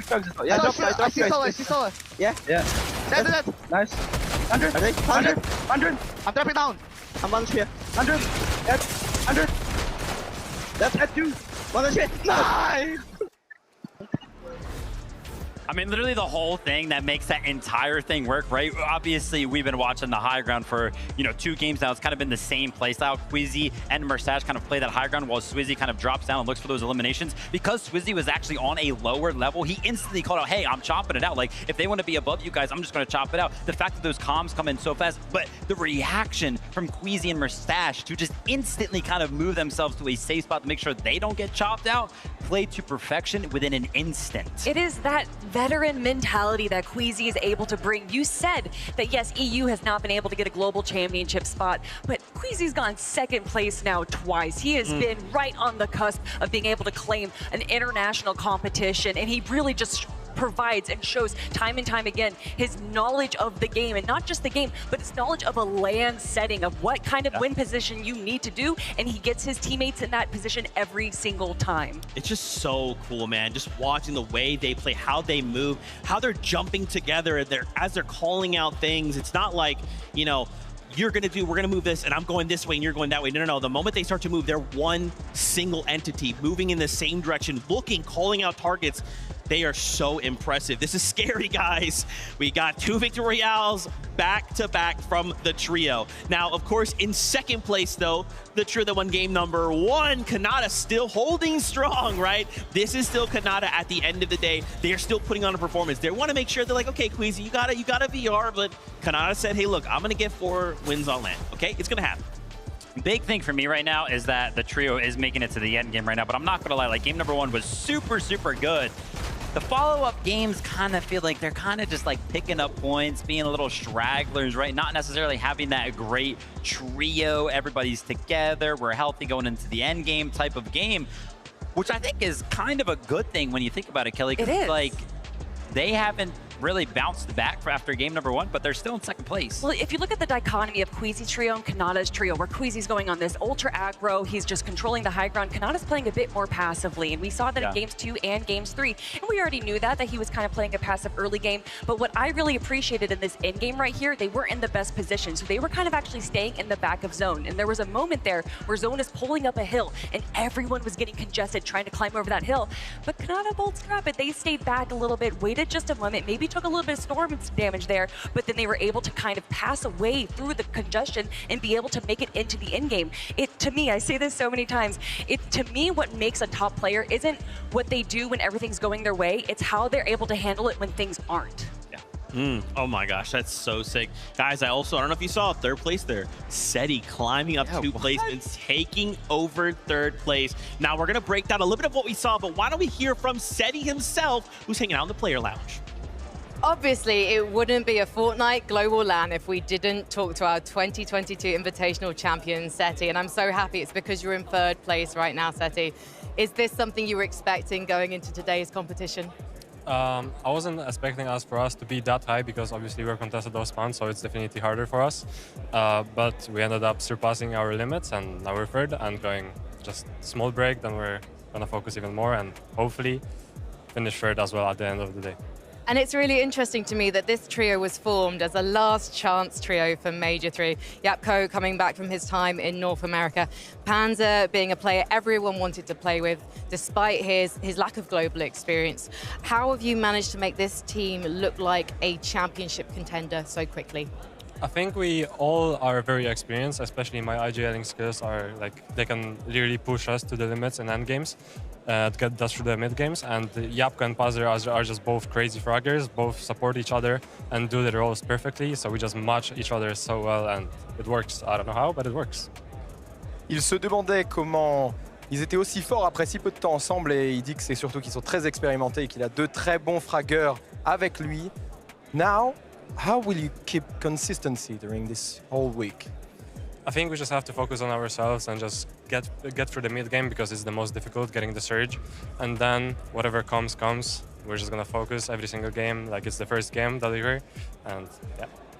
Your old teammate, Cami, is also in the top 5. In fact, he's 4th place right now. And then we have Dimas Diamond Pix in 5th.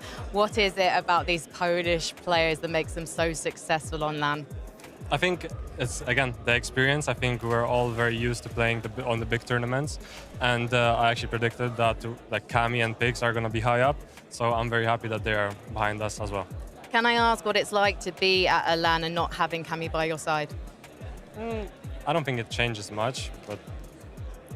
I mean, it just means we have more chance to have a top 5 full of Polish teams. Ça change pas tellement finalement d'avoir pas son collègue à côté, mais il est très heureux d'être là. And so, just thinking about the rest of the competition, Choka has already asked you about staying consistent. Have you been looking at the lobby and thinking, okay, these are the guys we need to look out for? Who is your competition here? I mean, obviously, Queasy, he's right now on 300 points, but I think like all eyes are on him, so he might have some trouble going into next games. We will see. Polska Gorum, indeed. Let's head back to the desk. Thank you so much for that interview, man. I'm telling you, man, this is my favorite part about LAN. We get to hear from the players, get to hear that insight, what Seti's thinking about in the moments. And I think I agree, right? He kind of calls out, hey, eyes are now on Queasy.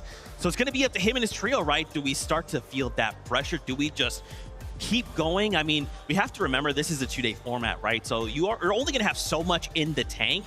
How do we make sure we make that span across 2 whole days? If there's anyone that can do it, I have faith in Queasy. Now, we're just going to ignore the fact that there's 4 trios that in the top 5 that are from EU. EU's absolutely dominating. This is, it's fine. All we need is Kanata. He's up there. But look who's still lurking, right? Higgs, Clicks, and EAMZO, who are also holding on strong. They're performing well. Kelly, things are looking good. Yeah, you know, a lot of people tend to doubt this trio, and when we saw in Major number 3 that there wasn't the best performance out of them, but they did not allow that to really hurt their emotions. They kind of took a moment between weeks 2 and 3 over this season to kind of collect themselves. They said that they went off stream, they kind of worked on their emotions a little bit, and then they came back stronger than ever, and we're seeing how that's paying off right now. We know that this is really an emotional team, and when they go down, it kind of affects them a lot. So to see them be able to kind of mature their emotions in the span of just a few weeks impresses me so much, but I gotta give Higgs a shout out. You know, he's originally from NA West, if you remember Batman Booga, and his solo clutch right there is what really climbed him up the leaderboard.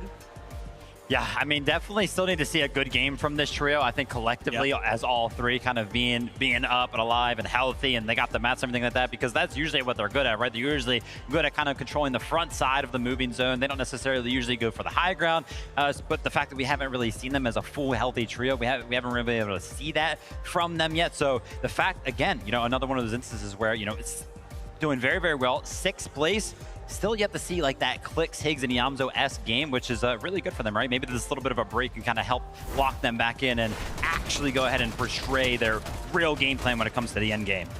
But even looking right here, while Zone is pulling towards them, they're a little bit ahead of the gate. They're making sure that they're aware of anyone that is below them, allowing them to kind of encroach onto their territory right there. Just like David was saying, they love to be in the front side of Zone, but these little adjustments that they're making, kind of just staying back a little bit, picking off these weaker players so that they get those refreshes. They see that they don't have that many mats, so instead they're going to go for the Elims. They're going to play a little bit back, and they don't want to control the rest of the lobby if that means that there's so many other incredible teams that are going to potentially be able to take them down. Yeah, I mean, just kind of caught on a rotate, right? Kind of go to one of those sides of the moving zone. So many people are kind of going to catch up to you and get boxed up very, very easily. But like Kelly mentioned, right, Higgs kind of pulling it together, making sure that he picked up a couple of eliminations and placement points to clutch that one up, made that one a good game. That's so sick. Guys, I just got word we have something really special. So obviously, for the first time, we have an anthem created by David, and we actually have David standing by, and we get to talk to him right here, right now about it. David, obviously, first off, what's going on? It's great to see you. How are you doing? Doing great, man. It's good to be back. That's right. I was literally gonna say. So we met at Pro-Am. We're basically Fortnite fans. Me and David are basically best friends. We talk every day. We play Fortnite every day. Not trying to brag or anything. David, what is it like, man? So in case people for some reason don't know, you actually started playing in Fortnite, right? Yeah. Then you kind of started getting into the music and you just boomed.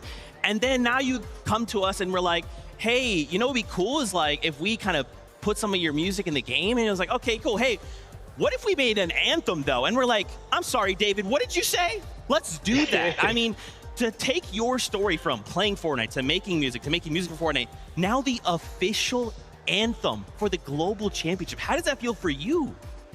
But it feels amazing. Like, just from where I started OG Fortnite I started playing season 2 of the game just as a kid, and then growing up with the game year after year, and then starting to like make music and then have that full circle moment coming back straight to the game is beautiful, bro. It's beautiful. Dude, that's so sick. You know what's funny for me personally? So like, because I work at Epic, I didn't even know this was happening. And then one day I get like invited to like a meeting, and they're like, hey, so this is the meeting for our official anthem. I'm like, wait, whoa, I've been asking for like an anthem for so long.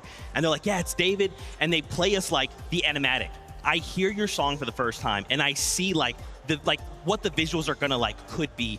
I'm not gonna lie, I actually cried because I was like, this is so cool. Like that for the first time, we get something like an anthem. And it's not just like anyone, right? It's you coming from that background. Like, what led you to kind of making this song, like choosing what you did? Because like it feels like we as competitive are like seen, you know? It feels like it was made for us.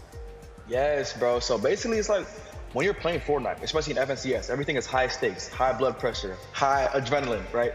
So I wanted to make sure I got that and encapsulated that feeling through the song, so it felt like you were in the end game, you were in the game yourself while listening to the track. It's crazy.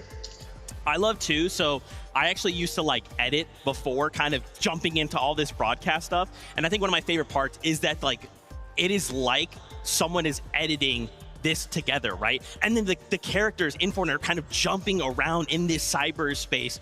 Like, that's gotta be so cool. Like, did you have any like input on like, hey guys, this is what I wanna kind of see, this is what I'd love to kind of bring to life? Was there anything maybe like that you called on, you're like, this is what I want, and it like happened? Yeah, I mean, it was a very collaborative effort. I feel like with my love for animation and just animated things in general, especially the game's animated style as well, going through that mixed media format where we're showing the clips of MCS players, then back to the game, and the 2D animation, and just how they encapsulated my character as well inside of the video. It was just like insane to see all 3 formats come together. It was insane.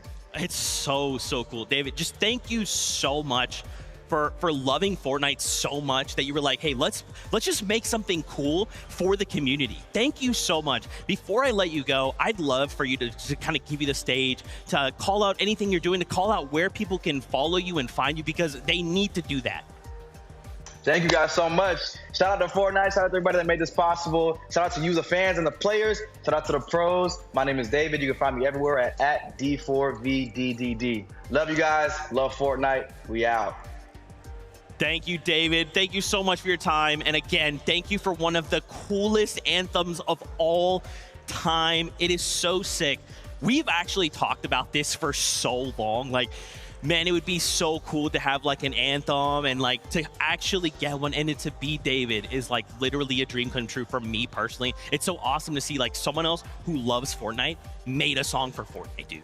What I love is, like, you know, usually, oh, we'll gas people up, whatever. We've literally been singing this song for the last 4 days, and it's like stuck in our head. It's in a little earworm. We can't get it out, and it's just so good. And when we all got to watch that video for the first time together, we just kind of were astounded, stunned, and silent a little bit. It really does just kind of is the perfect combination of what you think a Fortnite fan is really bringing. Like, what you can tell that he loves the game, and that makes me love the music even more. And what I love personally is all of these players behind me getting back to their stations, because Zeke, I am so excited for 3 more games today. Yeah, that's right. Of course, if you didn't know, at the halfway point, we kind of give the players a break, right? We let them kind of walk away, take a rest, take a breather. Maybe they can talk about their trio mates, their coaches, whatever they need to do, and then they come back to the stage. We continue playing Fortnite. Now, as we kind of start to continue to get them back, we actually have another special interview. It is Loser Fruit who's standing by with Mini Miner.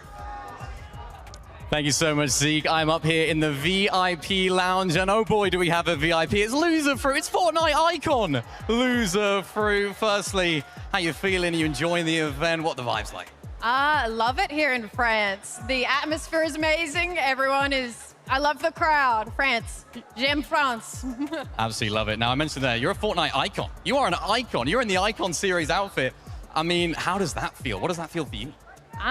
No, it's like the biggest honor to be an icon, but like, I'm the only icon here. I don't know where they are. Like, Where you guys at? We're calling out you other icons. Well, you should be here. What's going on? Let's talk about the games. Really electric, as you mentioned, the atmosphere here. Unbelievable stuff. What are your thoughts so far? What are you thinking about the game so far? The games have been entertaining. It's good to see Power doing well in the last game that they just were in. So, yeah, hopefully keeps getting better for them. I mean, you have a little bit of LAN experience yourself, right? You played at the Pro-Am with Alex. What was that like?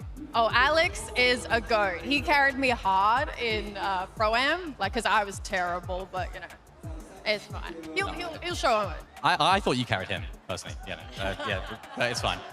Yeah, I mean, what do you have to say to that team right now? They've had a really good game, right? They had an 11th place right there, a few eliminations. They're starting to grow into it. Is that something we can expect to see from these guys throughout the rest of the day? I think they'll just keep getting better and better, as long as they're having fun, but they just, like, dominate. So I think we'll see more of them on the screen. Put them on the screen, broadcast, all right? So we need to see more Power, all right? You guys hear that behind the scenes. We want to see more of them. I want to see these guys popping off, and also I want to see more of the games. I want to give a big thank you to you, of course, Luz, for joining us here on the interview. Got any final words to say to the fans at home, to all the people in the arena as well?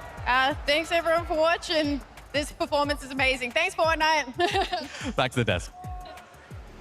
Hey, Loser Food, thank you. Thank you for being here as the only icon represented that's not playing. Thank you. Where are your other icons at? Anyway, guys, in case you didn't know, Double XP is happening this weekend in celebration of the Global Championship. Jump in, there's a bunch of stuff happening. BR, Grapple Glove, and the Pump Shotgun coming back.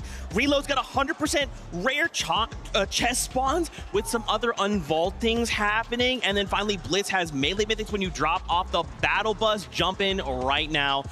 Double XP, don't miss out. Make sure you take advantage of that.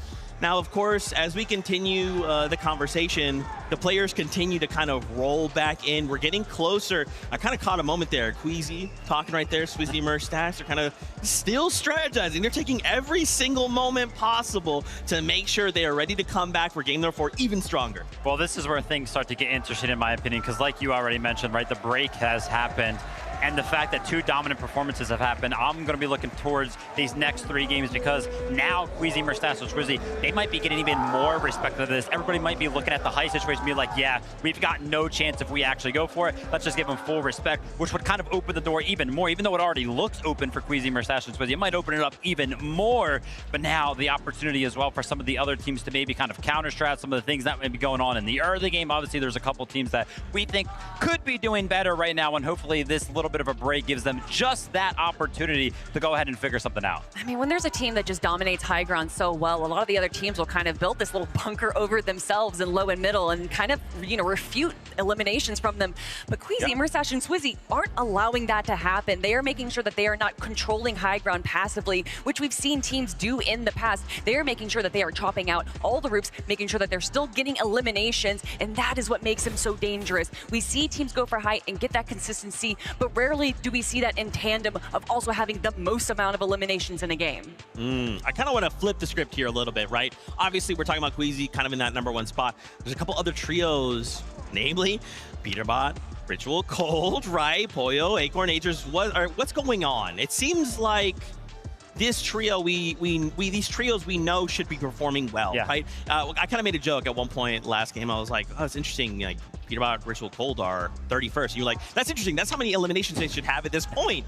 But that's not the case. What do we think is happening here? Well, obviously, I think games #1 and 2 were kind of like feelers. They were kind of trying to see what they can actually do with their drop spot kind of situation that they have going on. And then games #3, we kind of tuned in with them. They pushed into Dystopia City pretty early on. And then I was like, whoa, their map situation looks very, very good. They've got a pretty clean loadout. I just don't think they really know where to go from there. Like, it doesn't really seem like they have a full laid out plan, which is why, you know, looking at this break right now, hopefully the coach kind of comes in and talks to them and is like, hey, listen, this is what you guys need to do after you kind of get an established loadout and the materials needed. You know, there's a word that we like to use in North America when we describe Peterbot, Cold, and Ritual, and even Acorn, Agers, and Pollo, and that is conditioned. They conditioned the lobby, but that lobby that they condition is just North American Central. There is a very specific strategy that we see time and time again that these players get to practice over weeks and kind of build up that one meta, and then they are conditioning the lobby to kind of play around them. Well, they have 7 other regions now. They have Europe to contend with, so that strategy that they have conditioned the rest of North America doesn't really matter now. So I think that they're kind of being thrown for a loop. That respect that so many other teams give them in North America isn't necessarily seen here today.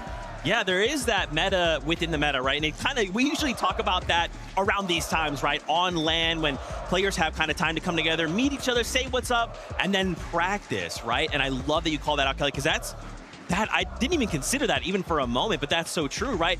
Everyone else is going, oh, here we go, finals, Poyo, Peter Ball running around doing their thing. Got to make sure we respect them. Everyone else is like, hey, no, this is a global stage. Like, I'm trying to win. I'm trying to walk away at the end of this as a global champion. How different things are here in a LAN setting. Yeah, 100% right. That could be playing a factor, right? Obviously, we've kind of talked about the situation between Cold Ritual and Peterbot switching the focus over to Acorn, Poyo, and EDGE.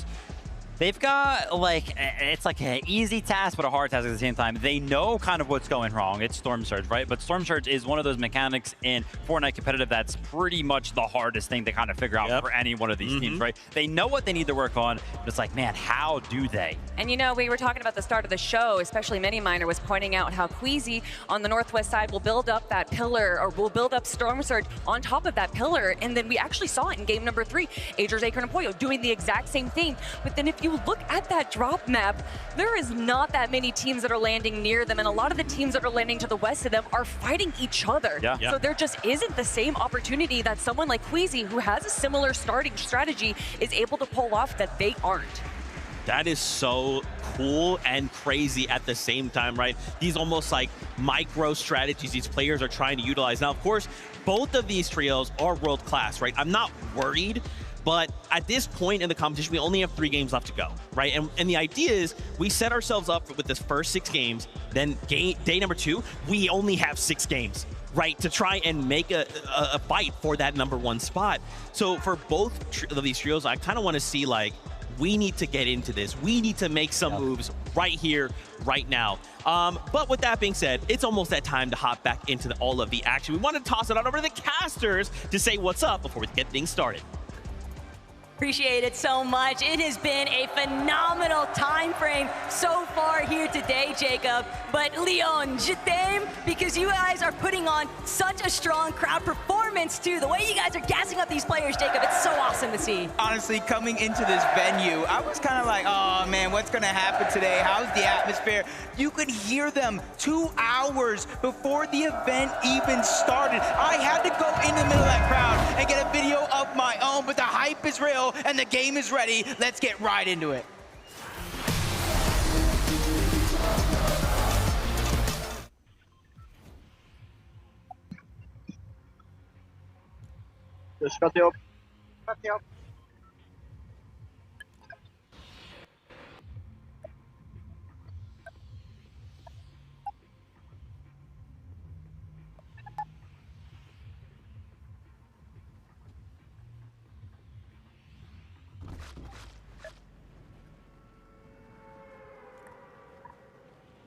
Don't you walking on?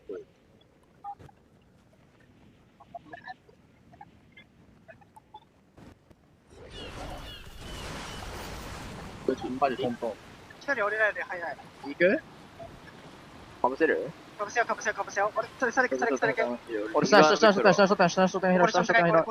って俺ら初手が2丁やり合いでストライドで。ラズハって回復がない。俺の後ろ。来てる。3ショットが俺ら。上やりかね39、60。ナジ、1人50。回復ない欲しい。まだいけねえ、それシャン取ってる。ミニパル。ミニポンド。100単行きたい。俺、下ろした。100単かね。落ち。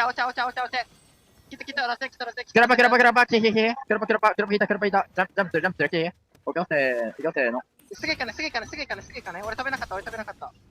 最悪すぎる。いや、いい、別に。すげえこ。キラパ残して。それきっと。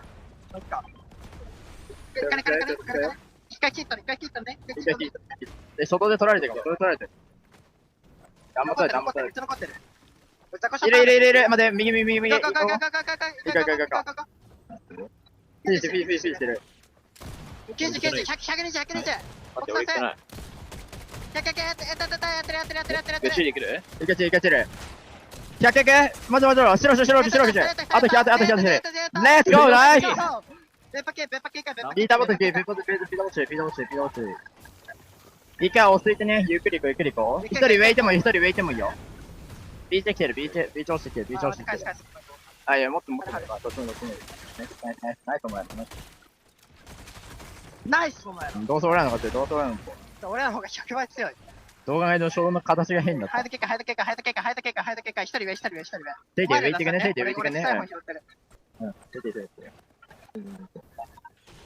ナイスお前。いいよ、ここがめっちゃうまかったよ、別に。マジで味方信じて頑張ろう。俺ら一番強いから大丈夫。どう考えても。さっきの試合で分かった。世界行った時のこと思い出そう。絶対勝てるから、俺らなら。今、リボルバー1丁、コンパクターだ。クラパが50。一回下に逃げる。俺ピザあるよ。俺回復めっちゃある。来てくんね、ワンチャン、テイク。俺やばい。もうちょい耐えてる。耐えてる。マジ一回注意して、射撃点ある。待って、ローが来て、可能カバシ。待って、下ない。いや、もういる。俺らいるよ。全員で大丈夫。一回ゆっくりしよう。待って、お前ら張って。後ろ広げてる。一回もう耐えて、俺、もう敵いや、いい。どうせ来ない。いい、ついてる。張り。あげる、はい。10枚。なんなら後ろクラパ大量あるから床クラで引けるから。俺クラパない。敵もクラパ。こっち引くならこっち。あ、敵引いた。待って、引いてる。いや、俺ら3ショット取れてる。上一人いる。ファームされる、これ。これさ、ファームされるならクラパで上がんね？クラパイズで上がんね？なしこっち階段、フィズル。階段、手、後ろ、こっち。置いて、クラパない。ファイトしなくていい。もう一回別にファイトしなくていい。さっきと同じか。マジでファイトしなくていい。サゲスのあまりのピン拾いたいな。回って建材借りながら行こう。これ、神たち。ピーター。神たちに撃たれるけどいいよ。ちゃんとハルちゃんだろ。ピーターどうせ俺らの方が強いから来れるよ。いや、来ても。ブッシュだけ笑えない。ちゃんとブッシュ。いや、ブッシュ俺らの方が全然強いよ。全然いける。クラパ。俺の方来るかも。助けて。固まって。もうチキン近で言ってる。マジ助けて。ナイス。いる。そう。あ、ゴスじゃない。健在ない。お前張って。ピズでもう上上がんね？いや、行こう。どこ行こう。目の前。死ぬ。死んだ。ナイス。ベッパクラカもさえれば。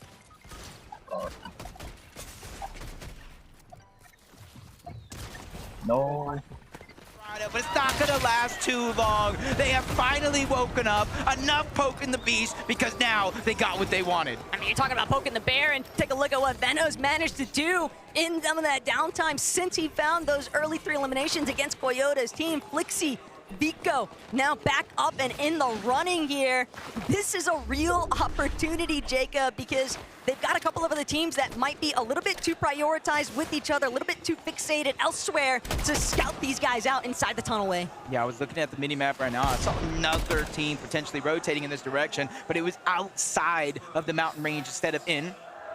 So not too risky just yet, as Muzz, you see just a huge chunk of HP missing, along with Sphinx. And to start the game off, I did see Muzz get at least 1 knock. The drop spot for that team on the other side was just too far, giving him that advantage. And that's just kind of that early surge, and that's early confidence building for a team like that. The real unsung hero, though, for Queasy this weekend so far, Jacob, has just been the fact that he's uncontested. If this is what an uncon Queasy can look like on a global stage, then I cannot wait to see exactly how the entirety of this weekend plays out, but don't want to get too ahead of ourselves. Reasons, Alex, Anon, just taking a more slow and steady approach. Oceania has had its fair share of struggles throughout the course of today's matches, and for good reason. It's just very difficult when you are stuck in between some of these teams that are just these pre-established surge bases, it can be very hard to cut through, work around, and they're dropping so far south of the map, Jacob. They just don't have as much resources. Yeah, definitely kind of changing things up for this game. They knew coming into this with the drop spot they had, the hardest part wasn't necessarily loot, not even materials. It was getting up and over that mountain to try to get in a good position for the game. It's called Ritual and Peterbot. You see them sneaking up, using the bush, the Flowberry Fizz, and the Crash Pad. That's Pixdarm and Demas on the other side. The revive is fresh. Two of them are weak, and that's going to be easy pickings if they can continue to put this pressure down. Cold's trying to be the first one in. Demas is the one that's getting angled out and pressured by two different players. Ritual is going to be there on the other side, but a surprise attack, a big shot. That's going to slow things down for only a short moment. Because Cold, he's realizing the bait and switch. My teammate is weak. I have to continue to put pressure out. It doesn't matter who it is. I have to keep these guys on their toes. Cold and Peterbot are playing like they just see red right now. All they want to do is jump into somebody else's box that's not their own. But Peterbot, he's going to be forced to take a halt. He knows that he has to try and fight this team underneath them or just leave entirely. Demas, Darm, and Pix, they've done enough. They have pushed back, and Peterbot is pushed out of the location.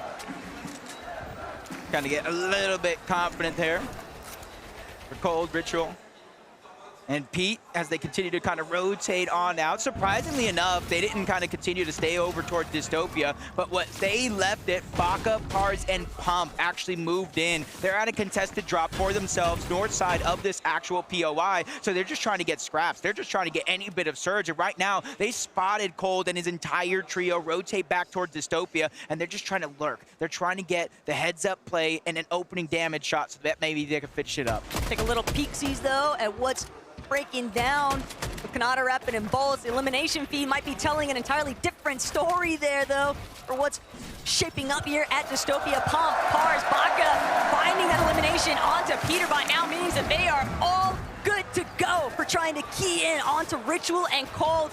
Pars already overhead, Baka right next to him, Pump, separate angle as well. There's just so many flank attempts here, but Cold, Peterbot knows that he's got to depend on his other fragger here, and Cold could come up big time. Hey, before Peterbot went on this huge tear for the scene, it was Cold everyone was worried about. And I remember back at the Invitational 1v2 to get his teammate back into the game and try to get them that good positioning that they had. Baka, Pars, and Pump. I do like this right now. They're kind of testing the outskirts. They're not taking that big risk scenario of moving in towards these buildings. They know they're lurking around. They know with the double pump, 2v1 situation, they can easily try to catch any bit of this damage. So for Cold and Ritual, they just got to continue to play sneaky. One has a med kit. So Taco, this is not the last we've seen of them. Yeah, but the problem still remains, Jacob. They're going to have to deal with Baka, Pars, and Pump, who are very likely, they look as if they're keen, set on setting up to prevent Cold and Ritual from actually leaving Dystopia. And if Cold and Ritual attempt to make a reboot inside of Dystopia, they are going to be immediately pounced upon by Baka, Pars, and Pump. They have so many medkits, they can afford to stick around in these early zone ticks.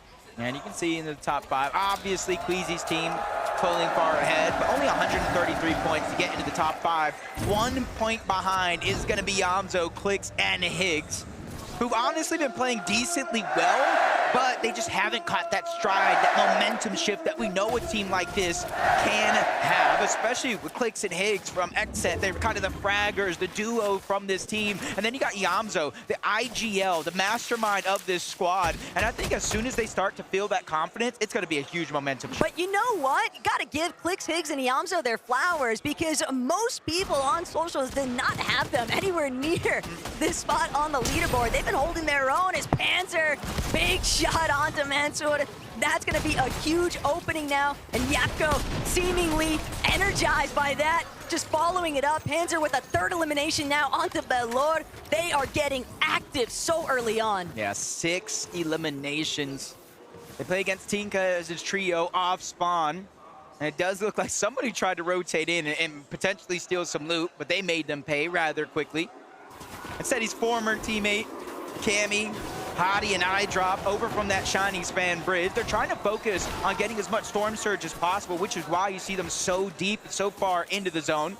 But with every team rotating on out, they're going to use that as their cue to make their rotation as well, and just kind of minimizes a little bit of the risk of the teams they will actually run into and the danger they'll face. Checking back in now, though, with Chap, Mr. Savage, and Reason.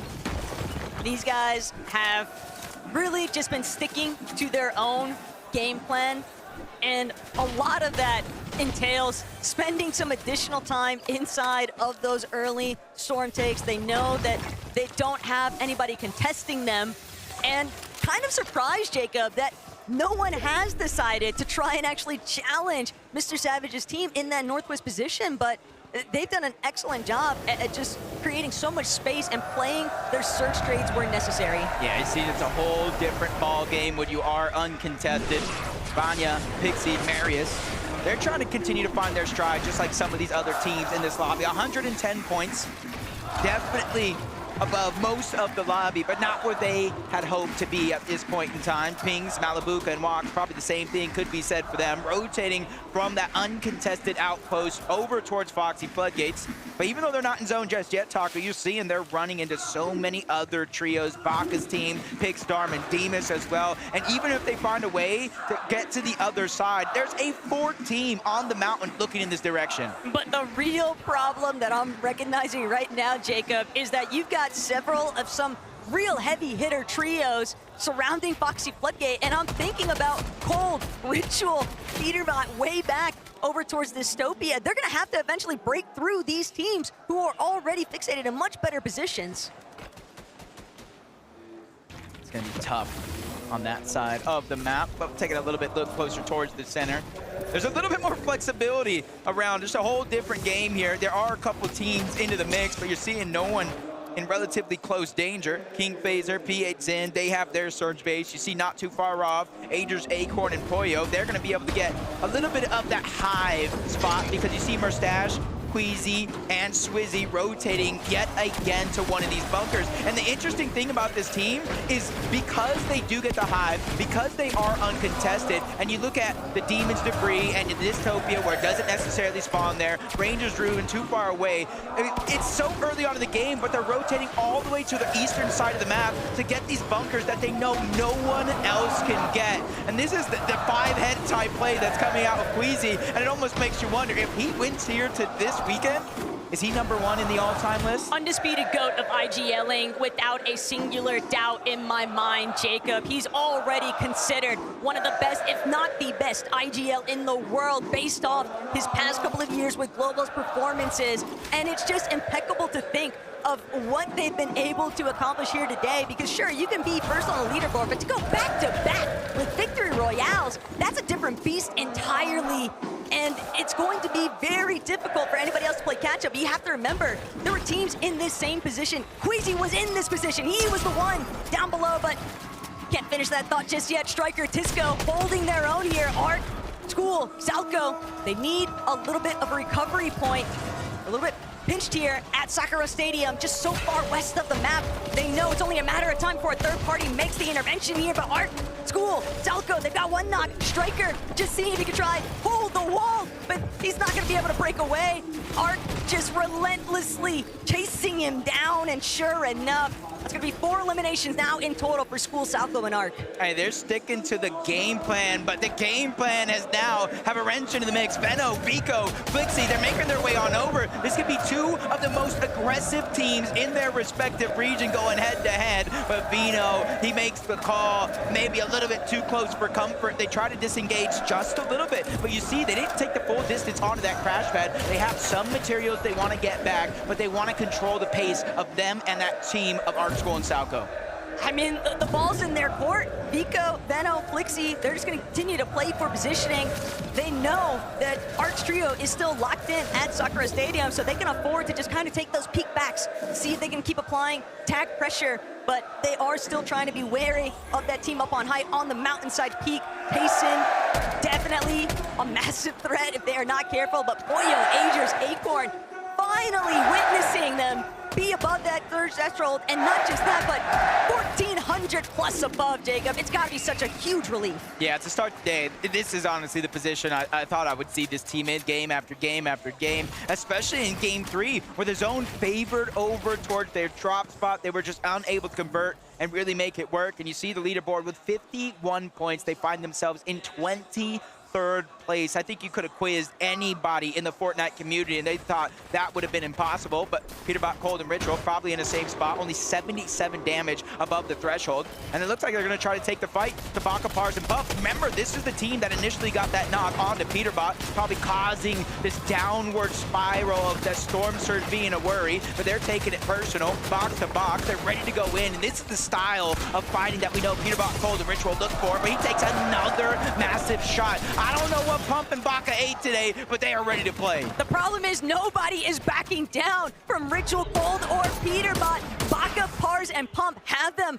fully squeezed inside of this tiny little crevice, and if that wasn't bad enough, they're also having to deal with a third party up on the high ground. Cold, Ritual, Peterbot, they're doing everything they can to try and buy themselves a little bit more time, but they know the clock is working against them. They're only just short of 200 above that damage threshold, Jacob, but they need more, and they need builds. They don't have any materials. It's all on Cold. Peterbot is just left in tatters because of that start. Yeah, it's just a tough situation to be in, because it's almost playing that mind game, the tricks of, hey, maybe I do have to fight. I need a refresh. I will not be able to get materials elsewhere. And with a team that's honestly been a terror to the entire NA Central region, this is kind of a surprise, and you've been saying it, nobody's backing down. Honestly, Papa Pollo said it as well. Peterbot plays mind games with all of you guys. He gets into your head, and that's why he's so successful, but guess what? No more mind games. I think everybody is ready to fight back.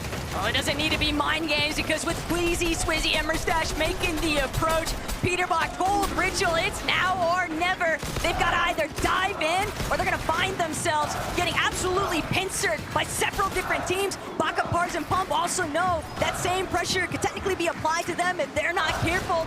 Seems like they might just want to break away here, create a little bit more space. They don't actually know what kind of position Peterbot and his team are in, but Baka cracking Peterbot's shields now means he could potentially try and press forward, but with Cold just steadily applying reverse pressure, he's making it very difficult, but the builds are running so low. Baka, Pars, Pump. Pars is down though. It's just Baka and Pump now left to try and recover this situation. What looked so promising at the start, Cold is trying to shut down, but Cold needs too much damage. He has to pull back. He's got to wait for Ritual and Peterbot to provide, alleviate that pressure, but Peterbot, Ritual now looking to try and dive forward. They need more surge. Oh no, from bad to worse. Baka and them on the other side. They not only get the reboot, but the first knock on the Cold yet again. Earlier in this game, they took down Peter, they took down Cold, and they took down Ritual, and a West on top.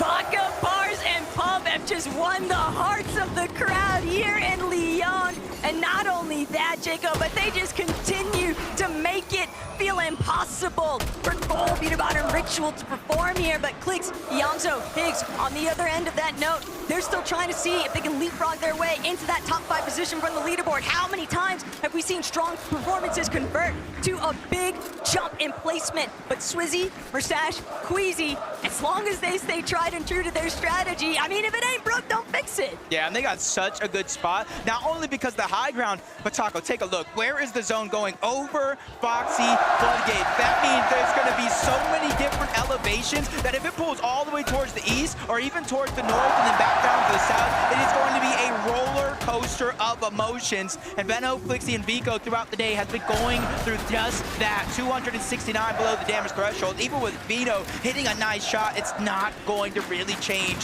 what they're facing right now. And that's why you see them scrambling, looking all around, trying to get information, figure out where they need to put their focus at. They're likely going to have to drop to ultimate low and maybe try to play a pre-edit off of a back tarp. That would maybe be their best opportunity to find some big damage. Still, other teams are absolutely feasting here, and Veno's not going to get the chance from overhead. It's a Minish. This is their backyard, essentially, and Foxy Floodgate now really heating up a Vico. He's not going to allow it. You take down one of my teammates, I'm going to take you with them. Braids having to play for the revive visuals, just not going to be able to do it, though. And Flixie, Vico, This is a dynamic duo, though, Jacob. They could really make it work. Yeah, they've kind of put an all-or-nothing situation going after the high ground. Even though they picked up eliminations, got some points, they have a max pull on the other side. And this is what I warned you about, the different type of elevations that are going to start to come into play as Vico does it again, taking down a Minish, making sure to clean that one up. 4 more points out of the total as they get their 5th elimination of the game. All the way hanging back now. So much pressure being applied to this top section of Foxy Floodgate. But they are right back at home. Queasy, Merstache, and Swizzy looking to control the dam, and that's the most important part of Foxy Floodgate. If you have the dam control, you have all of height. Yep, top 17 though, this is where placement points are going to start to set in and cascade further with each and every team that does get wiped off the lobby. Merstache, Queasy, Swizzy, they are not backing down, they are not shaking, they're just terrorizing everybody around the lobby. Pars really feeling the pain there, and that's because they have that bird's eye view. Nobody is contesting Swizzy, Queasy, and Merstache on the high ground, and look exactly what's happening because of it. There needs to be studies done on Queasy's brain because this position is absolutely unreal. Mr. Savage, Jap, trying to do what they can to push back against Swizzy's pressure, but it's just so difficult to try and take those bloom battles from overhead, Jacob. This is so much leverage over the rest of the lobby, and Swizzy now trying to make sure that he doesn't find himself eating more damage than what he bargained for, but still he has Merstache to depend on. The moment that Swizzy's shields get cracked, he falls back, and Merstache immediately picks up the slack. Gonna be tough because now we're going right back on over the open, and most of this next zone is just all low ground except for the far western side of it all, where there's going to be a mountain that you can try to attach to.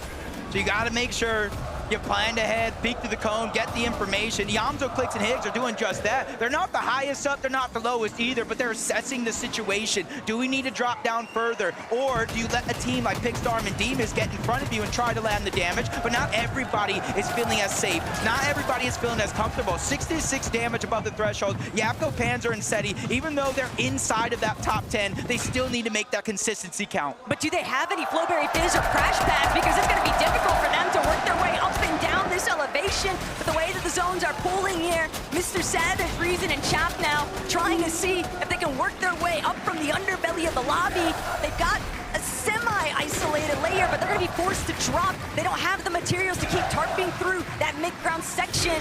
And underneath, where all of the congestion is very likely to start pooling into, that's just open season now for Queasy, Swizzy, and Merstache. Savage team 2 points away from hitting that top 5. And the thing is, they were 1 point away, almost missing the Major 3 Grand Finals. They were 2 points in that last spot to secure the global spot. A miracle run is coming out as Queasy, once again, almost 2,000 damage, back-to-back games above the threshold. Yapko, Panzer, Seti, they're feeling the pressure from up above. You see a huge lack of not only materials, but resources as well as he gets cut short. The wall breaks him off. He's going to go down, but for Yapko and Seti, this is everything. They're still trying to see what kind of placement points they might be able to collect. Every little bit counts for that team, but Vanya, secondary height, Cammy, Hottie, and iDrop, they've also been rather quiet throughout today, Jacob, but that could change in an instant. Mr. Savage, Reason, and Chap now trying to make sure that their back tarp is fully closed off, but Savage not having the opportunity yet to keep building through. Chap picking up where his IGL left off. That is always what you would hope for in a team. Yamzo is sadly going to have to play it through with just Higgs, though. And this is a tough spot to be in, unless Higgs finds a big elimination for the refresh. That was not only points for the elimination, but placement points as well. The full trio's wiped off the map. Acorn, Savage, King, Tayson all going down. Yamzo as well. A good shot being landed, but not good enough. He gets steamrolled by Darm. Marius is the one who took down Poyo. Him and Vanya are feeling the pain as well, because they have to do it without Pixie. But they've at least got frontside low control, and that's going to have to be enough. They're going to need as many eliminations as possible because they need more materials. And we haven't even started the conversation of how to deal with Queasy, Swizzy, and Merstache up above. Everybody else in this lobby looking substantially healthier too. I feel like I've seen this episode of Fortnite before. Game 2, Game 3, and it's looking like it could be possible for Game 4. 370 points and counting. Only 2 teams in front of him, both of them weak. Vanya trying to do what he can, but he only has 1 teammate, Marius as well, but the full trio up above. They get the wipe onto 1. They're looking to close this one out as well. Marius in his line of sight, but Swizzy, he takes a big shot. That's a surprise attack, but luckily for him, his 2 teammates have his back. Mustache gets the drop on the Marius, stays alive. They're targeting out Vanya. 3v1 situation, and they go back to win another game. When have you ever seen on the global stage the Tripskis of victory royales? Queasy, Swizzy, and Mustache are setting a new precedent here in the 2025 Globals performance, Jacob. This is insanity what we are witnessing right now, and they deserve all of the credit. But Frankie, let me know what else they have to say. This is incroyable, Leon! Swizzy, please stand up. Can you believe this is happening? Yeah, I knew we were gonna win. You knew it. You are playing like you knew it too. Queasy, you've been to so many of these events, but I don't think this has ever happened to you. Back to back to back. Surely you can't believe what's happening right now. I mean, I can. We practice a lot. So just lucky it's paying off right now. We need to just keep playing and hopefully we'll win. It's been really interesting to also see what's happening with the North American teams. On the analyst desk, they were talking about the fact that in North America, the top teams are conditioning the lobby all the way through the season, but that's not happening on Globals. Is it simply a case of not fearing the competition, of not believing their hype? I mean, we're just playing our play style. There's like nothing, like we're not gonna play low ground if we don't know how to play low ground, so we're just staying on high and playing that, you know. Actually, you did well for 3 games, for your team, but also for the crowd. Are you proud of that? Yeah, I'm so proud. I'm proud of my fans, I'm proud of my teammates, like, they're crazy. And for you, will you keep the high ground for the next 9 games again? I mean, the strat is take high, don't die. That's it. Ils vont continuer comme ils peuvent, mais ils donnent beaucoup d'énergie pour vous et ils sont très fiers pour vous et aussi leur communauté et surtout leur trio. Thank you very much. It's crazy. You have another word for your crowd over there just in front of you. I mean, I want to thank to every fan that came here watching us, and even if you're not here but watching, I want to say thanks to everyone. It's the biggest support ever. Thank you. Leon, one more time, please show your appreciation for Queasy, Swizzy, and Mustache. We are heading to a break. We'll be back with game number 5.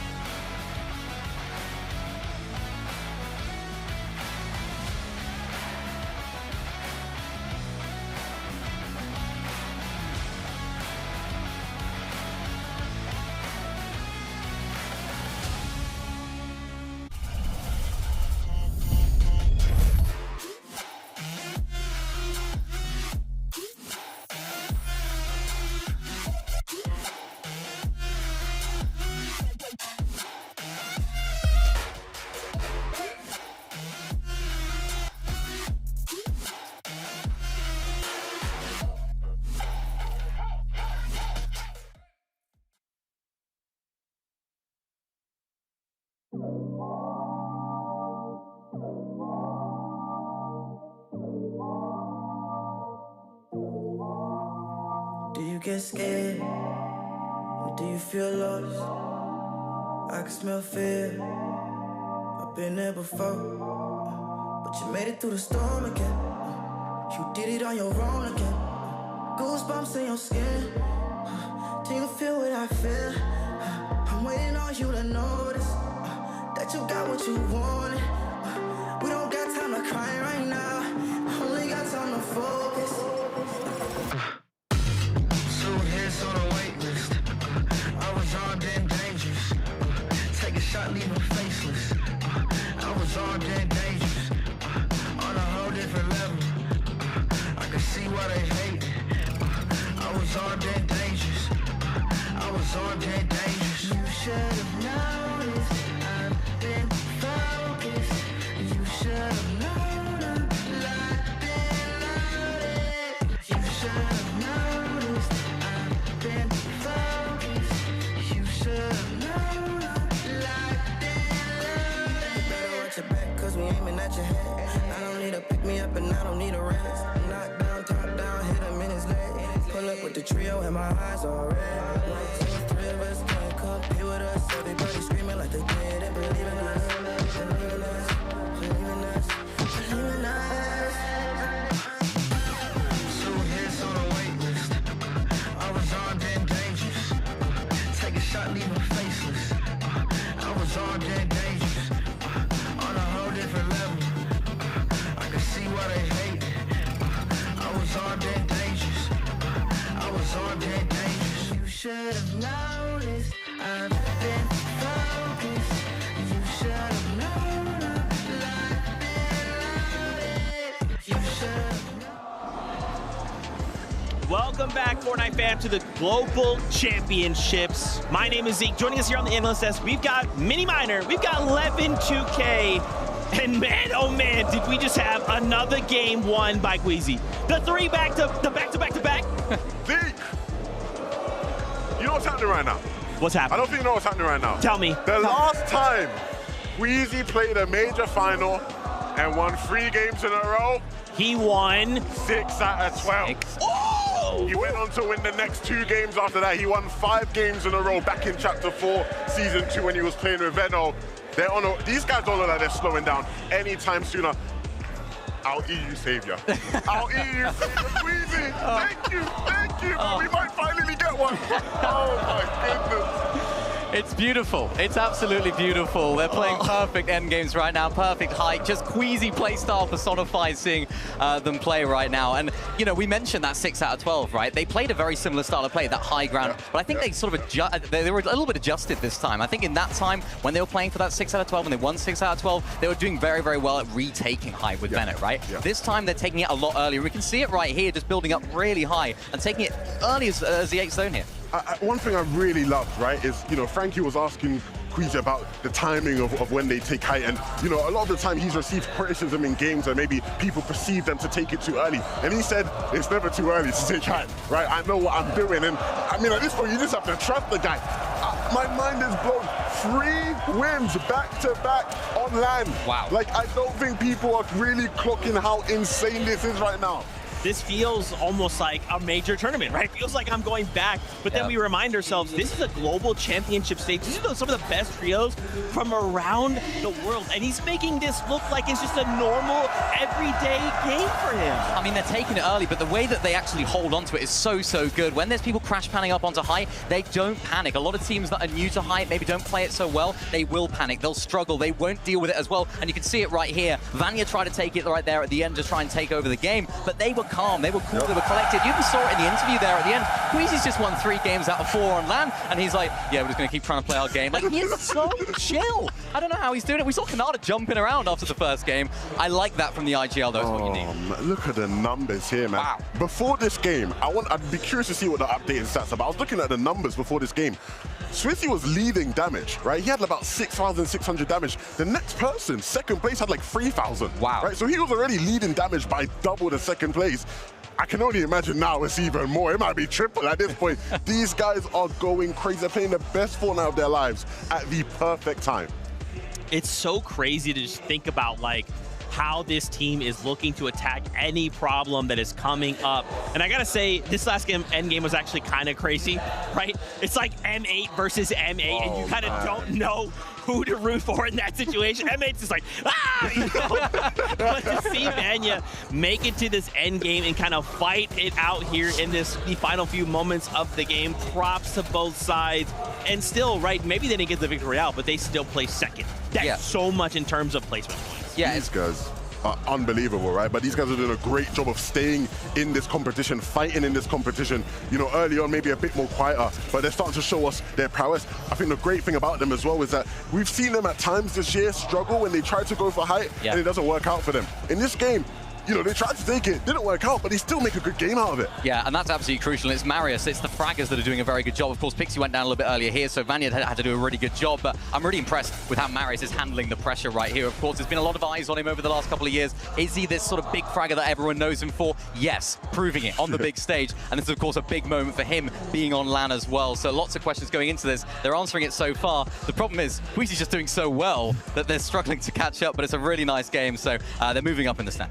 Let's take a little peek at the second page, though, right? Let's just kind of roll things down. How are things looking, right? We see Agers, Hoyo, and Acorn. What's crazy is I kind of didn't expect to see them this high up in the leaderboard, right? They're kind of lurking in the shadows. We haven't quite seen them have the game we're like used to seeing on NA, but we still have 2 more games left to go on the day, so maybe they can piece something together. A good time to try get some momentum. I feel like at competitions like these, when you start slow, you almost are out of sight, out of mind, right? These guys now, if they can sort of creep their way back in towards that sort of top 8 range going into tomorrow, they're still going to be, maybe not a good shot for contention if Queasy keeps playing like this, but they're still going to end up, you know, put themselves in a position to end up way up there in the leaderboard by the end of game 12. Yeah, and they have the firepower, right? We talked so much about their drop spot at the beginning of the show, how powerful that really is. Of course, the team as a whole, the way that they can play, we know how well they can play end games as well. So all it takes is just 1 or 2 things to go their way. We all know about how good Hoyo is when it comes to those end game clutch situations as well. And I think maybe a little bit of the pressure aspect was coming into it, you know, walking out in front of this massive crowd, chanting your names. It can be difficult and it can be really, really tough to adjust. And I'm telling you, man, well, we'll save that for later. You heard that bus horn. It is time to get back into game with only 2 games left to go. How do we position ourselves for day number 2? It is time for game number 5 on the day right now.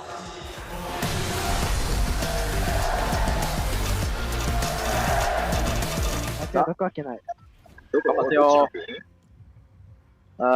左で良さそうじゃね。めっちゃ入れる。やばい、まさかのショット。メラピンかも。さすがに。これはここに？キーある、お前らマジ気をつけて。できるだけ、ちょっと右でもいい。ちょっと右でもいい。あんま変わらん。一緒。圧勝。周り見ない。かわせるよ。俺そのままドア行く。俺、下すぎは。俺、外が死んだ。死んだ。最後耐えて。ナイス。待って、それ、壁て。ナイス。詰め。下から来てる。下から来る。そう。よろしくこれ。たまない。やって。待って、俺いけ。ピーターボードかぶってる。板合わせて。ラズ引いて、俺100ターンある。頑張れ。すぐカバ。やり。Oh my god! ラゼール Let's go! Nice! バレックス、ピーターボー死んだ。落ち着いて、ゆっくり行こう。こっち。もうピーターボードいない。俺来たやつだ。Oh my god! ラゼール Let's go! Nice! ナイス、お前。強すぎ。ナイス。時間警戒2人上。2人上。いや、ピーターボードいないからそんなすぐ来ないけど、警戒ね。ゆっくり落ち着いてこう。ナイス。俺上焦る。ナイス、ラゼル、お前最強だよ。ナイス。ナイス、お前最強。強すぎ。俺上でキーカるよ。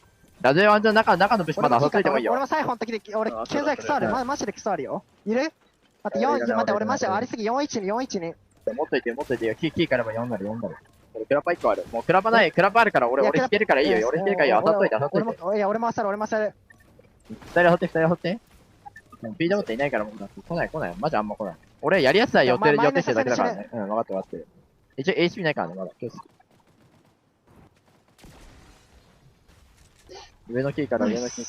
あまりのキー買っといた方がいい？借れるけど、どうする？いや、買っといた方がいい。いや、余ってない。一応買っといた。一回、アサリ優先。タンククあるよ。クラパ使って一回全で狩るのありかも。クラパビーチェストのもあるから、俺5個持ってる自分でビーチェストで開けないで。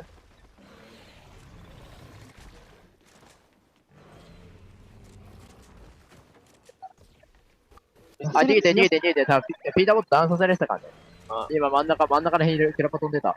やんね、やって戻ってけね。いや、わかんない。逃げてるのが一瞬見えただけ。3人いるかもしれない。フィズない？フィズある。フィズデカにチャビオン。それ俺がフィズって言ったらマジ即フィズ。それ俺の方タンクめっちゃある。一回割ろう。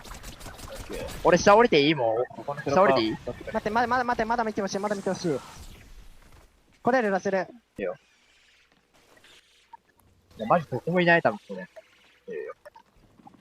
降りて大丈夫よ、これ。俺もベスト与えたい。まだ全然与えたい。俺なんもない。下がるよ、転しちゃってる。下がるよ。てる。あ、まあ、打ち合いなしで。打たれた。俺、紫 D もある。打ち合いしなくていい。ちょっとしていい？ジャンパーならやれる、一応。いやけどね、回復までなくなるからしゃばい気がする。もっとしなくてもいいよ。そりゃそう。回復マジ強いよ、俺。いや、回復強いけど、マジでなくなるのしゃばいから。俺回復ない。着ぐにでかいち。持ってない。持ってる。あいつら2人で打ち合い。待って、あれ根元まで入って折ってダブルキーは？いや、リボルバー1丁ね、リボルバーとハンマー。一回3冠ね。いや、なしだな。クラパー余ってるラセル。3じゃ真ん中にあれ余ってる。真ん中に余ってるよ、聞いて。3冠ね、俺のとこ30ある。そっち行く。青のリボルバーあるよ。運ぼうか？運べるなら運ぶ。本部は20トンとか余ってるよ。落としてる。回復俺マジでないよ。着にでかいち。着に上げれる。着4デカにフィズ役。俺マジ回復めっちゃある。ブッシュってダブルキーするよ。一回ブッシュですね。一人回れ。まだアンチがいい。本当にアンチがでいい。これ左上もクイジーアンチね。俺、鉄うまいと使ってよ。こっちに家からよ。ワンチャン誰か上上がらない？上がってみてどうして。ここから離れてマジ怖い。クラパは持てない？クラパ俺持ってない。クラパ6、2人持ちたいできれば。開花、チャゲスプカとかデカパなら持てるよ。チャゲなり警戒。チャゲ4デカ3フィズ俺。チャゲ4持って、チャゲ4でもチャゲ持つ。クラパ持って出せる。アイドロップキルしてる。ダーマ、これ、カ入ってないか。あ、いった。アイドロップダウンさせる、あれ。あれ、花畑。チェスプ、持ってる。ちょっと待って。ジャンパーない？ジャンパーある。でも行かね。出して。ジャンパーでもこのジャンパー渋すぎるな。ダメキジャンパーそのまま隠しといてくんね。デカ3フィズ。クラパ6。クラパどうせ帰るし、マリブカ殺し行くよ。マリブカじゃない、花畑。マリブカでもいい。サージとりあえず稼がなきゃいけない。お前ら武士言うてある？めっちゃポンプない。リボルバーとハンマー。白ポン。これもリボルバー。天一してるやつより武士当たってるやつを殺していきたい。ミニ3チャゲ6。デカ3フィズ。ミニ3チャゲ6。ケントめっちゃある俺。こっち来れる？俺ダブコにしちゃダメ。デカ捨てて。デカに。捨てていい？いいよ、じゃあ貯めといて。やりやすい方でいいよ、貯めするって。こっち来て、とりあえず。デカ中に入る。俺が離れるのマジでよくない。こっち来て。まだ遊んのお前ら。いや、ジャンパーいらないのって。ジャンパー隠しといて。アンチェックかけていいよ。今じゃない。道にあるからいいや。クラパ1個使うわ。ラセルフィズお願い。俺もフィズあるよ。フィズチャグね。フィズよ。フィズ100チャグ。こっち来て。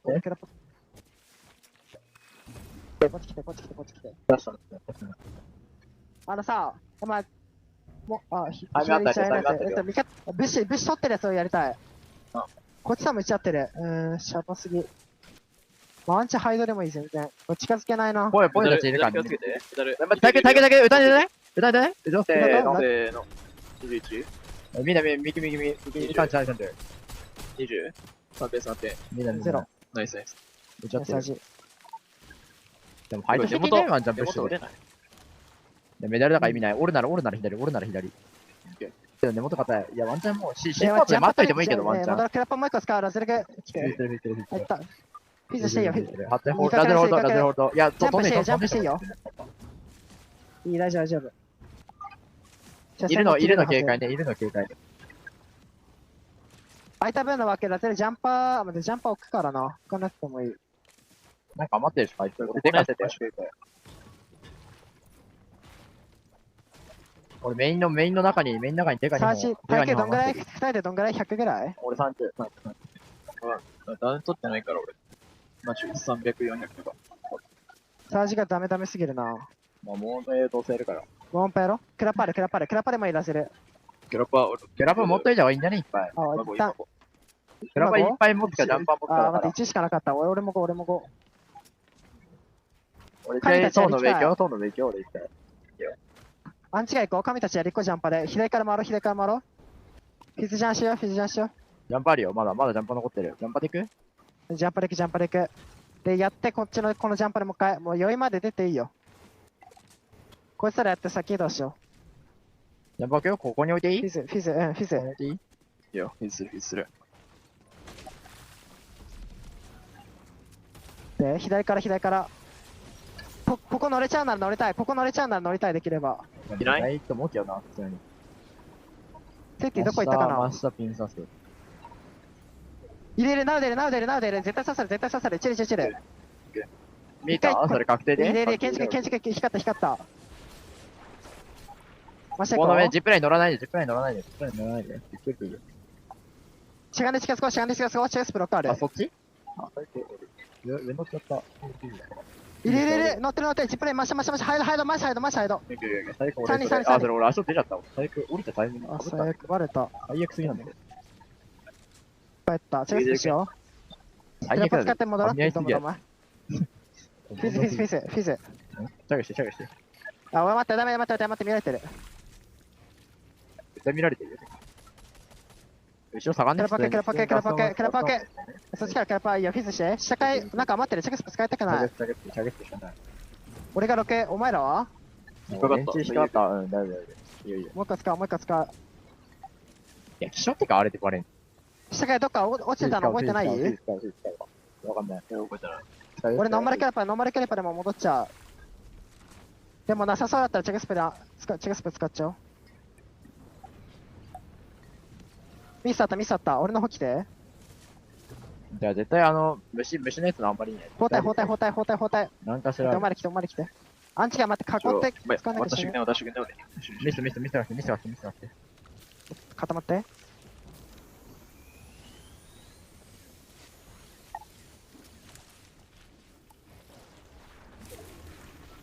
ジャンパーでもう一回どっか行こう。もう一回地区の S だけ。ミスあるよ、もう一個。下階、俺、クラパ持ってるよ、ラゼル。クラパ持ってる。オッケー。クラパ出す、俺ミス持ってる。クラパナイス。ジャンパーの方行くよ。回復で風飛ぶ。うん。何も減ってないでしょ、武士別に。減ってない。下階がチャガスプ誰か持ってんだっけ？着4。俺も6。ミス一回かけるからくっついて。風ちょうだい一回。ハイド警戒。間違い乗る？おエクサル側の雪山乗れるかもな、まっちゃん。もういいよ。で、これ下乗るなら、で、下側、マップの下側。こっちの方が敵絶対たくさんいる。マップの下。アンチちょっと入りながらでいいよ。メダル落としてるよ。言わなくていい。ここのジャンパーできればもう一回飛びたい。アンチ内いといていいんアンチ内か。いといていい。ガチャしよう。ミスあと何ある？ 85。いる。ここいる。あ、ここ、あれこ。お前バレずに。デスプ1個使う。バレた。いつあげるよ。待って、これしゃがんでいったらバレなくね？いやー、車線通るな。無理だな、無理。いや、海外でね。待って、ミニガン。根元ね、一瞬で。いいよ。開けてくんね。俺らも打ってあげよう。26、無理。俺だ。落ちてるところ打てるかも。いないか、一人じゃね多分あれ。ぽいね。ジャンパ飛んだら死ぬ今。今、下降りてる。どっか行ってる。北進行ってる。こいつらはやらなくていい。待って、こっち来て。体力回復分も使う。左前左クラパ。あ、クラパ6ある。ミステンジ捨ていい？捨て。これ、乗りこ。よし、あんましすぎなくていいよ。回復ってより。あとフィズな。左側行こう、左側行こう。俺フィス85あるよ。オッケーオッケー。フィズ55。55、サーチさえかけたらアンチがでいいから。これいんの入れる。待って、チリ。待って、ゆっくり。こっち降りた、ゆっくり。こいつは、いや、バレなかったり。バレない。奥行ったら、また奥行ったら、いや、こっち。いや、こっちのね。あ、待って、いや、左かも。チリ、やだ、ゆっくり。もう大丈夫。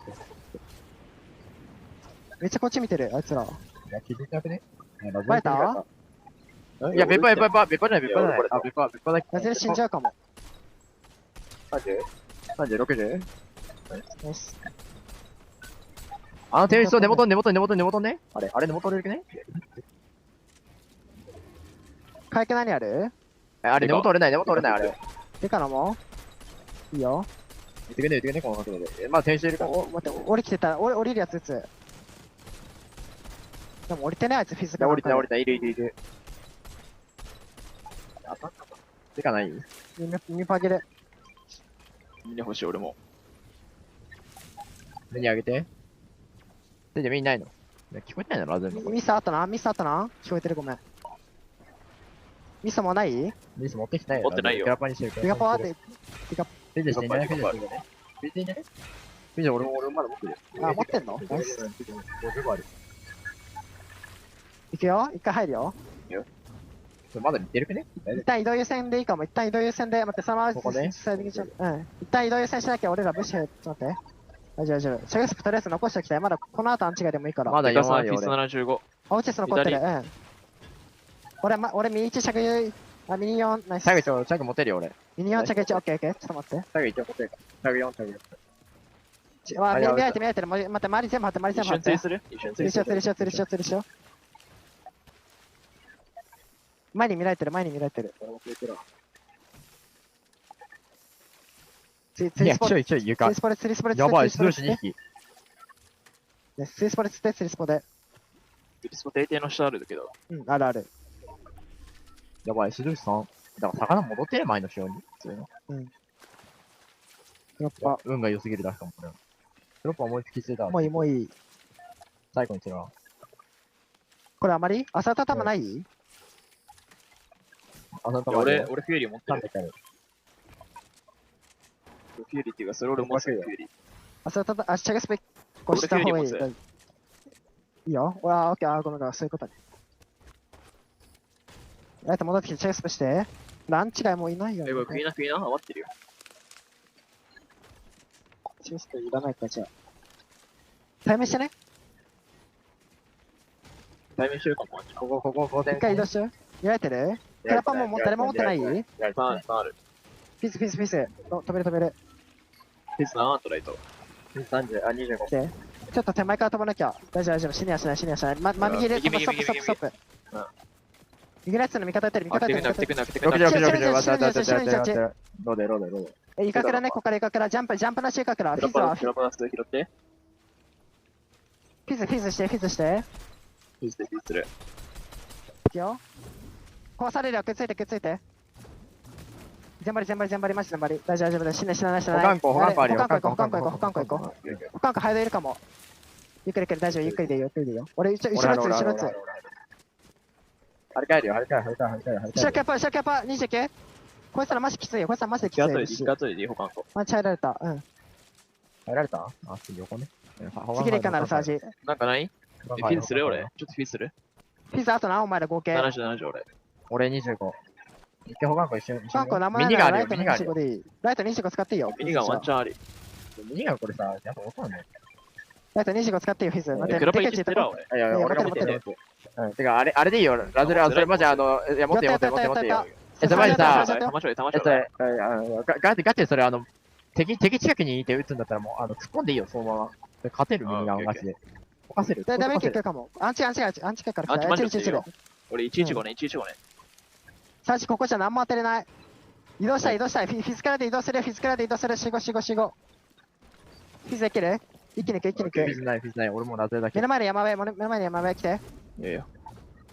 大丈夫、知らない。一回ストップ。変に笑えないで。ナイス。ミニパーキレードする。あれ、シルフィスさんある。はい。建材あるでしょ、お前ら。いや、ない。115。21、2.5。でかの、でかの。いい。いい、金材なんてなくて当たり前。上まで登りたい、上まで登るよ。ダッシュするよ。後ろ誰よ、後ろ誰よ。はるはるはるはるはるはる。はてはてはてはてはてはて。大丈夫、大丈夫、大丈夫、大丈夫。アンチが見よ、アンチが見よ。全然いいか。いるいるいる。いる、クレパクレパクレパクレパ。ミニガンミニガン俺。どう？いかが開け？移動して移動して、いかがせーの。屋根帰る、屋根帰る。右右、屋根帰る、屋根帰る。カンタ怖い、カンタ怖い。入って入って、ちょっと入ってる。打ちすぎても打ちすぎてもいい。割れないで、割れないで。カンタ来る、カンタ来る、真ん中ないね。ライト回復して。俺やる。早めにどっか行こう、早めにどっか行こう。ミニポット早い。これミニポシドシクってさ、こう手打ちがね、この上の。もう、いや、手、後ろして、後ろして、後ろして。いや、後ろ400も稼げ、400も稼げ、これ。キャラボック、キャラボック。分かってる。待って。フィニッシュくね。フィニッシュしなくてもいい。まあ、どっちもいいや。フィニッシュもいい。いける、マジでいける。やばい。バカタイト。待って、俺やれる。ああ。ミニガンでいいよ、ミニガンでいいよ。もうミニガンで僕サイロ、待って、フチヒ。俺とき。フィニッシュ僕サイロ。ラズミニガンチャージして。や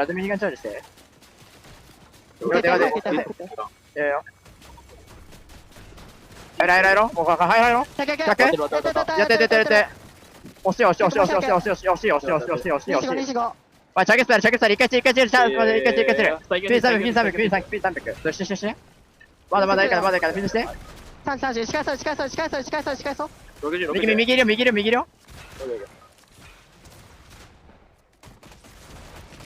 最悪。これ来んの Things because they are relatively high up above, but it's the loot. You can see half of the fizz gone, half of the splash is gone, so that was a must. I think the bigger relief, though, for Shadow and Sphinx is that they know with Mr. Savage's team having been wiped, there's nobody behind them. So now they can push forward and just control that more uncontested area of the zone. Still need to be wary, though. Are catching glimpses of Kanata, Bolt, and Rapid in the distance. And of course, Swizzy, Queasy, and Mustache steadily starting to scale their way up towards an elevated position, but there's several other teams nearby that have the same intentions. Yeah, if you guys see multiple teams in the distance, that Thunderbolt striking down, that Storm Surge, even though Swizzy, Queasy, Mustache don't exactly know those teams are below it, they will hear the shields crack. King's gonna go down, but Poyo is the one that's potentially stealing away those points. And maybe even the loot as it fully gets cleaned up. Swizzy, Queasy, Mustache put the full target down on a PH in. He's just trying to get some of that loot from his fallen comrade. Do Swizzy and Mustache ever miss? No. The answer's gonna be no. Okay, no. PH in, eliminated. Mustache with another one. But that's actually gonna be the first one of this lobby. They've just been collecting so many eliminations throughout today's lobbies, Jacob. It's almost crazy to think that that's their first, but Queasy could be in trouble. Does manage to break away from where Bolt, Rapid, and Kanata are at, but Kanata, you know that he's scheming inside of this middle section. He wants to maybe try and set up for a pre-edit on their back target, but they know there's another team directly underneath them. And it's gonna be School and Southgo caught off guard. They're not gonna be able to make that transition. Ark still trying to press forward, but he's stuck in the corner. Ark trying to fight back, but there's nowhere left to run, and Bolt finds that elimination. That is a lightning strike if I've ever seen one myself. Bolt taking down all 3 players of the NA West Major 2 champions, Arksful and Salco. And the thing about Arksful and Salco, I saw it for just a quick moment, they were below the damage threshold as well. So their aggression, even though they are picking up eliminations, isn't working out as good as they hoped. But it's still a damper for Kanata and Bolt. Bolt's now losing all of his shields. Still, he'll have the opportunity to recover that, but it's the loss of Rapid that's really going to start impacting where Bolt and Kanata might end up here. Fortunately for them, Zone pulling a little bit away from those mountain faces, so as a duo, they can still look to break through the low ground, but Queasy, Mustache, Swizzy, Gentlemate's going absolutely ballistic in this audience right now, and for good reason. Mustache said it, we're just gonna keep winning, and they've got 3 already at the international level, Jacob.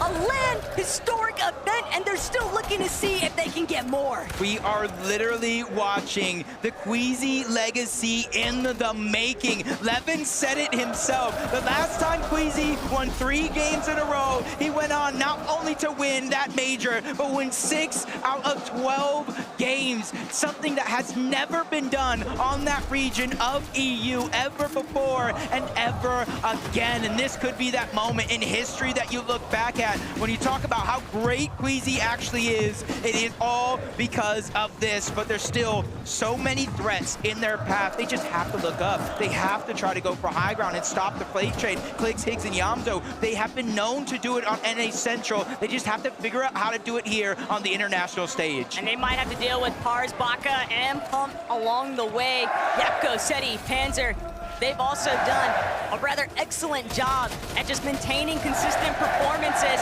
and they're looking for yet another repeat here, trying to clear some space in that secondary height, but they know if they want their odds to turn this into a victory royale, they're gonna need more than just secondary height. Pump falls to Clicks. This is big time for XSET because they need to pop off here. Yeah, they truly are looking elite as a trio and taking the front side of the zone, something Yamzo knows to do best, but they have to be careful. Marius, Vanya, and Pixie, they're bouncing around with those crash pads, instantly climbing up that mountain, and that just means better positioning right away, and that gives them that luxury to look back, see all these other players rotate through. He's peeking through the stair. He sees Acorn, Aders, and Pollo, but it's not ready to go for it just yet, and nobody has even had an opportunity to look up. They're attached at the backside of the zone. They're attached right in the middle. It's not even going to be easy when somebody eventually does. But that's the problem. Nobody else can actually make their way up towards the high ground because Sweezy, Queasy, and Merstash refuse to budge. They just keep shutting down every single opportunity, forcing these teams to converge onto each other as iDrop now trying to see if he can collect an elimination there, a knock, anything. He needs a massive refresh here, but it's Pixie who finds Hottie, Marius, Pixie, and Vanya now looking to see what more they can seek out.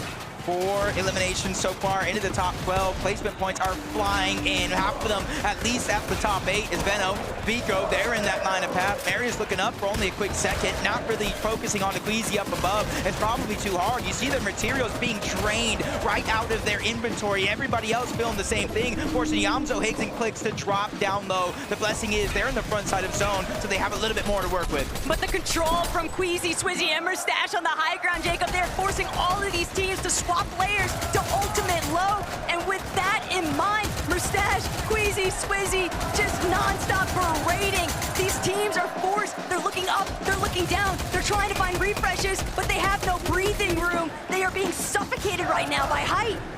With the conversations going on before the Global Championship, Boom probably smiling ear to ear right now with EU doing the performance that they are, but Kanata Bolts, they're trying to channel how they played in game number 1, finds a key elimination on Re. Not just elimination points, but placements as well. Cammy falls, more points from the lobby. Swizzy's trying to drop down low, he's just getting loot. He's bringing it back up to his IGL. And that is all Swizzy has to keep tabs on alongside Merstash. Everything getting dropped at Queasy's feet so he can have the ultimate success here. But Marius, he's in too much trouble. Marius trying to squeeze away. It's Vico, it's Veno, and Flixie chasing them down. They know that they're going to have to clear out all of these players inside of these lower layers if they want a real shot at beating Queasy up on height. Yeah, if there's any team that I think has a chance to look up and at least give them a fight, it is going to be them, as Marius is forced outside of the zone, almost a 1v1 against Clicks, and Clicks gets the knock. Can he get the elimination? No, he can't. No siphon for him, but the battle, the inevitability is finally here. Vico's taking charge, but he's also taking most of that damage. Flixie's forced to reload. Veno is in that mid-cut as well, a challenge that they did not find success on, but relatively so. Even if they might not have the high ground, they put Queasy and Merstash on the back foot.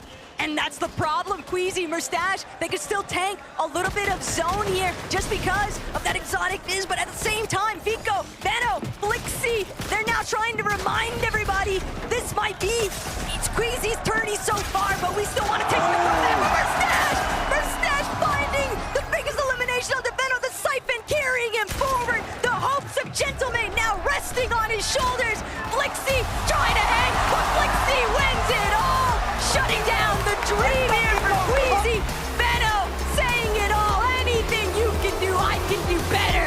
We talked about the 6 of 12. It was with that man right there, Veno, with Vico and Flixie by his side. They are looking like a terror on the lobby. Frankie, we gotta hear what from them by themselves. We need to hear what you have to say, Flixie. What's it like getting a victory royale here on LAN in Leon? It's great. I mean, we died off spawn, we clutched the game. It's really good. And yeah, you clutched the game. I mean, it was quite the competition between you and the leaders of the lobby. Were you aware it was Queasy you were up against? I mean, we knew it was Queasy, but we're just better than them, so we just went up and killed them. I think you might need to get a few more victory royales before you can say that. I do want to come to you, Venno, obviously up against an ex-teammate you know really well. Does that make it a bit more satisfying or even a little bit more in your head? You know each other so well. Nah, if I can't win this tourney, I want Queasy to win. Oh, I've never heard him say such nice things. Thank you, Venno. And of course, Choca, à toi pour Vico. How do you feel after this first victory royal, and how will you do the second one? Hey, I mean, I feel great, you know. We finally got a win that we wanted, you know. We're still calm though, but it's kind of hard. But hey, I mean, we're doing the best of it. Next round, you know, we're gonna win our spawn. We're gonna win the game again, you know. We're gonna catch up to Queasy finally and shit. So yeah. Ils sont très déterminés à remonter dans ce classement et à continuer de monter. Ils adorent et surtout, ils sont très confiants pour aller chercher une deuxième victoire. Are you expecting to still be contested at Canyon Crossing? I mean, we were expecting it because they were knocking down Asia, but I think there's no point for them to contest because, I don't know, even if they're winning, they're not getting good games, so. Well, we will see after this short break.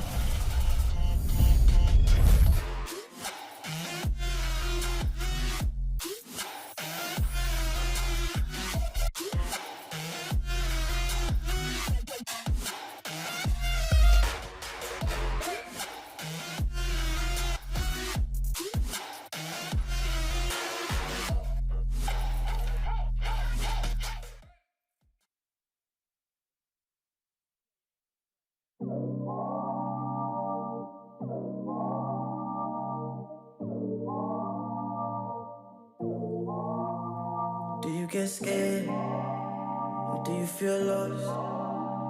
I can smell fear. I've been there before. But you made it through the storm again. You did it on your own again. Goosebumps in your skin. Do you feel what I feel? I'm waiting on you to notice that you got what you wanted. We don't got time to cry right now.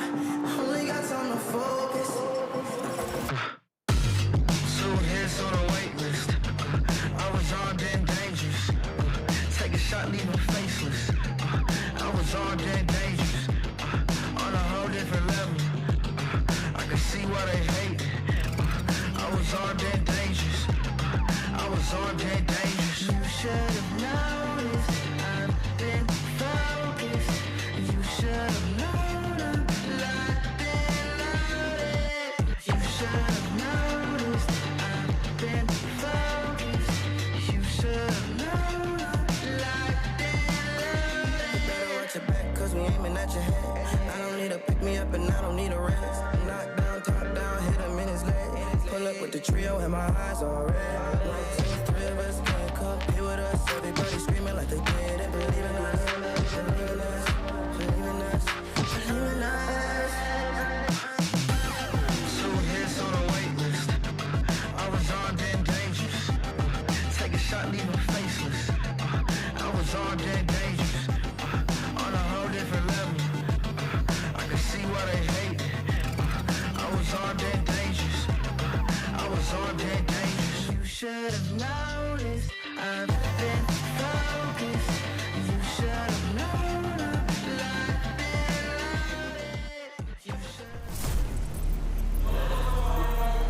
loaded. Welcome back, Fortnite fans, to the Global Championship.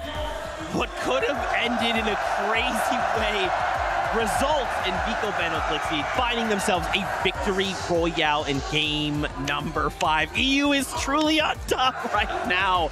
My gosh, I love the responses as well from the trio. Keeping it humble, keeping it honest.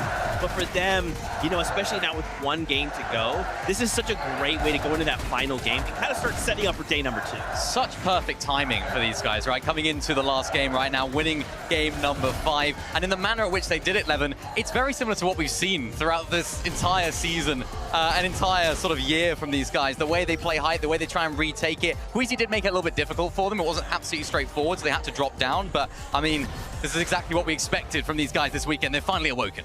I'm going to throw some shade to my brother Zeke.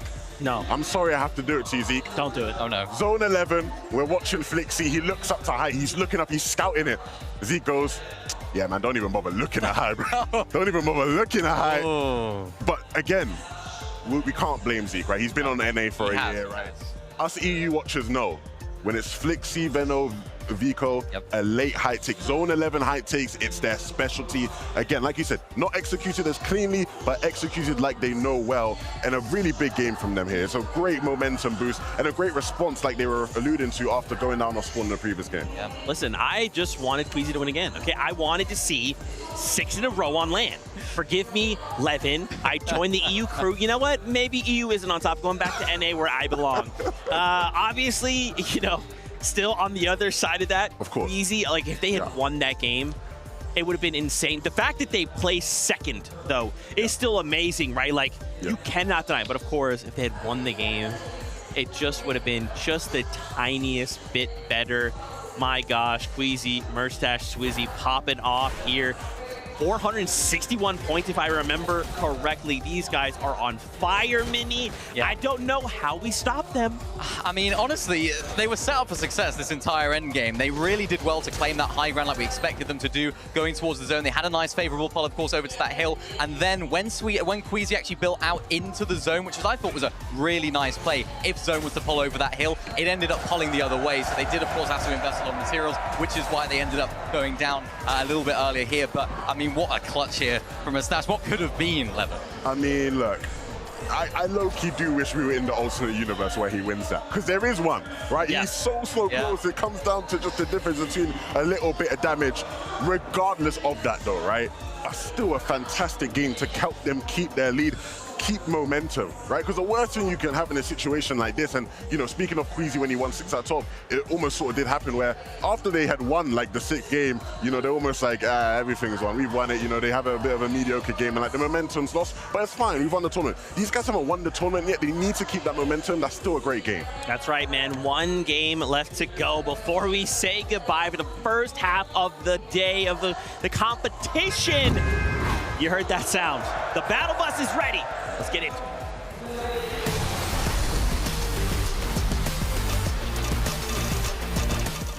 またワンピース3か。頼んだ。いや、メラピンだね、さすがに。メラピン行く？もうここが待ちなら引こうぜ。メラピン。確定で負けてないと思うけど。敵はワンチャンピンクでやってくんねえかな、エクフたち。ワンチャン。崖引っかかんないよね、お前ら。敵ピンク、多分ピンク。できるだけ下目に行きたいから、こっちら辺とかでもいいよ、ちょっと。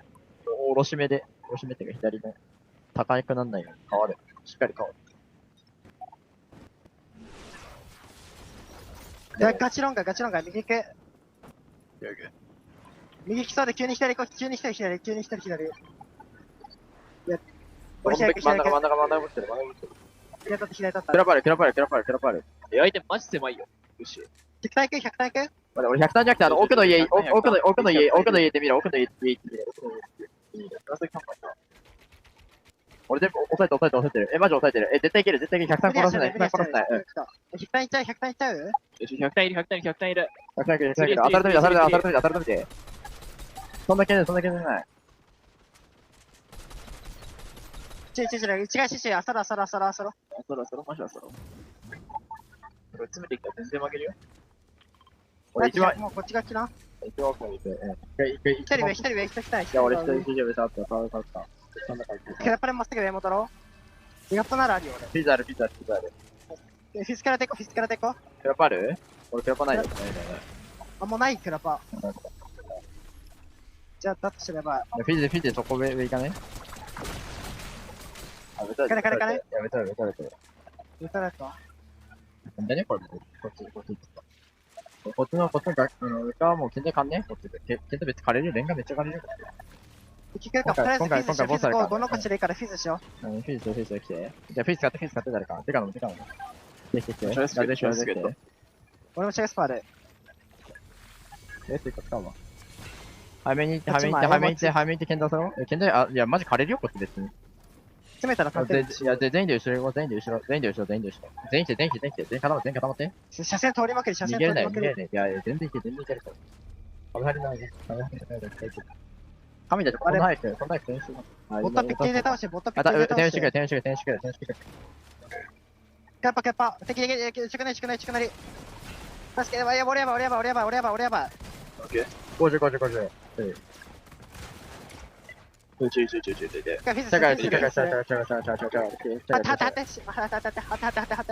いや、戦いに来てくれただけ感謝。敵、ペッパーに立て。一人上にいる。回復せろ。でかある。フィズない。上がんね。ない。一人上。健在負けで無理だ。目の前一緒にいたね、これ。いいかな。簡単見る。マジブッシュ。一人下にいるよ。一人ここにいる。オッケー。いや、こっち見て。いいじゃな。うん。これ引き時間かけるわ、一人ですね。これ上めっちゃいる。上に立つてるえぐい。上ディオで。ボス出てる、このうち。ボス怒らこいつアホしてない。こいつらが当たる。牽制がない、8枚。そう耐えてる。こいつら多分回復ないよ。そんな武士、漁るとこないでしょ、こいつら。ない。武士自体はない。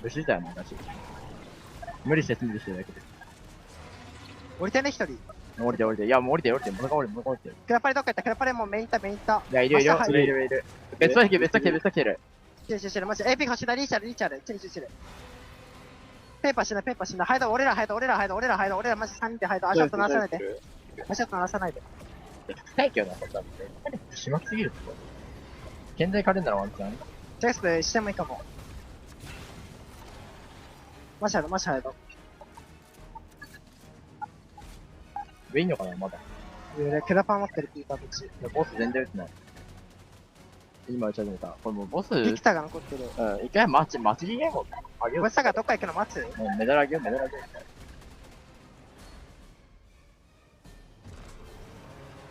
絶対バレた瞬間死ぬからね。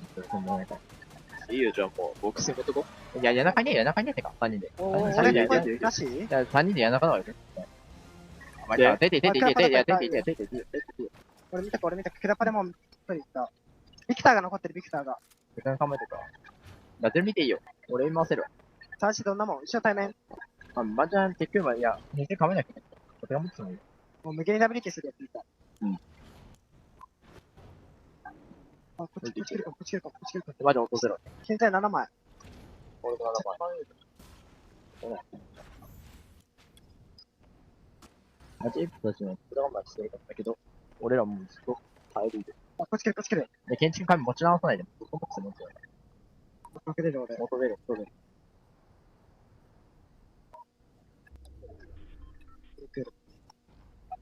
来る。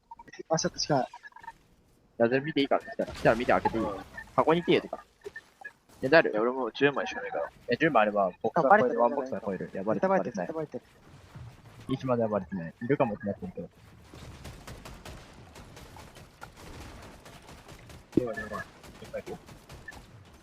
開けるよ。待って、5。いや、これエピコール出して持ってる。待って、目の前で。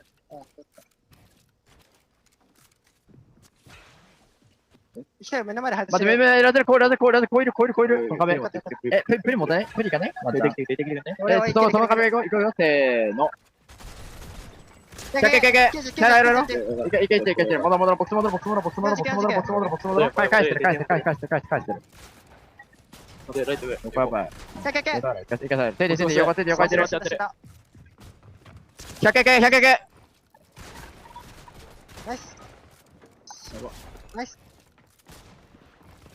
5時が足りる。No! 惜しい。They might just have a chance to shut down everything that Alex just worked to accomplish. But Alex spots him out through the window, and Alex not going to be able to get that shot just yet. But still, the damage has been done. Focus, Mixon, they're bailing. Yeah, and they're only a duo. That's basically giving away your position for Alex and Anna Resign to make that decision. Do we fight it? Do we beat him on towards the mountain priority position? What's more important here? And I honestly like their decision to close out the day, play a little bit more aggressive, try to get more points, and already they get the knock onto Focus. Now they're in a 3v1 situation, and they already spot and mix it on the other side. He tries to go for the 1v1, the 50-50, and it's so quick. Alex, Resign, and Anand, they get their 4th elimination of the game. And look, the leaderboard might be telling one story, but the real narrative is that Oshi's got some real fighting power with Alex, Resigns, and Anand. And it's unfortunate that they just haven't had anybody to really get their surge in, so it's just been so difficult for them to actually traverse every single one of their rotates, if they even make it off of their initial drop in the first place. But it's been a completely different story, as we all know, for Swizzy, Queasy, and Merstache. They have been titans of this lobby, and even with Merstache being knocked, no problem whatsoever, because they're not going to be keyed anytime soon. It's just not worth the effort from the team that they're trading blows with. They know it's way too dangerous to actually make that trek. And it's almost kind of like having me ask myself the question in my head for Vortex, Goofy, and Mountain. When do you stop targeting Queasy and his entire trio on the other side? Because even though that's helping them get some Storm Surge, it's helping Queasy, Merstache, and Swizzy a lot more, and they're bringing it much further on into the game. In the feed, Arc taking down one of the members of OCE Power's team. Peterbot, Ritual, and Cold, because of their early aggression, they're able to get the Queen out of Dystopia City and immediately make their way on over towards that vault, where they're not only able to have that mythic AR, but they have the exotic as well. And while we are seeing some mild forms of success currently for Peterbot, Ritual, and Cold, the big thing to keep in mind here, Jacob, is that for a lot of these international teams and just other teams in the lobby in general, it can be very difficult to really find an opening. And you know, you're talking about Goofy and Mountain and what they're capable of, and is this even worth taking the battle? But they're in a pick your poison situation. They're so far northwest, their only options are Muzz, Mr. Savage, or Queasy. And they just keep landing on Queasy every time, while King and Phaser try to recover this battle up against Chino, Pablo, and Prodoxy. Ooh, almost landed that good shot, but King, honestly, watching him throughout the season, when it comes to this double pump, it packs so much of a punch. He has Prodoxy and Chino on the slivers of HP, but unfortunately, the bait and switch comes through yet again. Pablo, knowing his teammates are weak, takes charge, gets that elimination onto King, leaving Phaser by himself. But it's so early on in the game, Taco. 3rd zone, 1 tick. Even though he has only 1 med kit, I'm not too worried because they're going to have to rotate out of that position. Look, we know that King is good at fighting, but in this lobby right now, Pablo has just been better with everyone that he stumbled across, and that kind of performance can carry them a long way. It's starting to feel a little reminiscent, Jacob, of that early performance that they had to start this day off. 85 points secured in 1 lobby. And who's to say that they couldn't do it again? Yep, you can see Seti, Epco, and Panzer have taken the most storm damage of all teams. With the way some of these games have been going, not too surprised. Zone moving towards the north in a couple of games, all the way towards the west. They land at Kappa Kappa. They have a contested fight, and then so many other teams along the way, they almost have no other choice, especially since this has been a huge part of their strategy when it comes to these surge bases, and they have that abundance of extra HP, so it's no worries. But the conversation that's been building between the Seti-Cammy breakup, and we're looking at both of these separate trios having so much consistent success that they are both within our top 5 here in day 1. There's a real chance for Seti and Cammy to try and see, you know, who is really the problem. And right now, based off their performances, Jacob, I don't think either of them were. I think they were both just ready for a switch up. I know when we talk about like some teams just forming, you know how they sometimes hit that honeymoon phase? What a perfect time for them to hit that phase and keep that consistency going. Coming together, qualifying in Major 3, and really taking that opportunity, just that chance to play at the Global Championship and running away with it. Same with Vanya, Marius, and Pixie. They get their drop spot uncontested. And honestly, whether it's contested or not, we saw Cold and his trio try to go ahead and make that their home, but that was quick work for them off that 50-50 drop off the side of the mountain. where you're seeing a lot of our top teams here, how they're rotating with the zone pulling towards the south. A lot of them are beating other teams to the punch. They're not taking that crowded position in towards the zone. But this is really nice for Clix, Higgs, and Iamza as they continue to press forward because they're approaching that mountain range overhead of Foxy Floodgates. They're coming from that north side position, pushing south. They're going to have that little bit of elevation to work with, and we've even got a nice little listen-in to see what Clix is getting up to. They're in streaming. Yeah, look at them. Look at this. 3, 2, 1. 30. Go. Let's go. Let's crash, please. No. We full grease them. I like it. They got the damage. And Higgs, for a moment, was like, hey, let's go. Let's pick up the elimination. Let's go and go for more. But they realized they're at the top side of the leaderboard. They don't have to take any unnecessary risk to close out the day. This is game 6 out of 12. So we got 6 more games tomorrow. And so honestly, for a lot of these teams, you just want to get as close to Queasy, Murstache, and Swizzy as possible so we have a chance tomorrow. Well, I'm glad you mentioned Queasy, Swizzy, and Murstache, Jacob, because while they're here tackling Brazil, PH, Zen, Phaser already knocked. That's going to be the eliminations there. Excuse me, that's going to be King instead, but Jacob, so much damage having been done there. And Queasy now on the back foot. He's actually going to have to depend on Murstache and Swizzy to close this one out because Chino, Prodoxy, Pablo, they've now entered this battlefield. And Prodoxy, he doesn't seem interested in leaving anytime soon. This is a blessing. This is a blessing for the entirety of the lobby, not just for Doxy, Pablo, and Chino here in this situation. You take them down, and I like taking matters into your own hands because 4th place, first place, second place for Queasy and them at the top of the leaderboard. You cannot expect them to go down early. Sometimes you have to do things yourself. Phaser might not even know that there's a whole trio up above, but he might not have the HP. Storm Sickness is a possibility. He might have no other choice but to move into this trio. It's just witnessing what Prodoxy, Pablo, and Chino are able to accomplish when they finally have an opportunity to make it off spawn, Jacob. They've had to deal with so much action throughout every single one of these lobbies here today, and yet they are still managing to manifest these opportunities for themselves.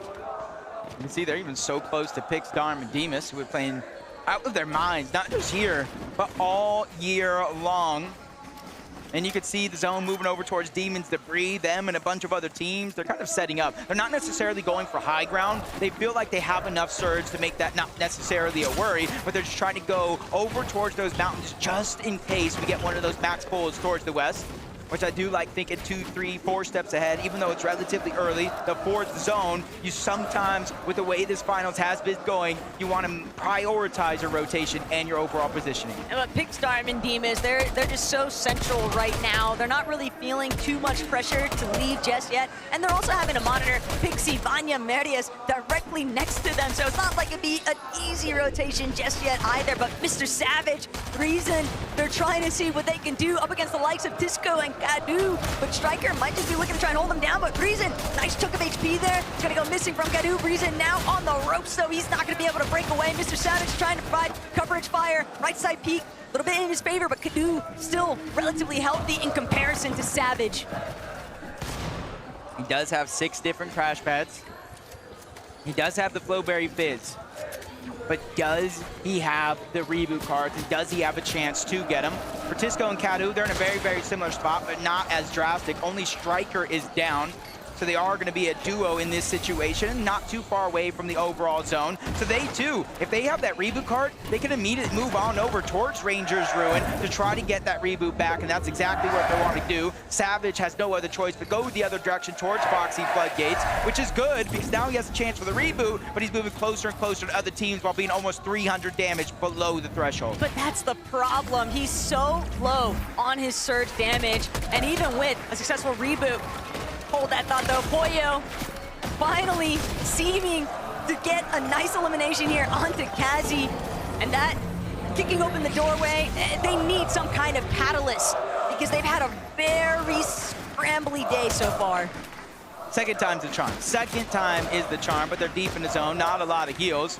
Phaser and King are both relatively low. You gotta hope they have something, but they have nothing. Phaser's gonna be the first one to drop. PHN realized I cannot be the hero. I have to go. He has no heals either. Even though this is a one tick, he has about 50 seconds on the clock to either find elimination or find any sort of heals, bandages, anything. Oh man, Merstash, does he realize what's behind him? But PHN, if he gets the jump onto Merstash, that could be very problematic still. Merstash at least has Swizzy and Queasy. And a good replenish, but Merstash knows it's cooked from this point. He can't press forward any longer. Maybe there's a reboot later. Got the down onto Merstash. I don't even know how he was the last one to do damage. PHN did not know where Merstash was, and even if he did, he wouldn't have gotten the siphon, but he had heals. Merstash being down now leaves Queasy and Swizzy with a decision. Do we go back in the zone? Do we get our teammate back up because no man left behind, or do we continue on as a duo? Right now, all I'm thinking about is what Ferdoxy, Pablo, and Chino are getting up to, Jacob, because they're really starting to make a tear into this lobby. Garu, Tisco, slight pause here. They pick up Striker, bring him back into the mix. Not a whole lot of resources available for some of these teams, though, that are just hugging the outskirts right now. There's been so many hiccups across the way. But Clixie, Yamzo, and Higgs, they've still managed to find their footing on the side of the mountain face at Canyon Crossing. Yeah, now they're positioned right next to Kanata. That's the knock they got earlier, where they were able to kind of accumulate a good amount of surge. Now they look towards the bottom side of that mountain. Balor, Mansour, and Adapter are the ones that are taking a lot of that focus, and they're inching closer and closer to Gabzera, Scarpa, and Wei as well. Kanata knows and sees all the same things along with Rapid and Bolts, if he is still there. And they're all kind of targeting off the side of the mountain, just trying to take advantage of every team that's a little bit too slow to rotate. It's just so dangerous to go for some of these half-wall edits, the window edits. You peek too long, you might find yourself getting picked off along the way.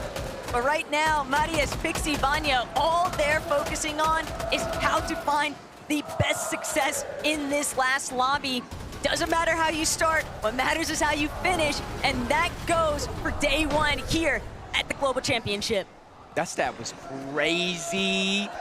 Even though they're at the top of the leaderboard, they've taken more damage than they've dealt. But that just goes to show, like, how risky they're willing to play in order to get those eliminations, in order to be able to stay alive and build up that Storm Surge. As I see Arc taking out Alex, Anon's gonna get taken down by School. Not sure if OCE is still alive, but NA West trying to bring themselves back into this. And just by the looks of it, zone pulling so far away, Queasy, Swizzy, they realize there's no chance to get Merstash back into the game, so we have to make our numbers count. But without Merstash, Queasy recognizes, hey, I'm gonna have to shift into gear and bring to light what kind of fragging capability I might actually be able to unleash, because some of these other teams that are just doing everything in their power to try and play catch-up, you can never discredit what they might be able to accomplish. For Doxy, Gino, Pablo lurking at the very bottom of it all. They've got so much surge already. They can play fully for positioning, but Cold, Ritual, Peterbot, they are looking rough right now. They still have a good chunk of resources to actually bring their HP back up, but they're still just in such a tight position, and no one is even backing down. All day long, teams have been openly embracing the fight with Peterbot, Cold, and Ritual. Yeah, drop spot aside, this is a game with the loot and the loadout that he has. You really have to make it count. Teddy Apko and Panzer, 678 above the damage threshold. They may not know Resigns is getting ticked by Storm Surge, but if they were close by, they could probably hear the shields crack, as Victor V is close by as well. I did see a couple of his teammates go down in the feed. I don't know if he's entirely a solo, but hey, it's Victor. Oh, well, no, that wasn't my fault, Taco. That wasn't my fault. Okay, Ozzy. That was Ozzy. He's doing a watch party upstairs. It's definitely Ozzy's fault. Oh, for Doxy, though, on the other end, he's actually got a glimpse of Queasy up in the skies. Queasy having been spotted out, he knows this is trouble. We've got to start maybe working our way down. This is not the spot to be, but Gino, Pablo, for Doxy, they don't care. They're looking to fully fully collapse. They see that Queasy is weakened, and they've actually completely overthrown the ultimate high ground position. But the fact that Queasy and Swizzy are still alive, Jacob, it's still the potential for placement points to keep building. Yeah, this is almost looking like a full circle moment, because remember, it was Frodoxy, Pablo, and Chino the one that even took down Mustache in the first place and put him in such a rough spot overall, and they really haven't been able to recover from it since. Take a look at some of the action going down around the lobby. Kanata just taking matters into his own hands. The first knock, that was easy. The second one somehow was easier, and now Kanata's looking to pressure that third elimination. And that's something big for them, because you can see he's all by himself, still taking pressure, still taking damage from all directions, and quickly running out of builds. But if it resembles a shotgun, Ganada can still max it out, and that's all he's looking for. A couple of Flowberry Fizzes still left at his disposal. Seti, rather weakened, but his trio mates still way too healthy. Panzer and Yapko can just overtake that part responsibility here. Panzer now holding down the walls. Hoyo, Agers, Acorn directly underneath. The elevation shifts can be brutal, but for Chino, Pablo, and Frodoxy, all above it all, they have no issues whatsoever, which is suppressing these lower teams. This is their time right here to move up that leaderboard and hopefully maybe even get into the top 5, especially being contested by not only Tayson, but as that fight ends, so many other teams moving over in that direction as well. Marius, Pixie, and Vanya, this is one of the teams that they have to potentially go through as well.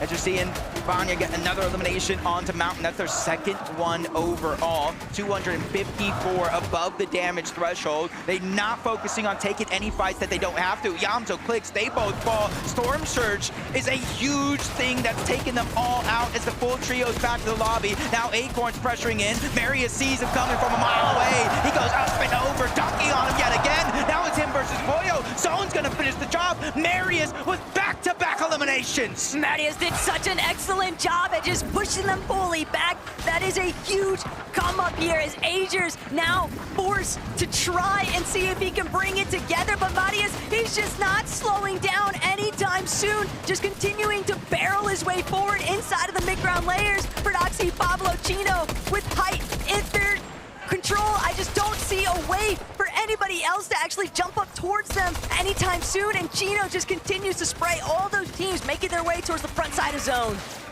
And they even reinforced it on their way on over, patiently waiting for the zone to pull. It's going to work out in their favor for the most part. And you see Pablo right now, he's the one building their top on over because he has the double pump. Letting his teammates put pressure down from above is a huge part of their game plan. As they're 257 above, Swizzy, he has taken down Peterbot, their third elimination of the game, and they're cruising inside of the top 12. This is what I'm talking about. You cannot expect this team to just go down without a fight. It's the boost of materials that they have to work with too. Yapko recognizing directly overhead. He doesn't have an opportunity here. Wixie on the other end of his wall. Yapko going to be forced to layer swap here. He is dropping to ultimate low, but he has hardly anything left to work with here, Jacob. Backside of zone. Anyone, it might just be Ping who comes up upon Yapko, but instead it's gonna be Marius, Pixie, Vanya. Now looking to play spoiler to these teams in the mid-ground. Marius just continue to tear away at everybody's HP. Yeah, that double pump, and he's putting it to use. Storm is down in the outside of the zone. Marius is gonna clean that one up. Couple more points, push them further and further closer to Queasy, who's still alive, by the way. Yapko is solo. He's just trying to get the most out of this as possible. Only 5 on the med miss, no extra builds, scrambling around, trying to catch somebody off guard, but it's he who falls to Pixie. Chino, Pablo, and Frodoxy still in the high ground. Swizzy and Queasy now working through ultimate low. This is a night and day difference for loadouts, but Swizzy still trying to bring it all together. He only has 5 builds, but he has to take a chance to heal, and Queasy picks it up where he left off. Eliminations onto Tisco now means that Queasy has some material to work with, and Marius, he's tarping his way through, but he might just run smack dab center into where Queasy is at, not to mention Frodoxy, Pablo, Chino overhead. This is a good moment for all the players down low. They're distracted up above, but not too distracted. They drop down. Surprise attack coming from above. Down goes Queasy. Pixie's gonna follow as well. Vanya's now by himself. He gets taken down by Chino. Pablo, Tino, they're the only 2 alive for the team from high ground to low. They're trying to take the fight to Demas, and that one is gonna be solidified. And a much needed siphon comes in just in time. A 2v1 situation, and it's Pix. He's so far out of zone, and the last medkit has already been and use a last desperation attempt to make his way into the zone, and it does not work. Prodoxy, Pablo, and Gino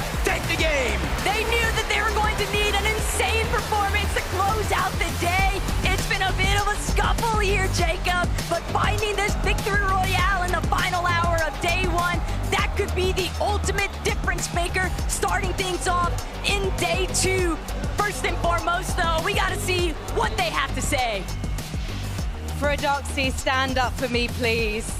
Cast your minds back to game one, where you were quite frankly destroyed off spawn by Tayson.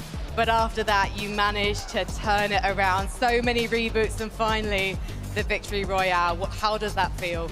I mean, after 4-2 off spawn and getting third quite every game, it feels nice to finally get to play another game out. And for you in those final moments as well, is the communication in a busy venue like this on LAN coming naturally? What's it like? I mean, repeat the question, please? I'm just asking how the comms are going. Yeah, we can't. Oh, I mean, yeah, the MA fans are nice to have here. It's a good, it's just good vibes, yeah. Good vibes, good vibes. Choka. C'est une très bonne vibe, il vient de dire. Vous mettez une très bonne ambiance, le public. Merci beaucoup. I have a question for you. Yeah. Will you manage to have a lot of more victory royale? How will you do it? Can you say it again? How will you have more victory royale? For us, it just depends all on the off spawn. If we win off spawn, we're gonna get a good game no matter what, basically. S'ils gagnent tous ces contests, eh bien, ils vont tout gagner. Gino, you've had some hero plays today. What is driving you and the team right now after some difficult starts? I don't know, after this year in EU with my trio, I just feel like we're the best trio here and nothing can stop us. So tomorrow, more victory royales to prove your domination. For sure, for sure. Well, congratulations, guys. One more time, Leon, please. Pablo, Gino, and Prodoxy! Let's head back to the desk.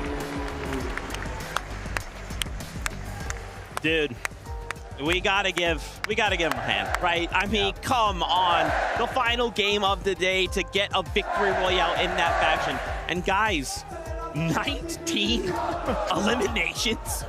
What is happening?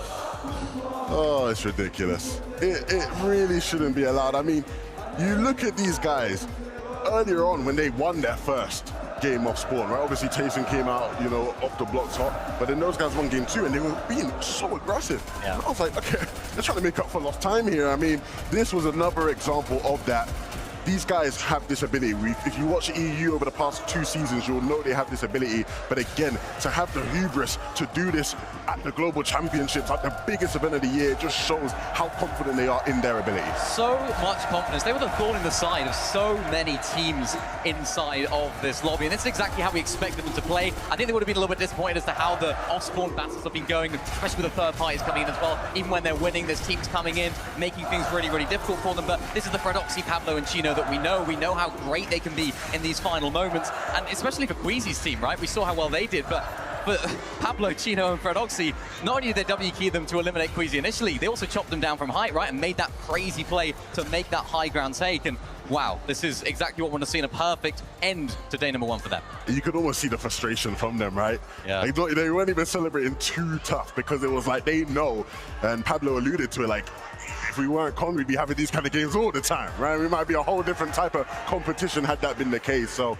you know, big ups to these guys. Hope to see them sort of find some more momentum tomorrow. That's right, that's right. So remember, this first 6 games is about setting the stage going into tomorrow's games. Guys, I want to go to the top. Queasy, Murstache, and Swizzy. I do not know how this continues to happen, right? But guys, it cannot continue to happen like this, can it? It can. It definitely can. I mean, looking at this, 521 points for Queasy, Swizzy, and Moustache. I mean, what I love, right? We talk about the victory royales. 3 victory royales, incredible on the day. Huge amount of eliminations. What I love their ability to pick up the pieces, even when things don't go their way. We saw it in game number 1. They set up a hype really nicely. Everything was looking good. The zone doesn't pull their way. They said it in the interview afterwards. We got unlucky there. We'll look out for us in the next games. And what did they then go on and do? Unbelievable stuff. In that game, we saw it, of course, very, very split. Queasy going down. Then they had to try and find that reboot. And then, of course, we saw Mustache going down in the Storm. The fact that Queasy and Swizzy were able to do so well in that game just shows they have everything that it takes to go all the way. To me, that's actually the most important game. That's the game that if they go on to win the Global Championship, now you look back at that game and you say, this was it, right? Yeah. Because truly, a lot of people will look at a lot of their performance today and go, Levin, their game plan is so straightforward, right? You know, they're sitting up in that base at the hive. It's so easy for them. A lot of other teams can't do that, right? But they have a game like that one where the game plan gets interrupted. They can't do what they've been doing the previous 5 games, and they still find a way to deliver. Again, the makings of, you know, just an absolute goated team. It sends a message, right, to the rest of the lobby. No matter what's going to happen, even if we get into fights, they have the ability to sort of disengage, dip from the fight, find reboots, have that gameplay IQ that we know that this team can do. But now, going into day number 2, if a team's a little bit lower down, this drop spot that they have at the Hive, right? They have the Queen there. They have all of that great loot. We've seen it be so successful for them. Will they get landed on? I'm not too sure, but that could be a problem.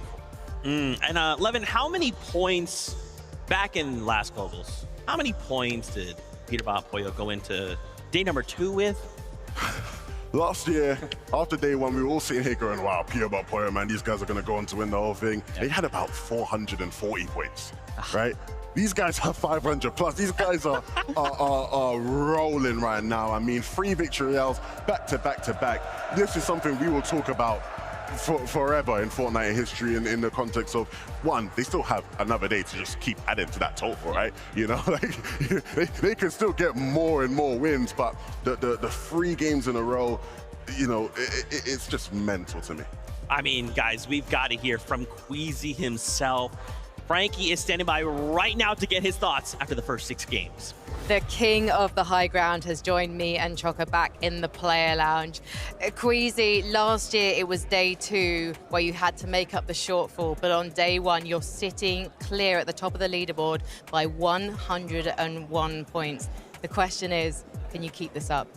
I hope so. I mean, I think we're gonna change a lot of stuff for day 2, make sure our plans are perfect for like any sneak attempts and stuff like that.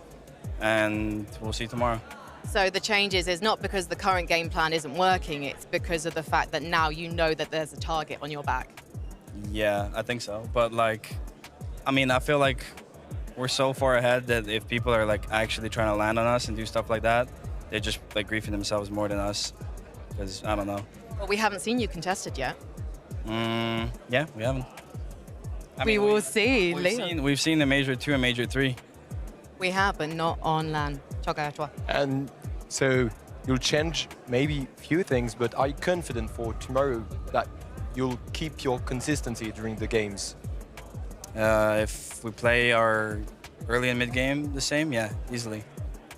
All right, so for you, confidence is a key, or it's more training? I mean, it's all practice. Practice makes perfect. Looking at the lobby so far, who do you think is potentially going to be a threat, and who do you think could try and sneak attack you tomorrow? I don't know. Half the lobby, but we'll see, I guess. I don't know. I guess going into it, I thought it was Vanya, but they're kind of like staying on low ground, so I think we're fine. Yeah, last year, they were all about the high ground, but now they'll take what they can get, and they are coming up behind you, so we'll see tomorrow. Queasy, congratulations. Let's head back to the desk to close out day 1. You know, one of my favorite things about Queasy is the fact that, like, even when you show up on the biggest stage that there is, and you win 3 games back-to-back, you're still ice cold. You know, you're still just calm, cool, and collected. I feel like if that's me and I just put on that performance, I'm geeking, right? I'm freaking out. I'm excited. I'm trying to keep the emotions back, but I can't. But Queasy's like, hey, look, there's still 6 games tomorrow to go, Zeke. If I want to win this thing, I got to stay locked in. First things first, you'll find any reason to geek out, Zeke. We know that. But most importantly, job's not finished. Yeah. Job finished. I don't think so. He knows that. Queasy knows that better. Queasy knows that better than anyone, right? He's had to go to the last game of Global Championships multiple times, so he will be locked and loaded. I like Frankie's line of questioning, though, because this is something we have to start talking about now. Yeah. If these guys keep on leading the way, are people going to start looking at the Hive? Is anybody crazy enough to decide, hey, man, we got to try catch up to first place somehow. Let's just land on them. I mean, I don't want to speak into existence, but it's always a possibility. No, you can. Feel free. I mean, we'd love to see it, right, as a neutral viewer, but I think for them, knowing Queasy, they would have prepped for that outcome, that possibility, right? They would have prepped every single possibility in that current off-spawn situation. So I don't think that'll bring them nerves at all. I think, you know, Queasy spoke really well in that interview right there, and you need that from your IGL. I know you're saying like, oh, I'd be going crazy, right? But, you know, you need that sort of calm force in the team, that calming nature that Queasy have is going to be so crucial. And like you said, it's all about that experience that he's had, maybe not doing so good, and maybe getting ahead of himself after day number 1, that's now forming this sort of personality, if you like, after this. Yeah, I mean, hey, look, ultimately we might be looking at our next global champions, and I'm okay. Queasy, you can continue to be like that. Be ice cold. Maybe we can finally get EU a title. I'm just kidding anyway. I'm Team EU, by the way, now. I've jumped ship. I'm on their side. They're not letting you on the ship no more, man. The ship sailed. The ship is long gone. Man overboard, and it's Zeke quite quickly. Well, Fortnite fam, that wraps up day number 1 on the Fortnite Global Championships. Tomorrow we return with 6 more games. After those 6 games, we will know who will walk away as global champions. Tomorrow we'll be back. We'll set the stage. We'll get some more games. And we'll wrap up with some incredible Fortnite action. With that being said, as always, until tomorrow, we love you, keep yourself safe, and we'll see you on that battle bus.